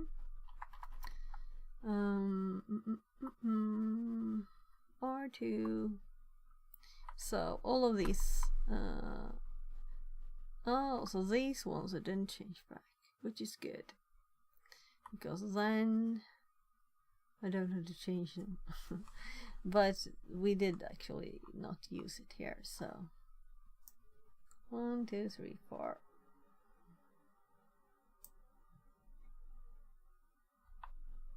So the same here and there.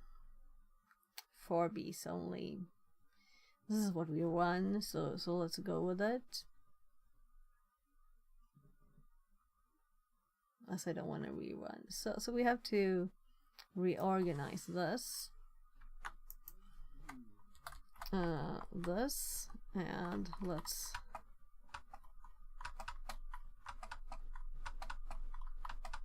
there, easier to see. So if we go \x on this, 70 \x e2 \x ff \x ff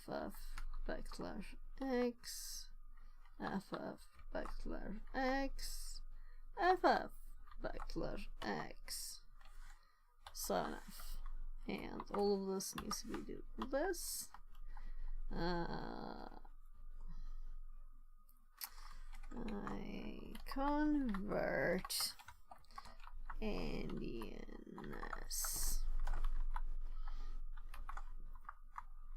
So we have 70 e2 ffff 7f. Control C. We're pasting this instead of this. So 1, 2, 3, 4, 5, 6 we have now. And this is the type of address we have here. So 1, 2, 3, 4, 5, 6. So there's zeros before this. They're just there. They're just there. It seems.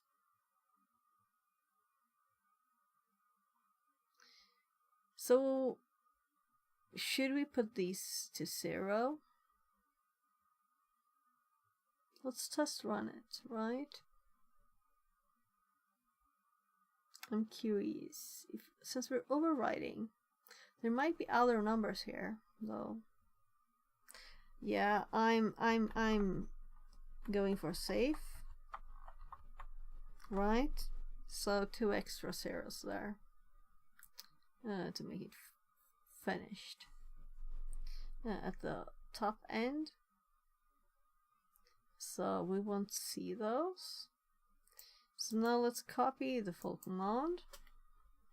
Let's abort. Let's paste the new command. Let's run it. And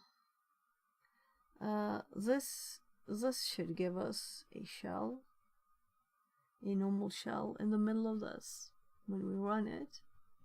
I've seen it before. So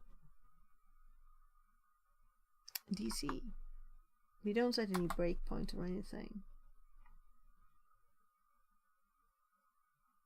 So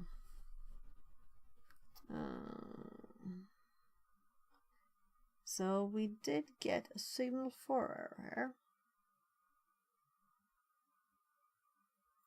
1, 2, 3, 4, 5. Yeah, something went off here.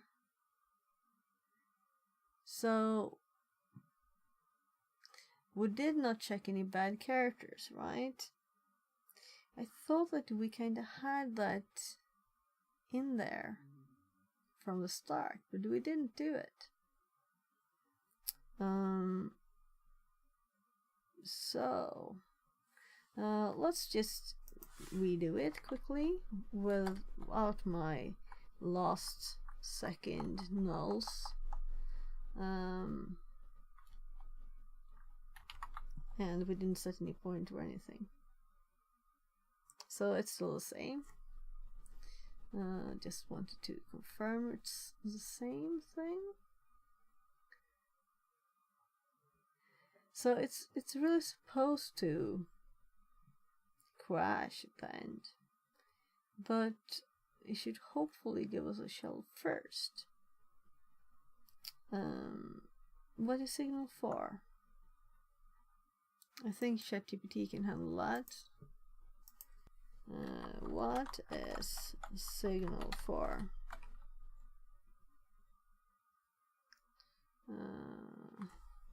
Illegal instruction signal.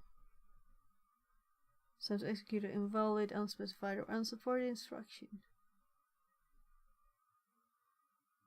Sig-ill. Yeah, so I'm starting to get too tired. I wanted to finish this. But it is 3 a.m. 3:11. And I've been streaming since 13. No, 20 minutes before 30, I think. It's like 12:40. What's that? So at 0:40 I had streamed for 12 hours. So it is now 14.5 hours. That's crazy. Why? You can't stream for 14.5 hours. Why? Why am I doing this? Because it's fun. Yes, I took the opportunity when my kids finally went to play with Starler, you know, and actually continue this for a bit longer than I could before. So I don't that often have an opportunity to do this, just focused. Well, focused with getting food for my kid and everything, and now they're asleep. I think there are. One of them is definitely asleep. So there's a program that equals your input. So let's step through it the same way. So we didn't do it the same way, you know. So we're quitting, and we're doing the same one, and I think I will add this. So there's the bad charts to check, of course, for the address. And we can just test another address, so we can test the characters. But they will all have null in them if we do this. But this is also at the end.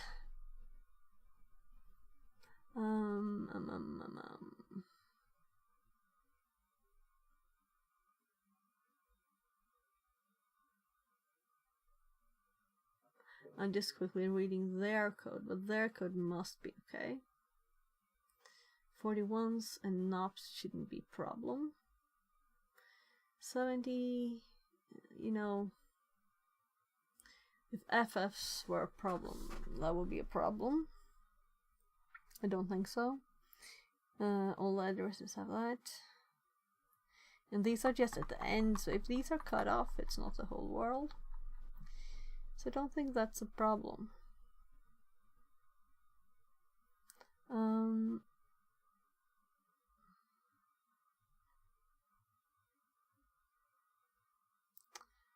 So let's put the breakpoint to the address that I don't remember.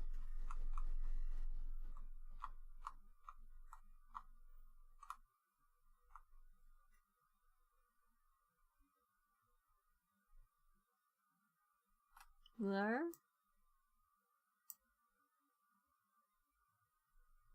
See what's free this week. I apparently have Epic still running since yesterday. Yeah, I have not checked this week's. I usually do it on Thursday early. Right, we haven't tried running it in there either. So I'm just going to paste it and do that, then do db, and then do dc, and it will hop, and we can see 1, 2, 3, 4, 5, 6, 7, 8, 9, 10, and then 1, 2, 3, 4, 5 characters, but what these are, you know, doesn't say how many bytes it is really. We hit the breakpoint, so we're going to look at dr, and we can see that the instruction pointer that is pointing, RBP is overridden with ace, and let's check the PXA. Yeah, PXA at R. Oh, not an at. RSP.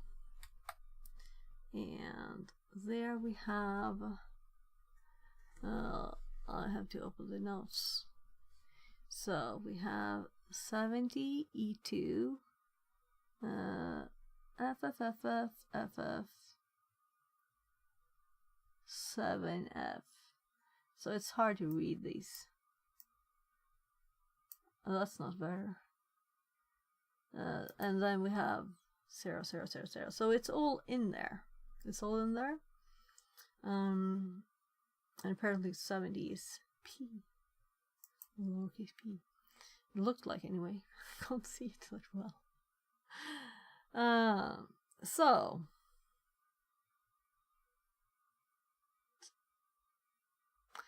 that reminded me I should probably highlight something.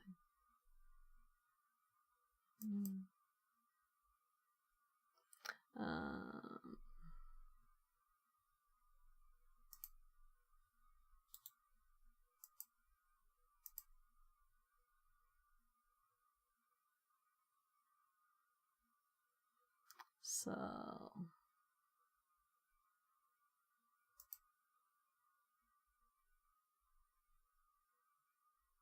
I'm just starting Twitch to check. Yeah, so I have a a stream that expires in 0 days. Let's just do a quick highlight of it all from start to end, and let's click OK on that so I can do it tomorrow. So there, done. Because it might expire before I wake up tomorrow, and that's annoying and not very, you know, it's not a big problem, and now it's done.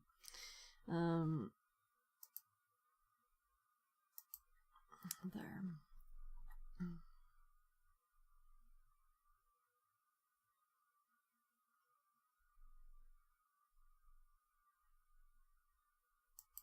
I'm just checking who's online. Oh, Finn's online. He wasn't here before. I'm just checking who's online. Oh, what? What did it unmute the tab? I don't know.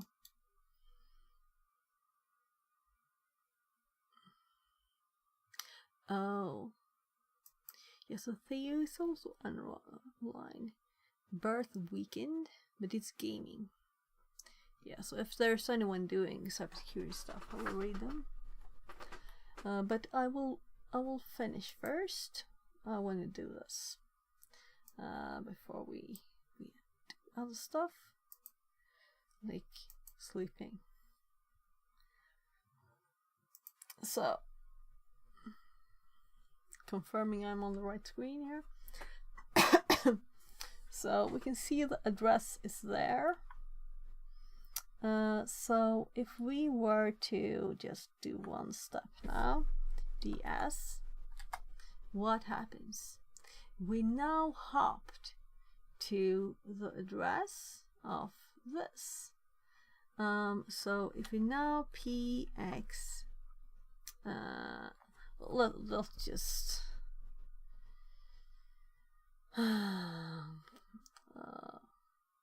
well, let's pxa at RIP.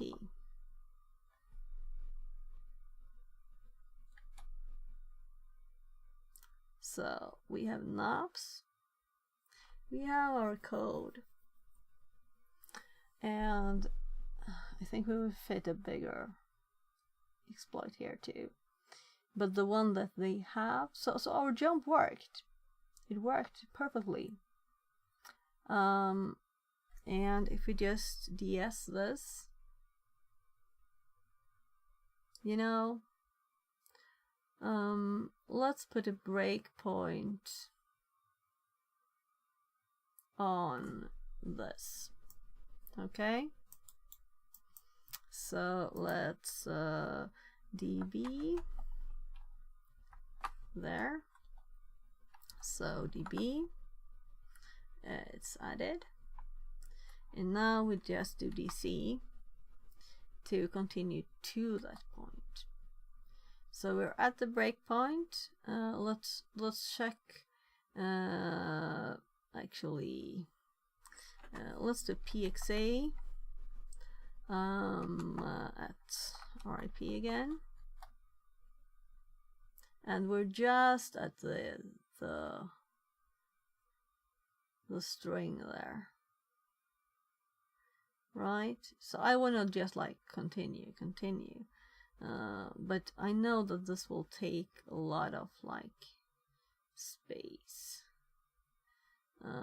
Let's actually do a new breakpoint at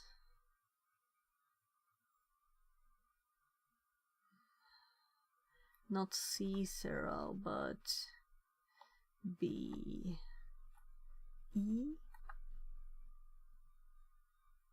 and DC there and RP.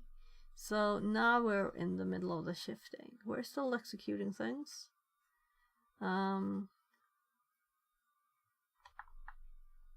So let's hop to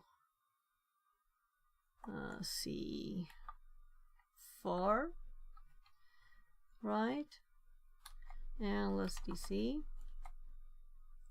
hit breakpoint. Let's check where we're at.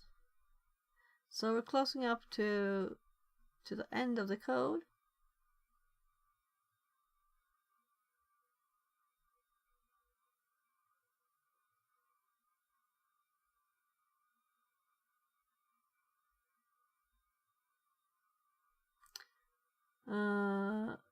Very much the end of the code.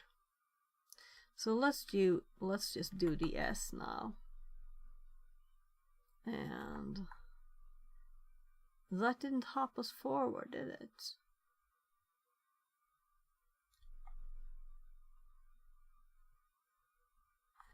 So we're at the same spot? No, we're not.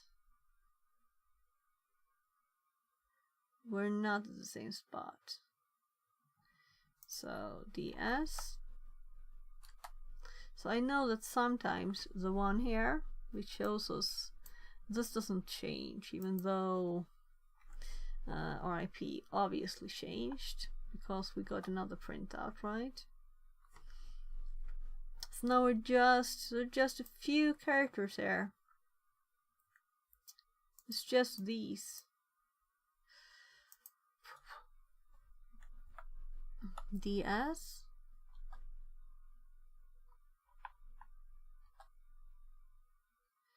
And I lost DS. And now it should have executed all the code.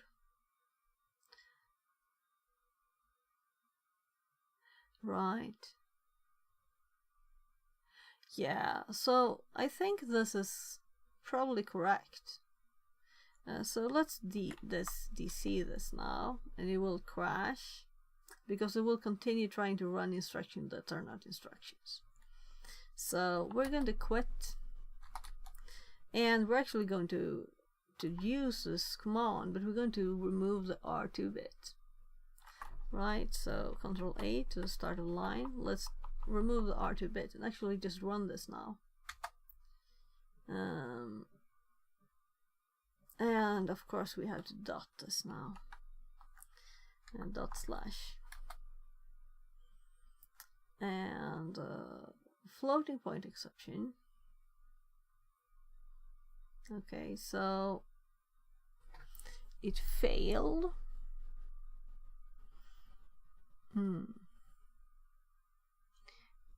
So we didn't check for any bad characters. That's the only thing we haven't done. It's kind of late, and since I want to continue, I want to see what someone else has done with this. So let's see.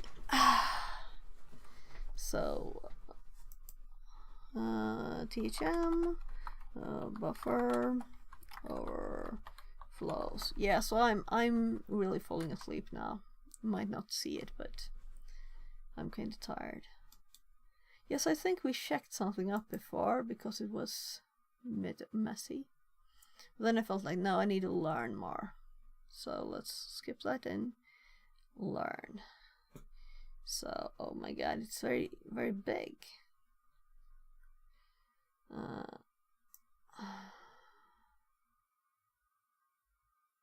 So can we see number 5? Metasploit. Oh, pattern create. Okay.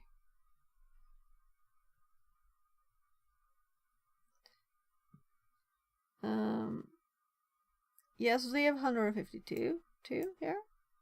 So we're on the right one. What? 144. What did they do?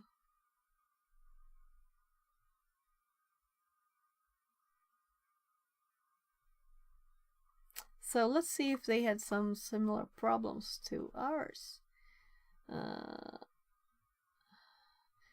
Manually finding the offset. Certain text we will once again be using DDB to find an offset where we start. We know the buffer is 140 bytes long, however. There will be saved registers in between the buffer and return address. Well, this is not anything you can trust. So to try and find the offset, we need at least to go highest 140. Looking for 41 in the return address. Yeah, so this is my problem. I never got this. I never got this from this box.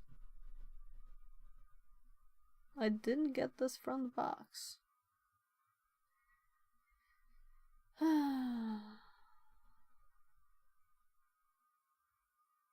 Though I did get when I used 8s, 41s, ace. Yeah, 8. I should sleep now, right?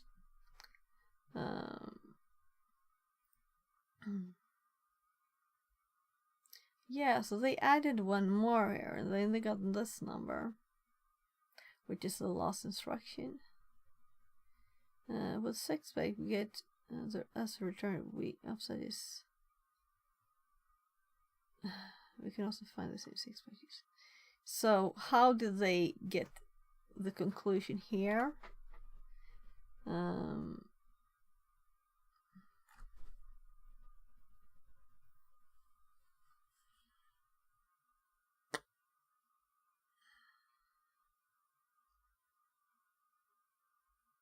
So here they're getting the instructions address. The ret's address. Here they have run Python A. Yeah, so I didn't run it with GDB. That's true. It might work better.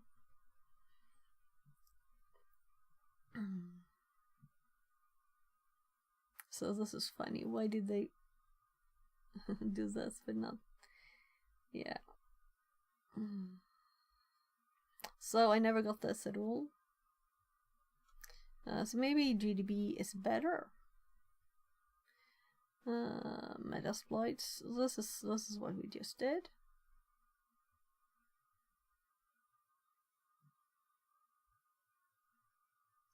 Could not find. Okay, they had some kind of problems with it.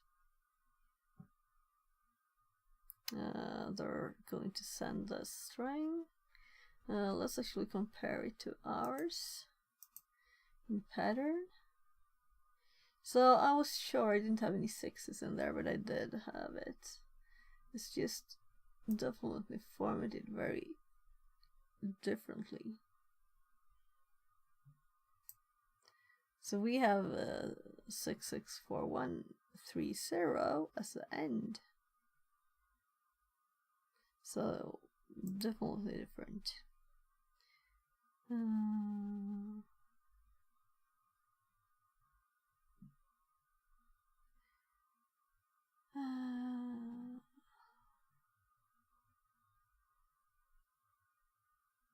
Yeah, so we didn't get this. We got the actual 152. Crafting our payload. Utilizing a knob sled in front of the payload. So we did a knob sled. We added 10 A's in between the padding here.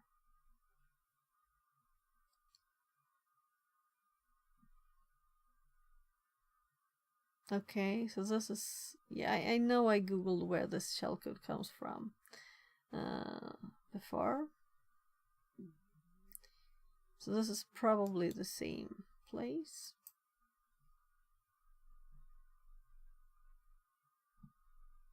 We can look at this later.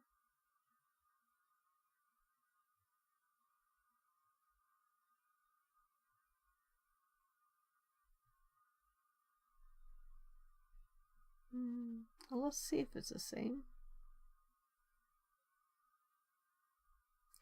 So I do want the machine code, not this. Yeah. Let's confirm. Let's actually check the time. That's more than enough. So we have 48B6. So we don't have the same. So they have used something else. Which is, since ours didn't work, you know, this is why we're looking. So they used something else. Let's see if it's similar. I think it's longer. No, what am I doing? Yeah, I'm definitely a bit tired. So this is the wrong one. I'm looking at, supposed to be looking at this. Oh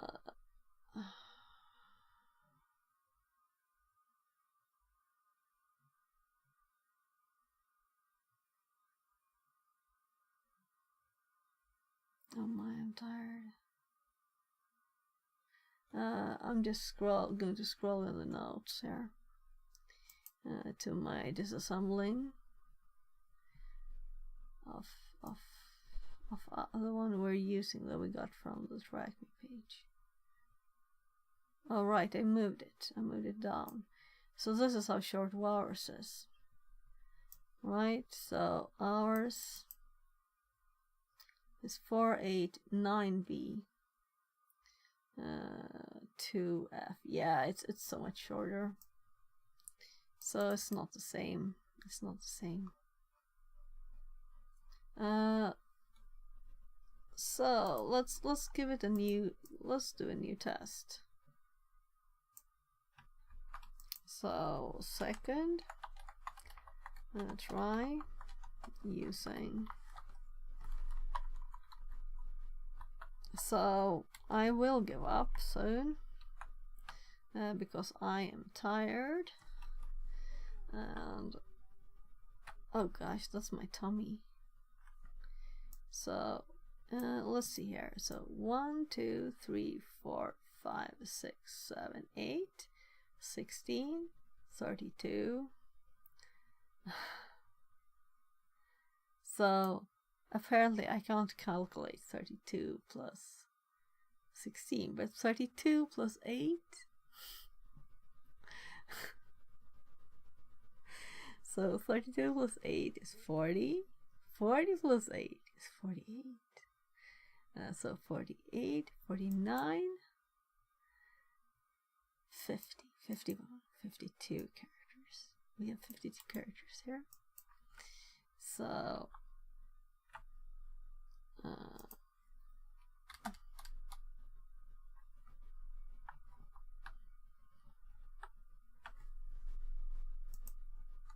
so since the room has code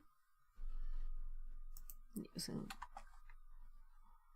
so I was going to put it here, but since we had a fail,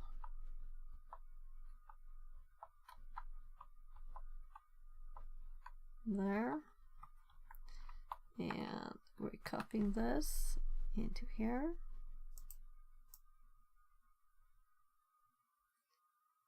There, and instead of 30, it's 52, right?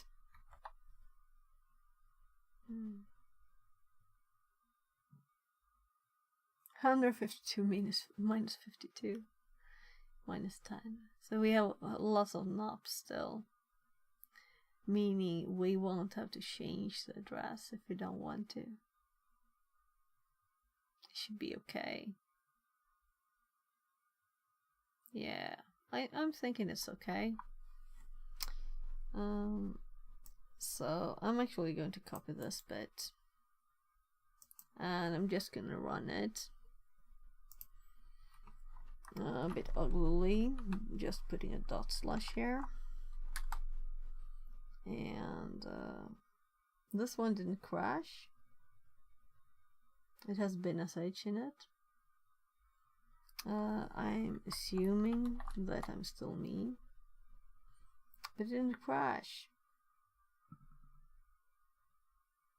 So this might have an actual exit in it. I didn't look at the C code. But the other one was very short, 30 characters. This was 52 characters. But it didn't do anything.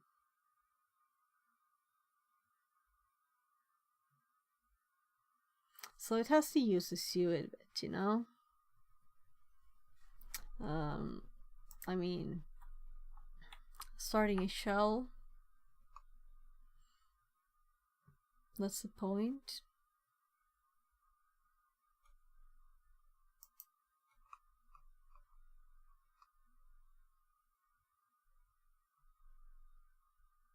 Okay.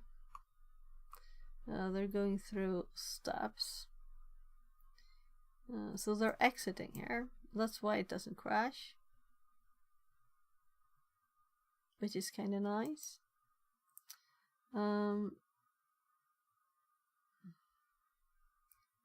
Name one. Okay, so it's using... So this doesn't seem name one. Char name two.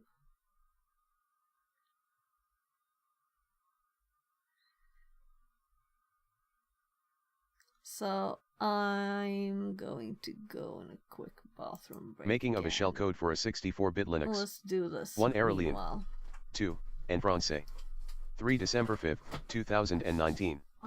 Spoiler, a quick return to basics with an article that takes us to the basics of software exploitation, making a shellcode on a 64-bit ARCHID. The other day, while teaching a class at INSA, I presented students with a method for making their own shellcode.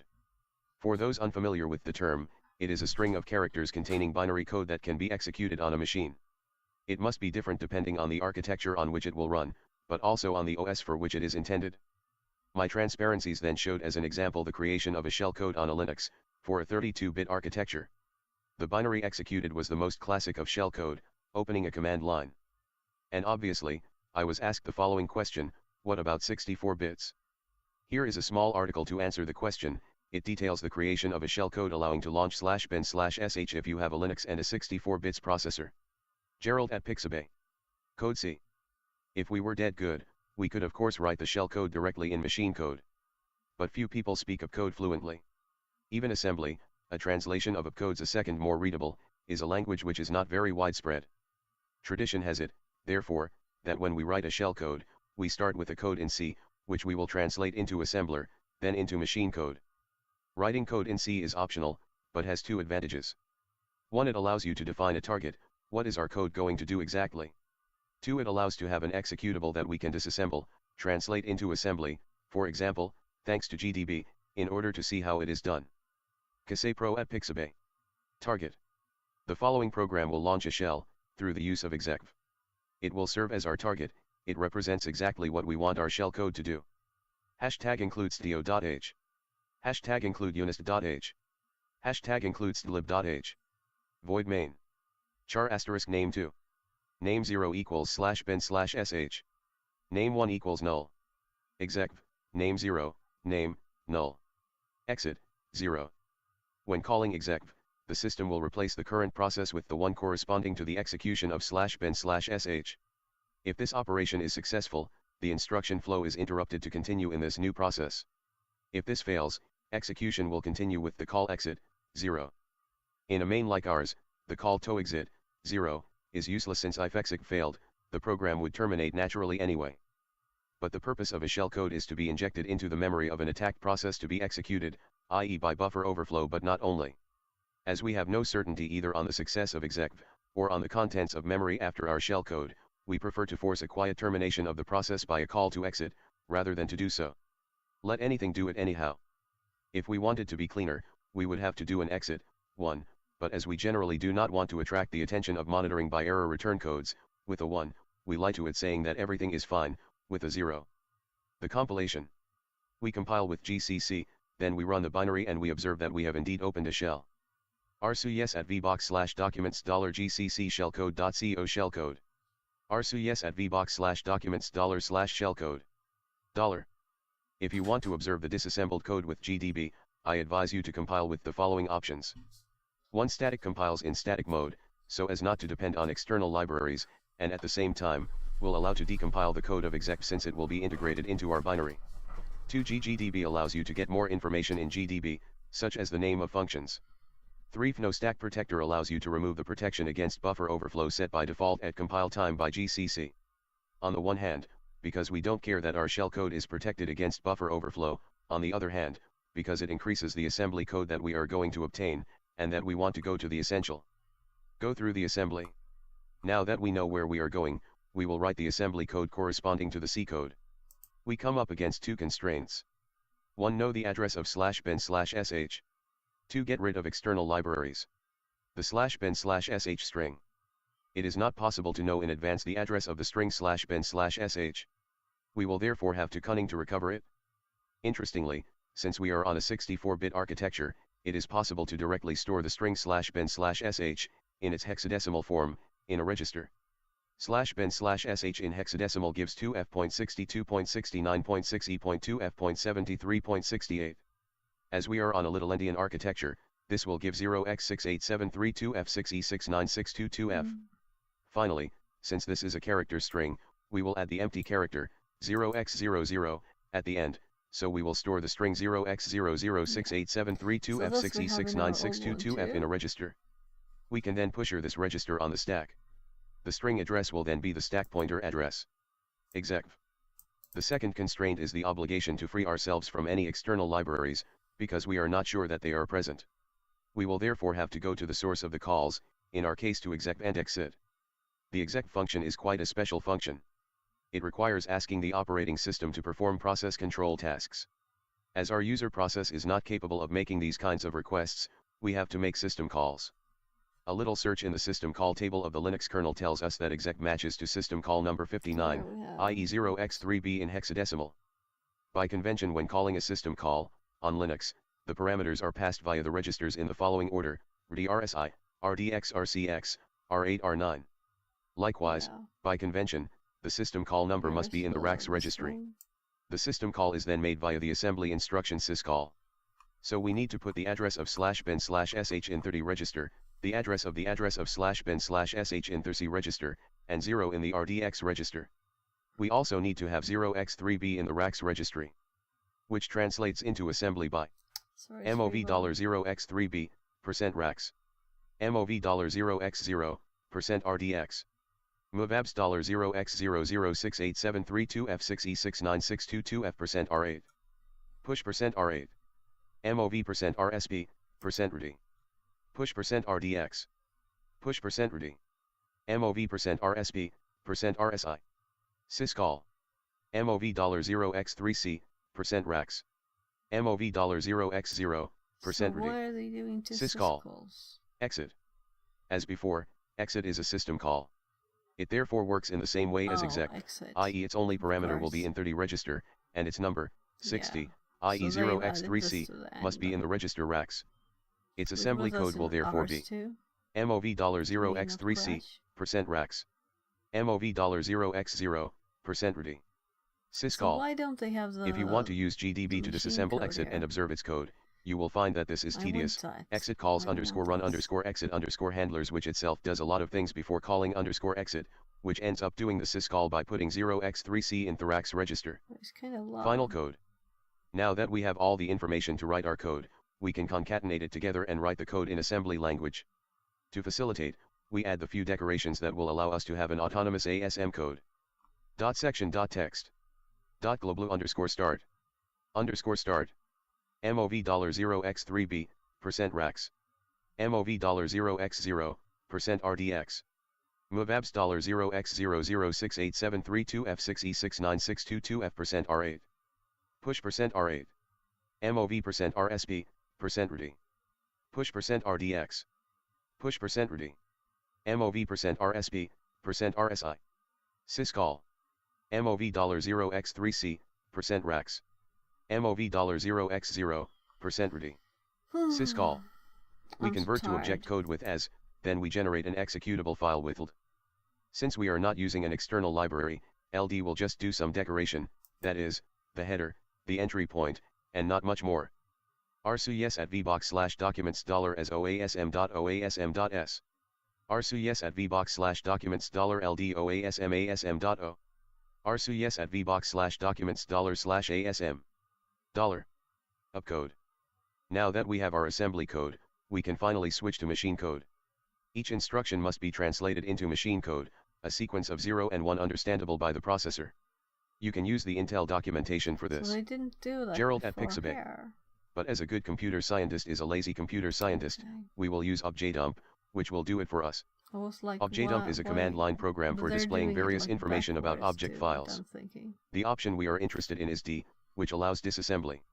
Each instruction is split into a line, which begins with its address, then its hexadecimal version, and finally, its assembly code. Arsu yes at vbox/documents $objdump DASM.O. ASM.O, format de Fickier ELF 64x86-64. Deassemblage de la section.text. 000_start. 0, Yeah, 48C7C03B0000000 MOV $0x3B% RAX. 7, 48C7C20000000. We will get the hexadecimal. This is our shellcode. \x, we can then test our shellcode. For that, we will use a small C code. By declaring a function pointer and giving it as value the address of the shellcode, we will be able to execute it. Hashtag includes do.h. Hashtag includes string.h. Int main, int argc, char argv. Unsigned char code equals. Oh. \x48 \xc7 \xc0 \x3b \x00 \x00 \x00 \x48. Okay. \xc7 \xc2 \x00 \x00 \x00 \x49 \xb8 \x2f \x62 \x69 \x6e \x2f \x73 \x68 \x00 \x41 int ret equals int code ret. To compile, you must use the following options. 1. No stack protector to remove the stack protection automatically set by GCC. 2. Z exec stack in order to mark the program as allowing an executable stack. Arsu yes at vbox/documents $gcc teststop.co teststop no stack protector Z exec stack. Arsu yes at vbox/documents $/teststop. $exit. You may also need to install the exec stack package. And there you go. Our shellcode works. Remove 0x00. Our shellcode is still far from ready for real-world use. The presence of 0x00 in it can cause it to be truncated when copying with a function like strcpy. says. An alternative must therefore on? be found for each problematic instruction. A MOV I instruction know, containing I'm a sorry. 0s can be replaced by a push, followed by a Do pop. you realize how many In our hours case, is this? MOV $0x3b% 9.5 RAX ET MOV plus $0x3c% RAX are problematic and can be replaced by push I'm $0x3b 15 hours pop stream. percent RAX and push $0x3c It's like 3 a.m. over pop there. percent RAX. Yeah, An instruction yeah. putting 0x00 in a register can be replaced by an X or of the register on itself. We therefore perform a first But replacement. it's Friday. MOV We have to get up $0x0% tomorrow too, of RDX. course. X You're or a percent machine. RDX% RDX. And a second. MOV Yeah, $0x0% RD. But I'm tired X now, or and I can percent feel how RD. my brain like Finally, goes. our string So itself ends with I a just \0. TTS this. To avoid this, we will use the So string actually, let's //bin pause /sh, this. which we will put in. Right, I'm not reading this now. Yeah, so I'm going to actually run this and see if it works on this machine.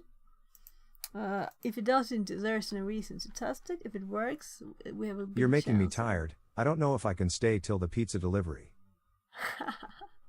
So what time is it for you? So they used test upload Asmir. Almost 10 p.m.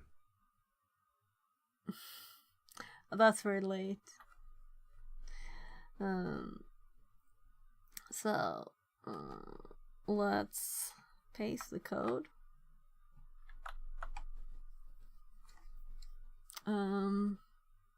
Oh, sorry. So I did make it. I was going C, but then I was like, it's ASP, and then this is what happened because I'm tired, you know. Teststop.asm, teststop.c. So we have the test there, and we're going to compile it with their command. That's why I used it, you know, the same name. We're just gonna paste it here, and we're going to run it, and we have a shell. So this code should work.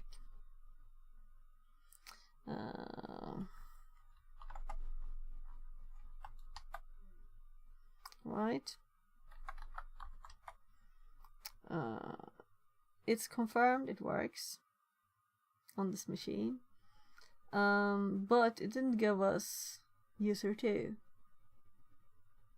We're supposed to get user 2, and didn't give us a shell either. So let's continue checking this one out. -5. Yeah, I guess I'm +1. Am I? 10. So 4. Yeah, that's correct. So we're 6 hours apart, and that's you're -2 and I'm +4, right? So 6 hours time difference.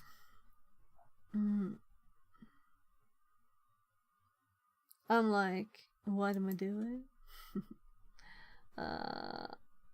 So there you go. Our shellcode works.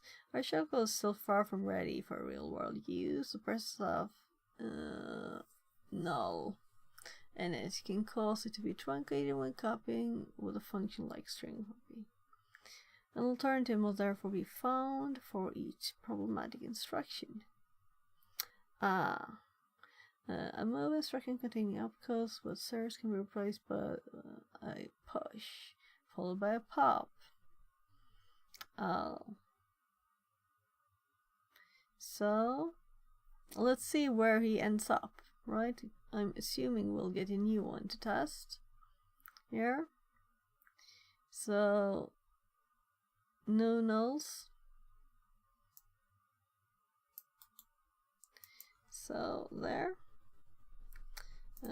Let's nano the file again. Okay, yeah, I know. I did rename the file, you know. So let's just...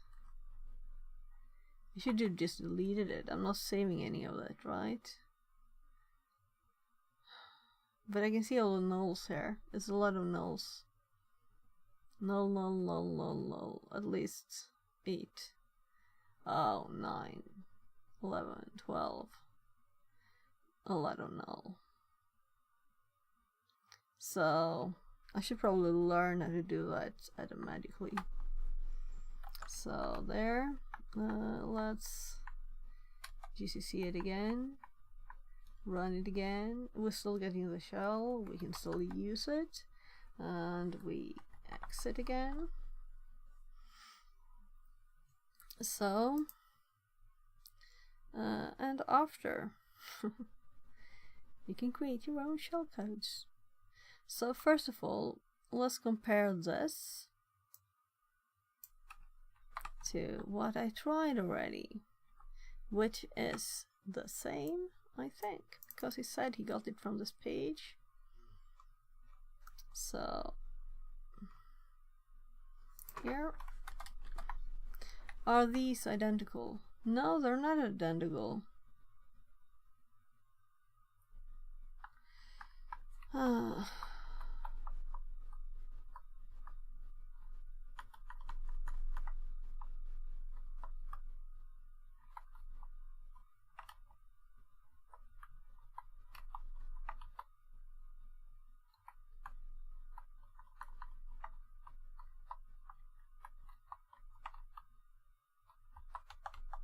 So this is definitely not the same. This is the one with lots of nulls in it. This makes me tired. So I tested something that was not even close to being functional, right? And I have to count again. No, I'm not counting that. I'm counting this. So 1, 2, 3, 4, 5, 6, 7. 1, 2, 3, 4, 5, 6, 7. So 14, 28. What can my brain do now? Let's just do it simply here. 20, 29. After 29 we have 30, 31, 32, 33, 34, 35, 36, 37, 38, 39. After 39 we have 40. I'm not tired. I'm not tired. So instead we have 40. So 40 instead of 52. Not 0, 4, 40. And we're going to delete this old shell code, which is filled with nulls. I didn't even notice. And we're going to copy in this instead. And let's put it in the right place. There. So. And this one is supposed to exit, so it will not crash. So if this works, I'm going to start it first this way. If this works, we're happy. And we go to sleep. And we sleep for a long time. I get the floating point exception again.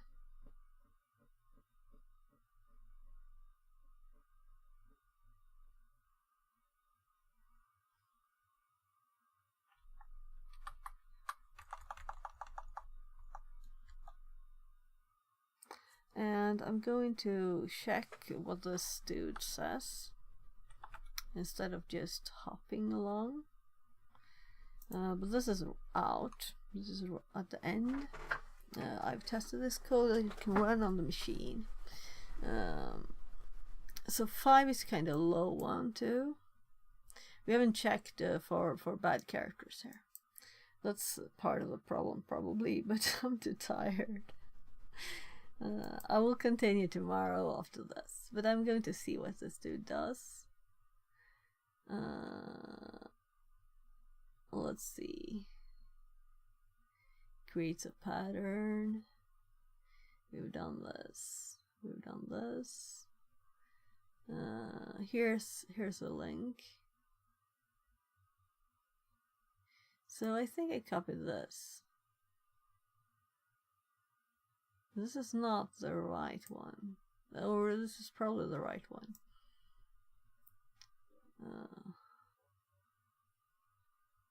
6 Bs. They're doing 6 Bs.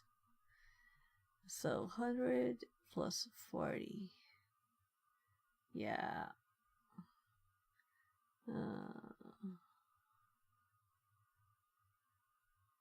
42s. Now the only thing we need is the address of our payload. Yeah, so I might have ended up without outside my knobs. So I'll have to test it. But I don't think so, because it's not that long. It's just 10 characters difference. And I put a point in the middle of my knobs. And the knobs are like 100. Almost. Now the other thing we need is address of our payload. Yeah, so we're going to redo this to make sure that we have an address in the knobs. And these guys, they did do this dude. Did they do bad characters? I don't think so. So let's search bad. So there's no bad in here. There's no bad in here. So let's just undo that. Where were I? Where? 2? My god. Oh my god.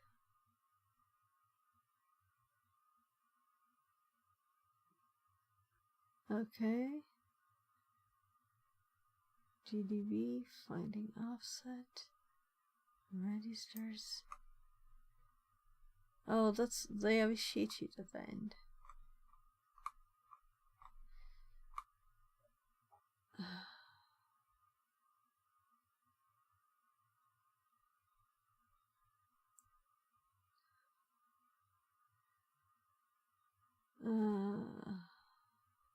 So this is what they're doing.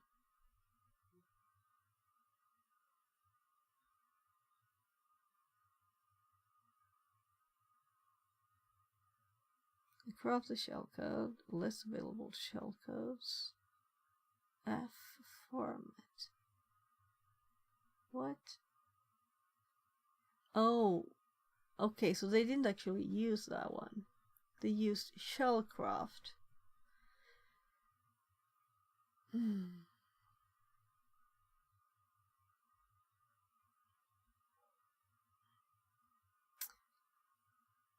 Install pawn tools.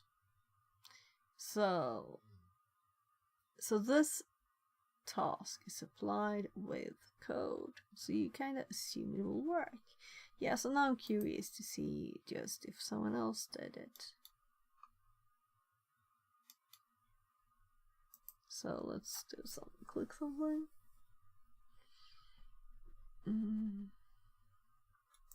So -2. No, -2. Install Mono. What? I'm hungry.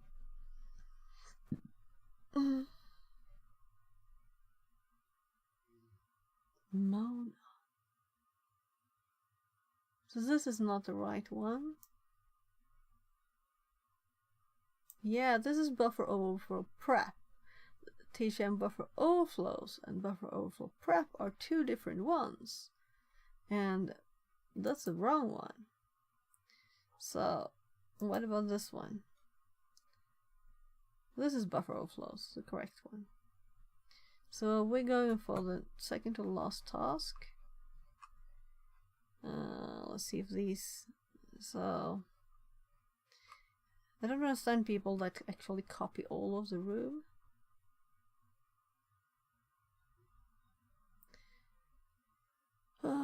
Task 8, buffer overflow. So this is the one we're on.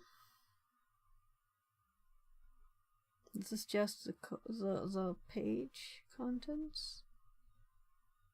Question 1. Read the contents of the secret txt file. They're doing 158 A's for some reason.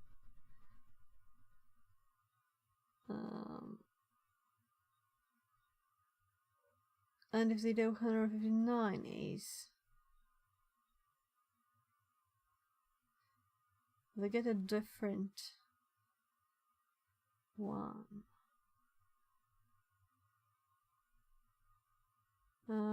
So we know that 158 bytes, we override a 6 bytes long return address.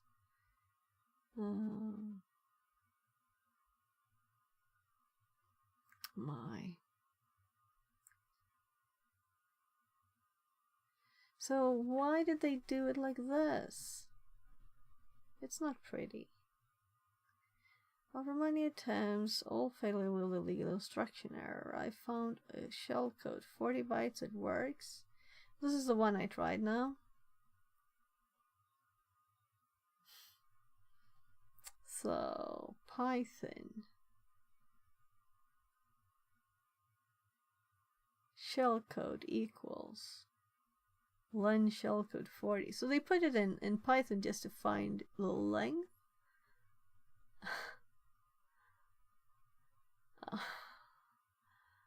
That's lazy.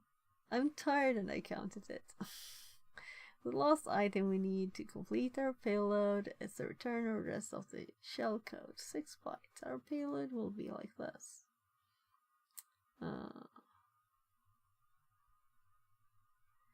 So I have 10 random characters only. The payload 90 times 90, well, 90 hex. So let's look at our payload and look at this one and see if they are the same. Because he said this worked, right? So let's copy this and let's paste it here. And let's compare the actual imported bit of it.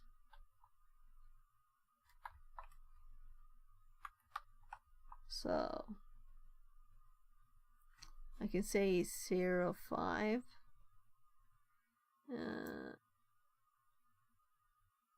So copy here and let's paste it here. Oh,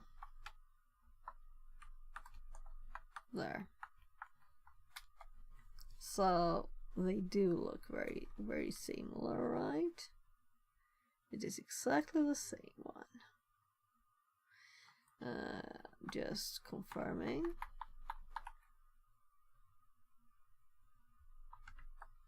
And this one says it works. Run. Right.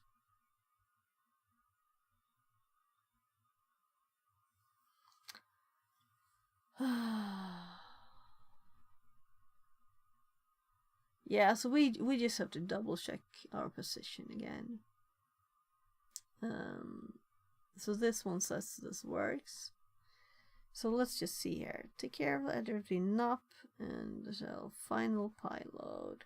When executed, the program actually spawns a shell. As you can see, we are now allowed to access a secret because let's upon tools. Okay.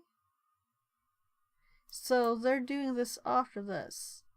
Now I'm curious why they're doing this, but let's see if we get it. Let's just test running their command, right? Because it's the same memory addresses. So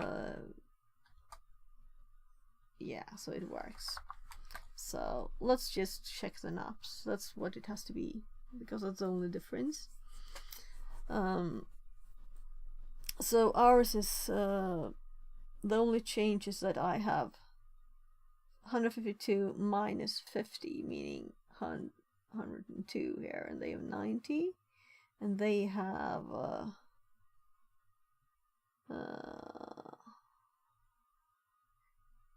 NOPs afterwards to 22, and I have 10 here.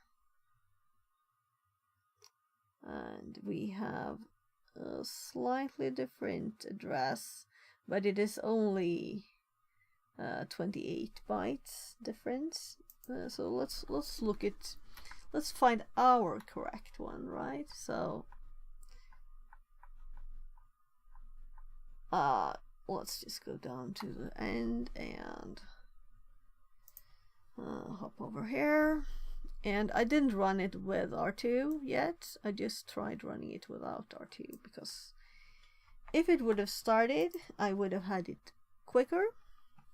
But we'll have to fix the new NOP place.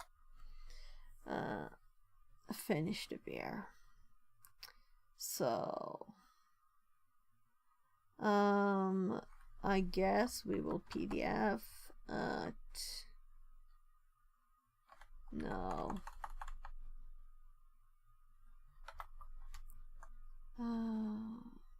Memory stopping to work at sim dot copy card, and that I just did to get the an address there at the end. Let's do 562. So let's put a breakpoint at this. There, db.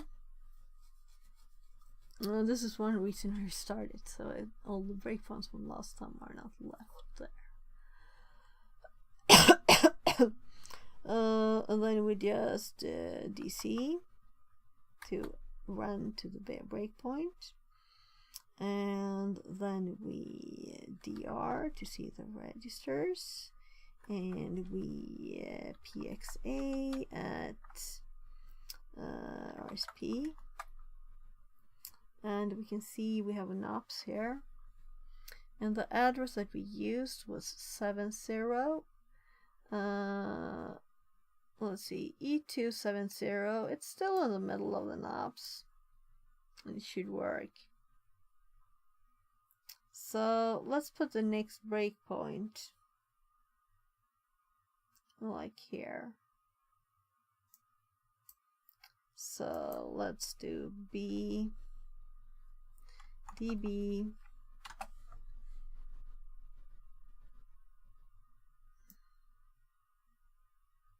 no, wrong one.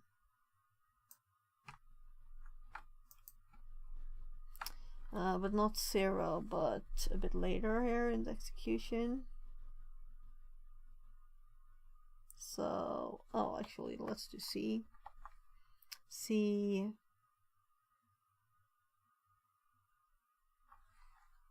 8. Right? Let's go for C8. And let's do a DC. And let's check. It's jumped to the correct execution. It's executing, but it's not giving us the shell, and I don't know why yet. So this, it might be the address, but something in this address is not good, and theirs is better. And they have, I'm just going to click back and see. They have 9.8, so we could do 9.8, no problem. It's still in our knobs, so we can do 9.8 if this doesn't work. It's just meaning 70 hex would be bad character, because it's the only difference.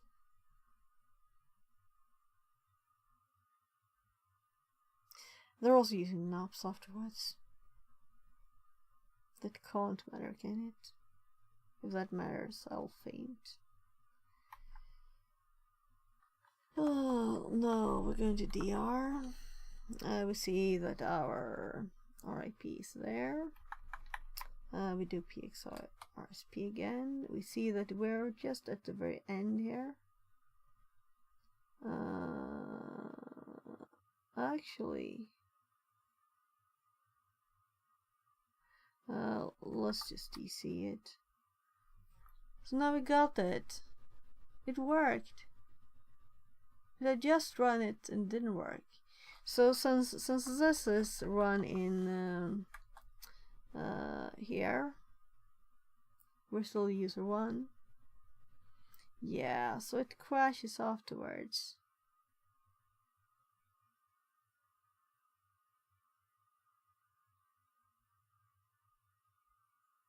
Signal 17 now. So again, so why did it work better? We got the shell even if it just ran one thing. It did run the my command.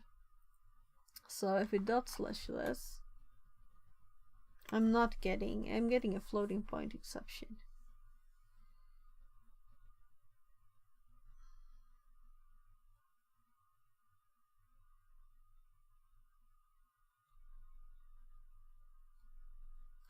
So let's change the address to the one they used, which is 98, which was also in our naps. Okay, so 70 is not a functional character. Yeah.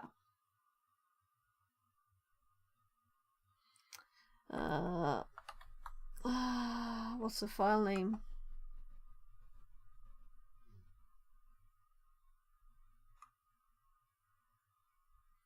I don't want to break this just because I can't. Let's check notes. I have it in the top of the notes.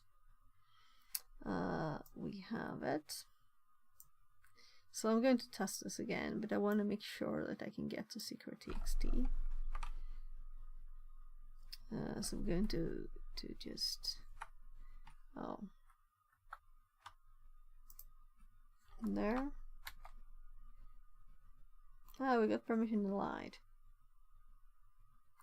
Right, because we're running it in here, so we can't do it here. So now it actually exited because it was running the exit of the program, which is good. So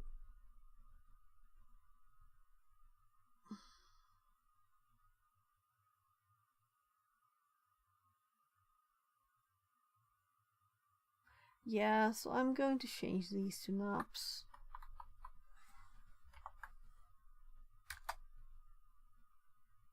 And let's do in who am I. I'm not supposed to be user 1, I'm supposed to be user 2. And I think that they said it worked, you know. So I'm going to run theirs once more. And I think that there's a reason why they're where is it?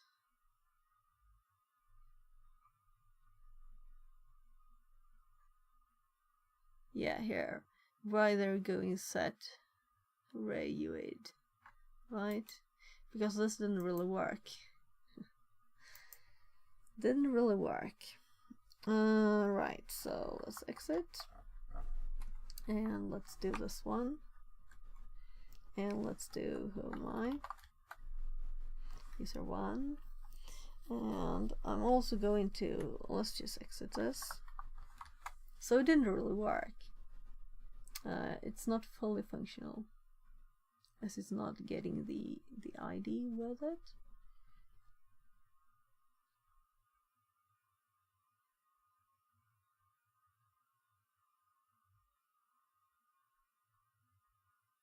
Yeah. So we need the UID.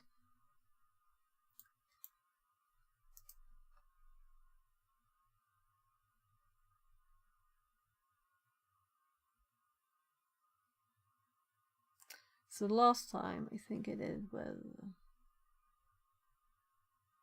Amsterdam, right? So let's actually do a quick test, right? So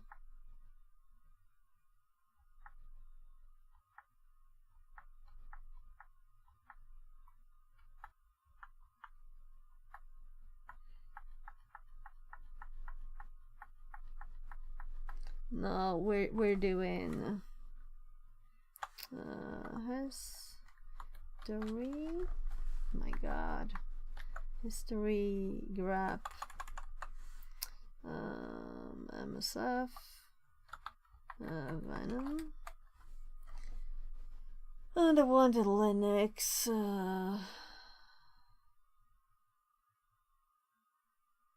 Not a reverse TCP. No?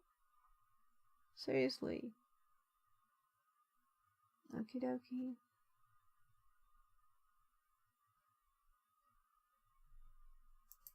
So let's do this one.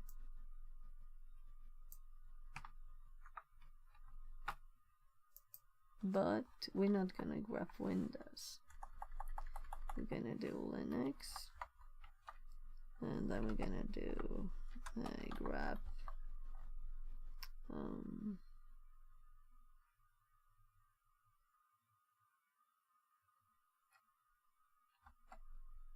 sh.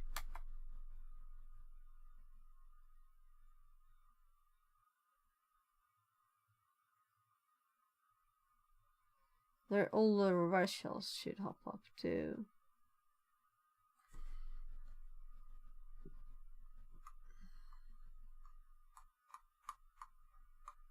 Yeah, too much. Oh god. Yeah, I was actually already here. So Linux HTTP, yeah.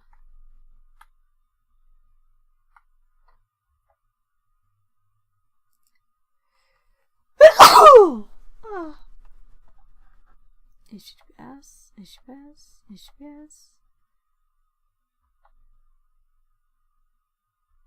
HTTP.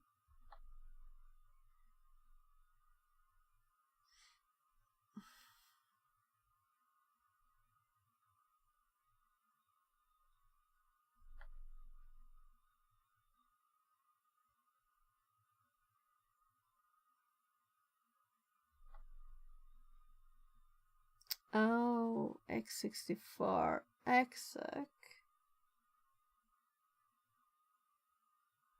Yeah, so Linux x64 exec.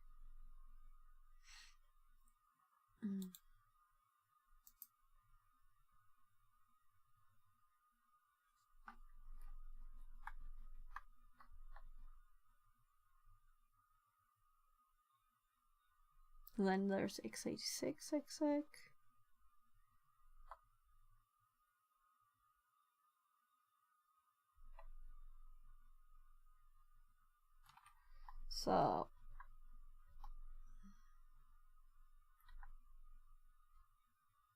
So instead of this, and we're not doing calc, of course, because we're Linux. So we're doing -h, and let's do it in, well, I guess C is okay. And we don't know what bad carriers we have. We didn't test it. So I'm kind of thinking 70 now.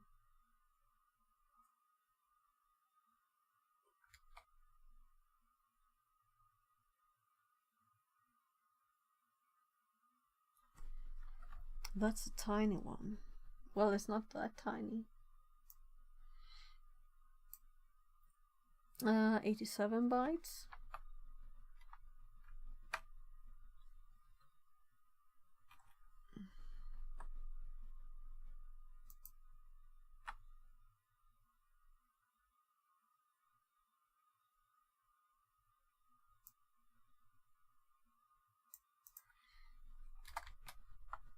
So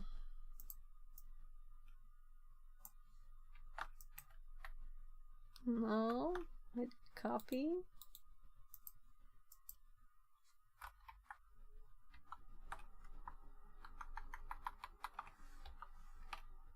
So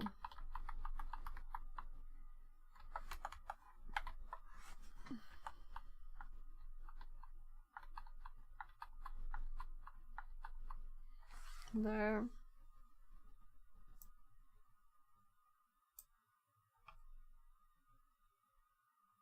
This one, the other one thing won't work.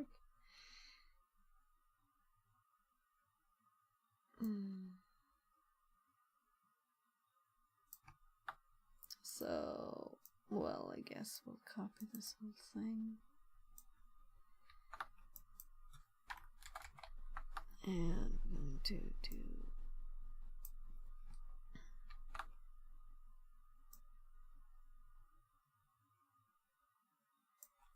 there. We're going to put the snaps.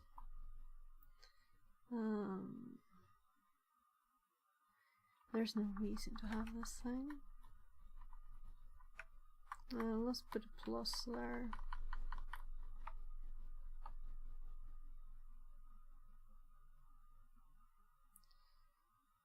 I guess the reason to have this is to make it a bit more flexible in case it adds stuff. Whatever.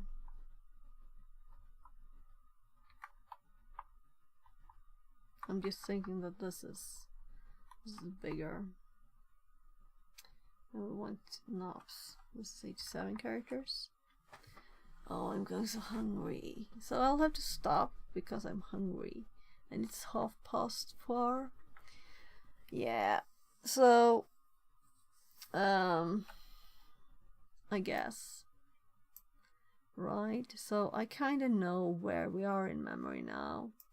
So we can do like 54, right? Just a number there.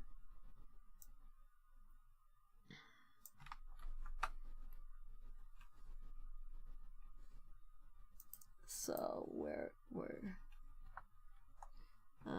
pasting this. That's not the right thing. Ah, that's annoying.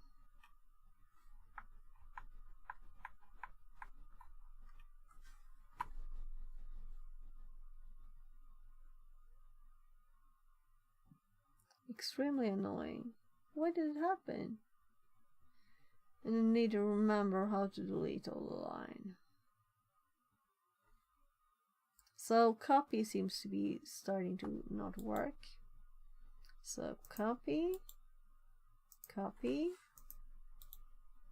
paste, and we do /.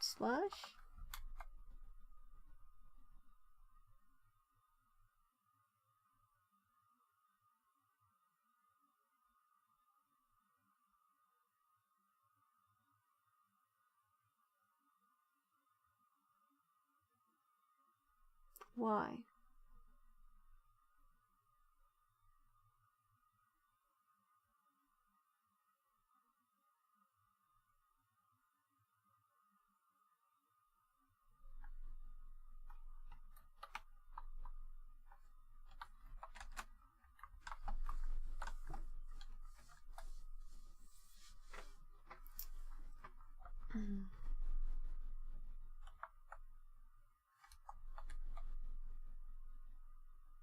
It just runs. Yeah, so I did put a random number as execution.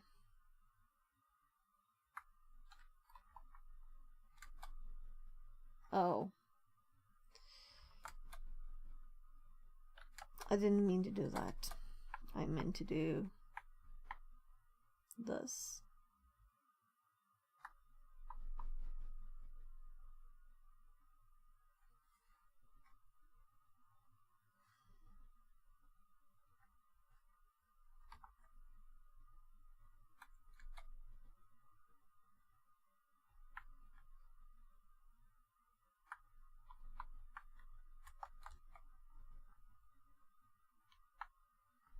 So it should be the same number of characters.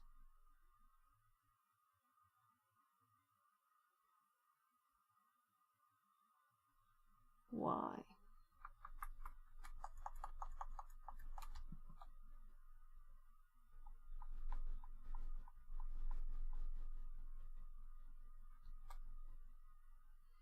So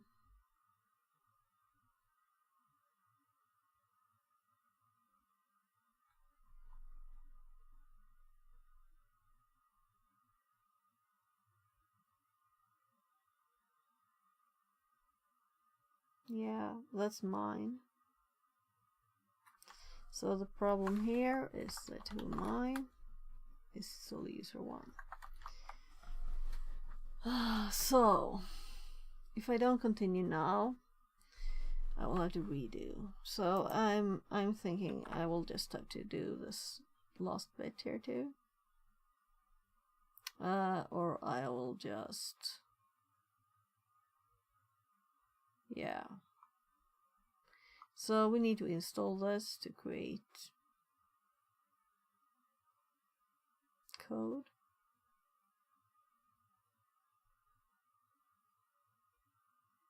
Set UI before the shellcode.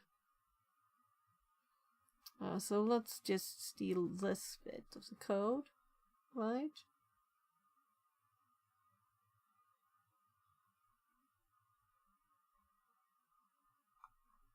Let's just steal this bit here. So they're taking the length of it. And it's 14 characters. So we don't have to install this program tonight, right? But it might already be installed on our machine. So I'm going to go through this and just fix a few things. So we need a -14 here. And we're going to add a plus paste there. And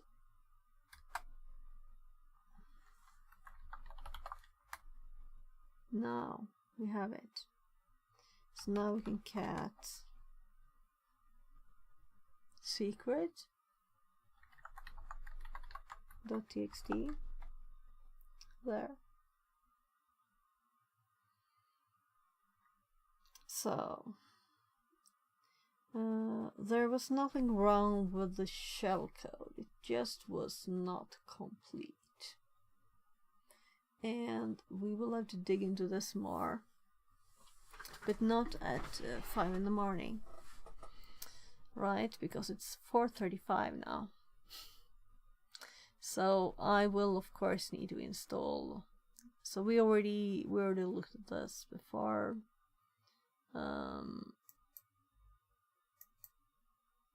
One of these linked it before already. The pawn tools. I don't know where I got it from.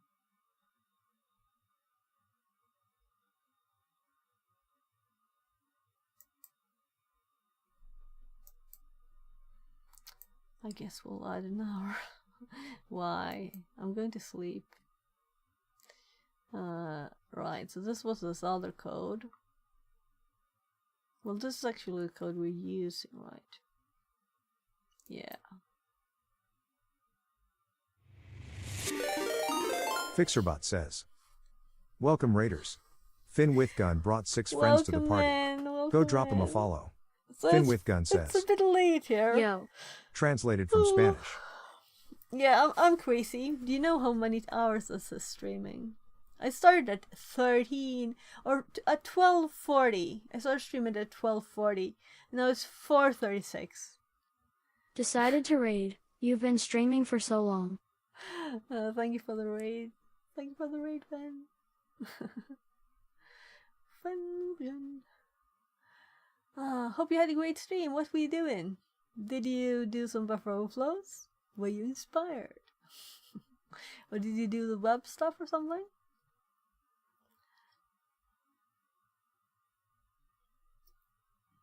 So I'm just seeing if these guys did another solution. Keep up the grind. Yeah, shell. I did a medium HDB, haha. Ah, nice. Nice. Yeah, so I was just about to stop, you know. Right, we need to put this in there. We need to put this in there. So copy. You know, a raid. Then I can't stop, can I? So I don't know if I can think though. We're going to have to look at I stole this one instead of installing Shellcraft here. But I've been having odd things. I want to do a actual real bad characters check on this one too and other stuff. But I don't want to do it today because I'm asleep. Yeah, and this one uses the same thing to get the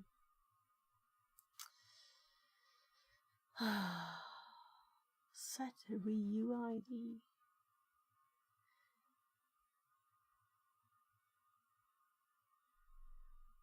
So.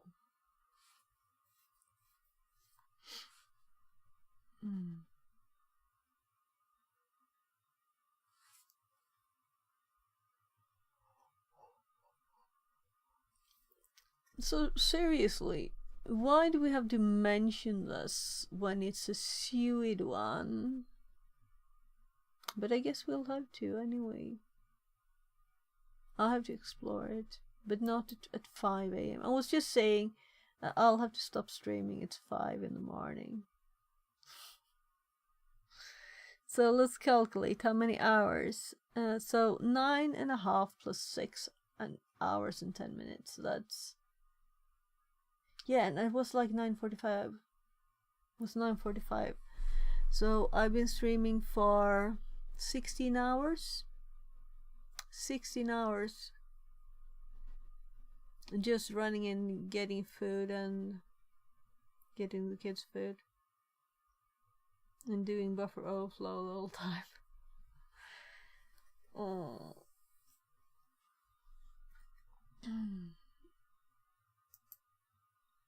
I'm a bit tired. So I was going to raid you. Who am I gonna raid now? Who am I gonna raid? Yes, I'll be continuing probably Monday. Yeah, so look here. I have you up. I had you up here. So now it's just me twice. No? What happened? Whatever. We'll have to look at the list again. So now we have Theo, but he's not doing security. So I guess we'll raid Theo. Sorry for not waiting long before raiding. I know that I've been like tired for a bit now. So I should probably just raid and sleep. And thanks again for the raid. 7H. I'm usually not up this late, you know. Not even on weekends. Yeah, this effect with me seeing me, it's just odd. Let's go to this time. So I have to do a quick look here and look at the overflow. Use your newly learned buffer overflow techniques on the spine fries. So we have a new one to do. Nice. Use the same method to read the contents of secret file. Okay. So, is it the same again? That would be boring. Let's hope not. Yeah, 6 hours and 12 minutes. Meaning after the crash, and the crash was at 9:45 or something. So thank you everybody. Thank you very much for being here. Thank you for standing my drowsiness. I'm a bit tired. Yeah, I am. I'm a bit like cross-eyed there, falling asleep. Not thinking very clearly. So I'm sorry to raid again just after having been raided, but you know, it was time. It was time. So hope to see you next time. I will do this one next time, and we will probably do more of the Protostar ones. And I have my public notes, getting a lot of notes on buffer overflow now. And I will probably make a YouTube video when I'm done, learning all I think I can about it. Well, about the basic, and then we will do more advanced stuff later. So, thank you. 8, 7, 6, 5, 4, 3.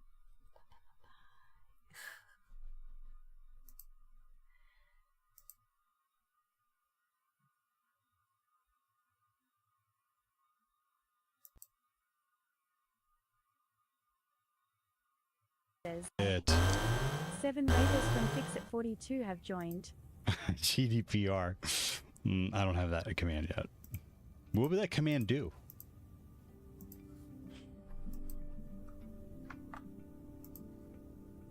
Fixit says.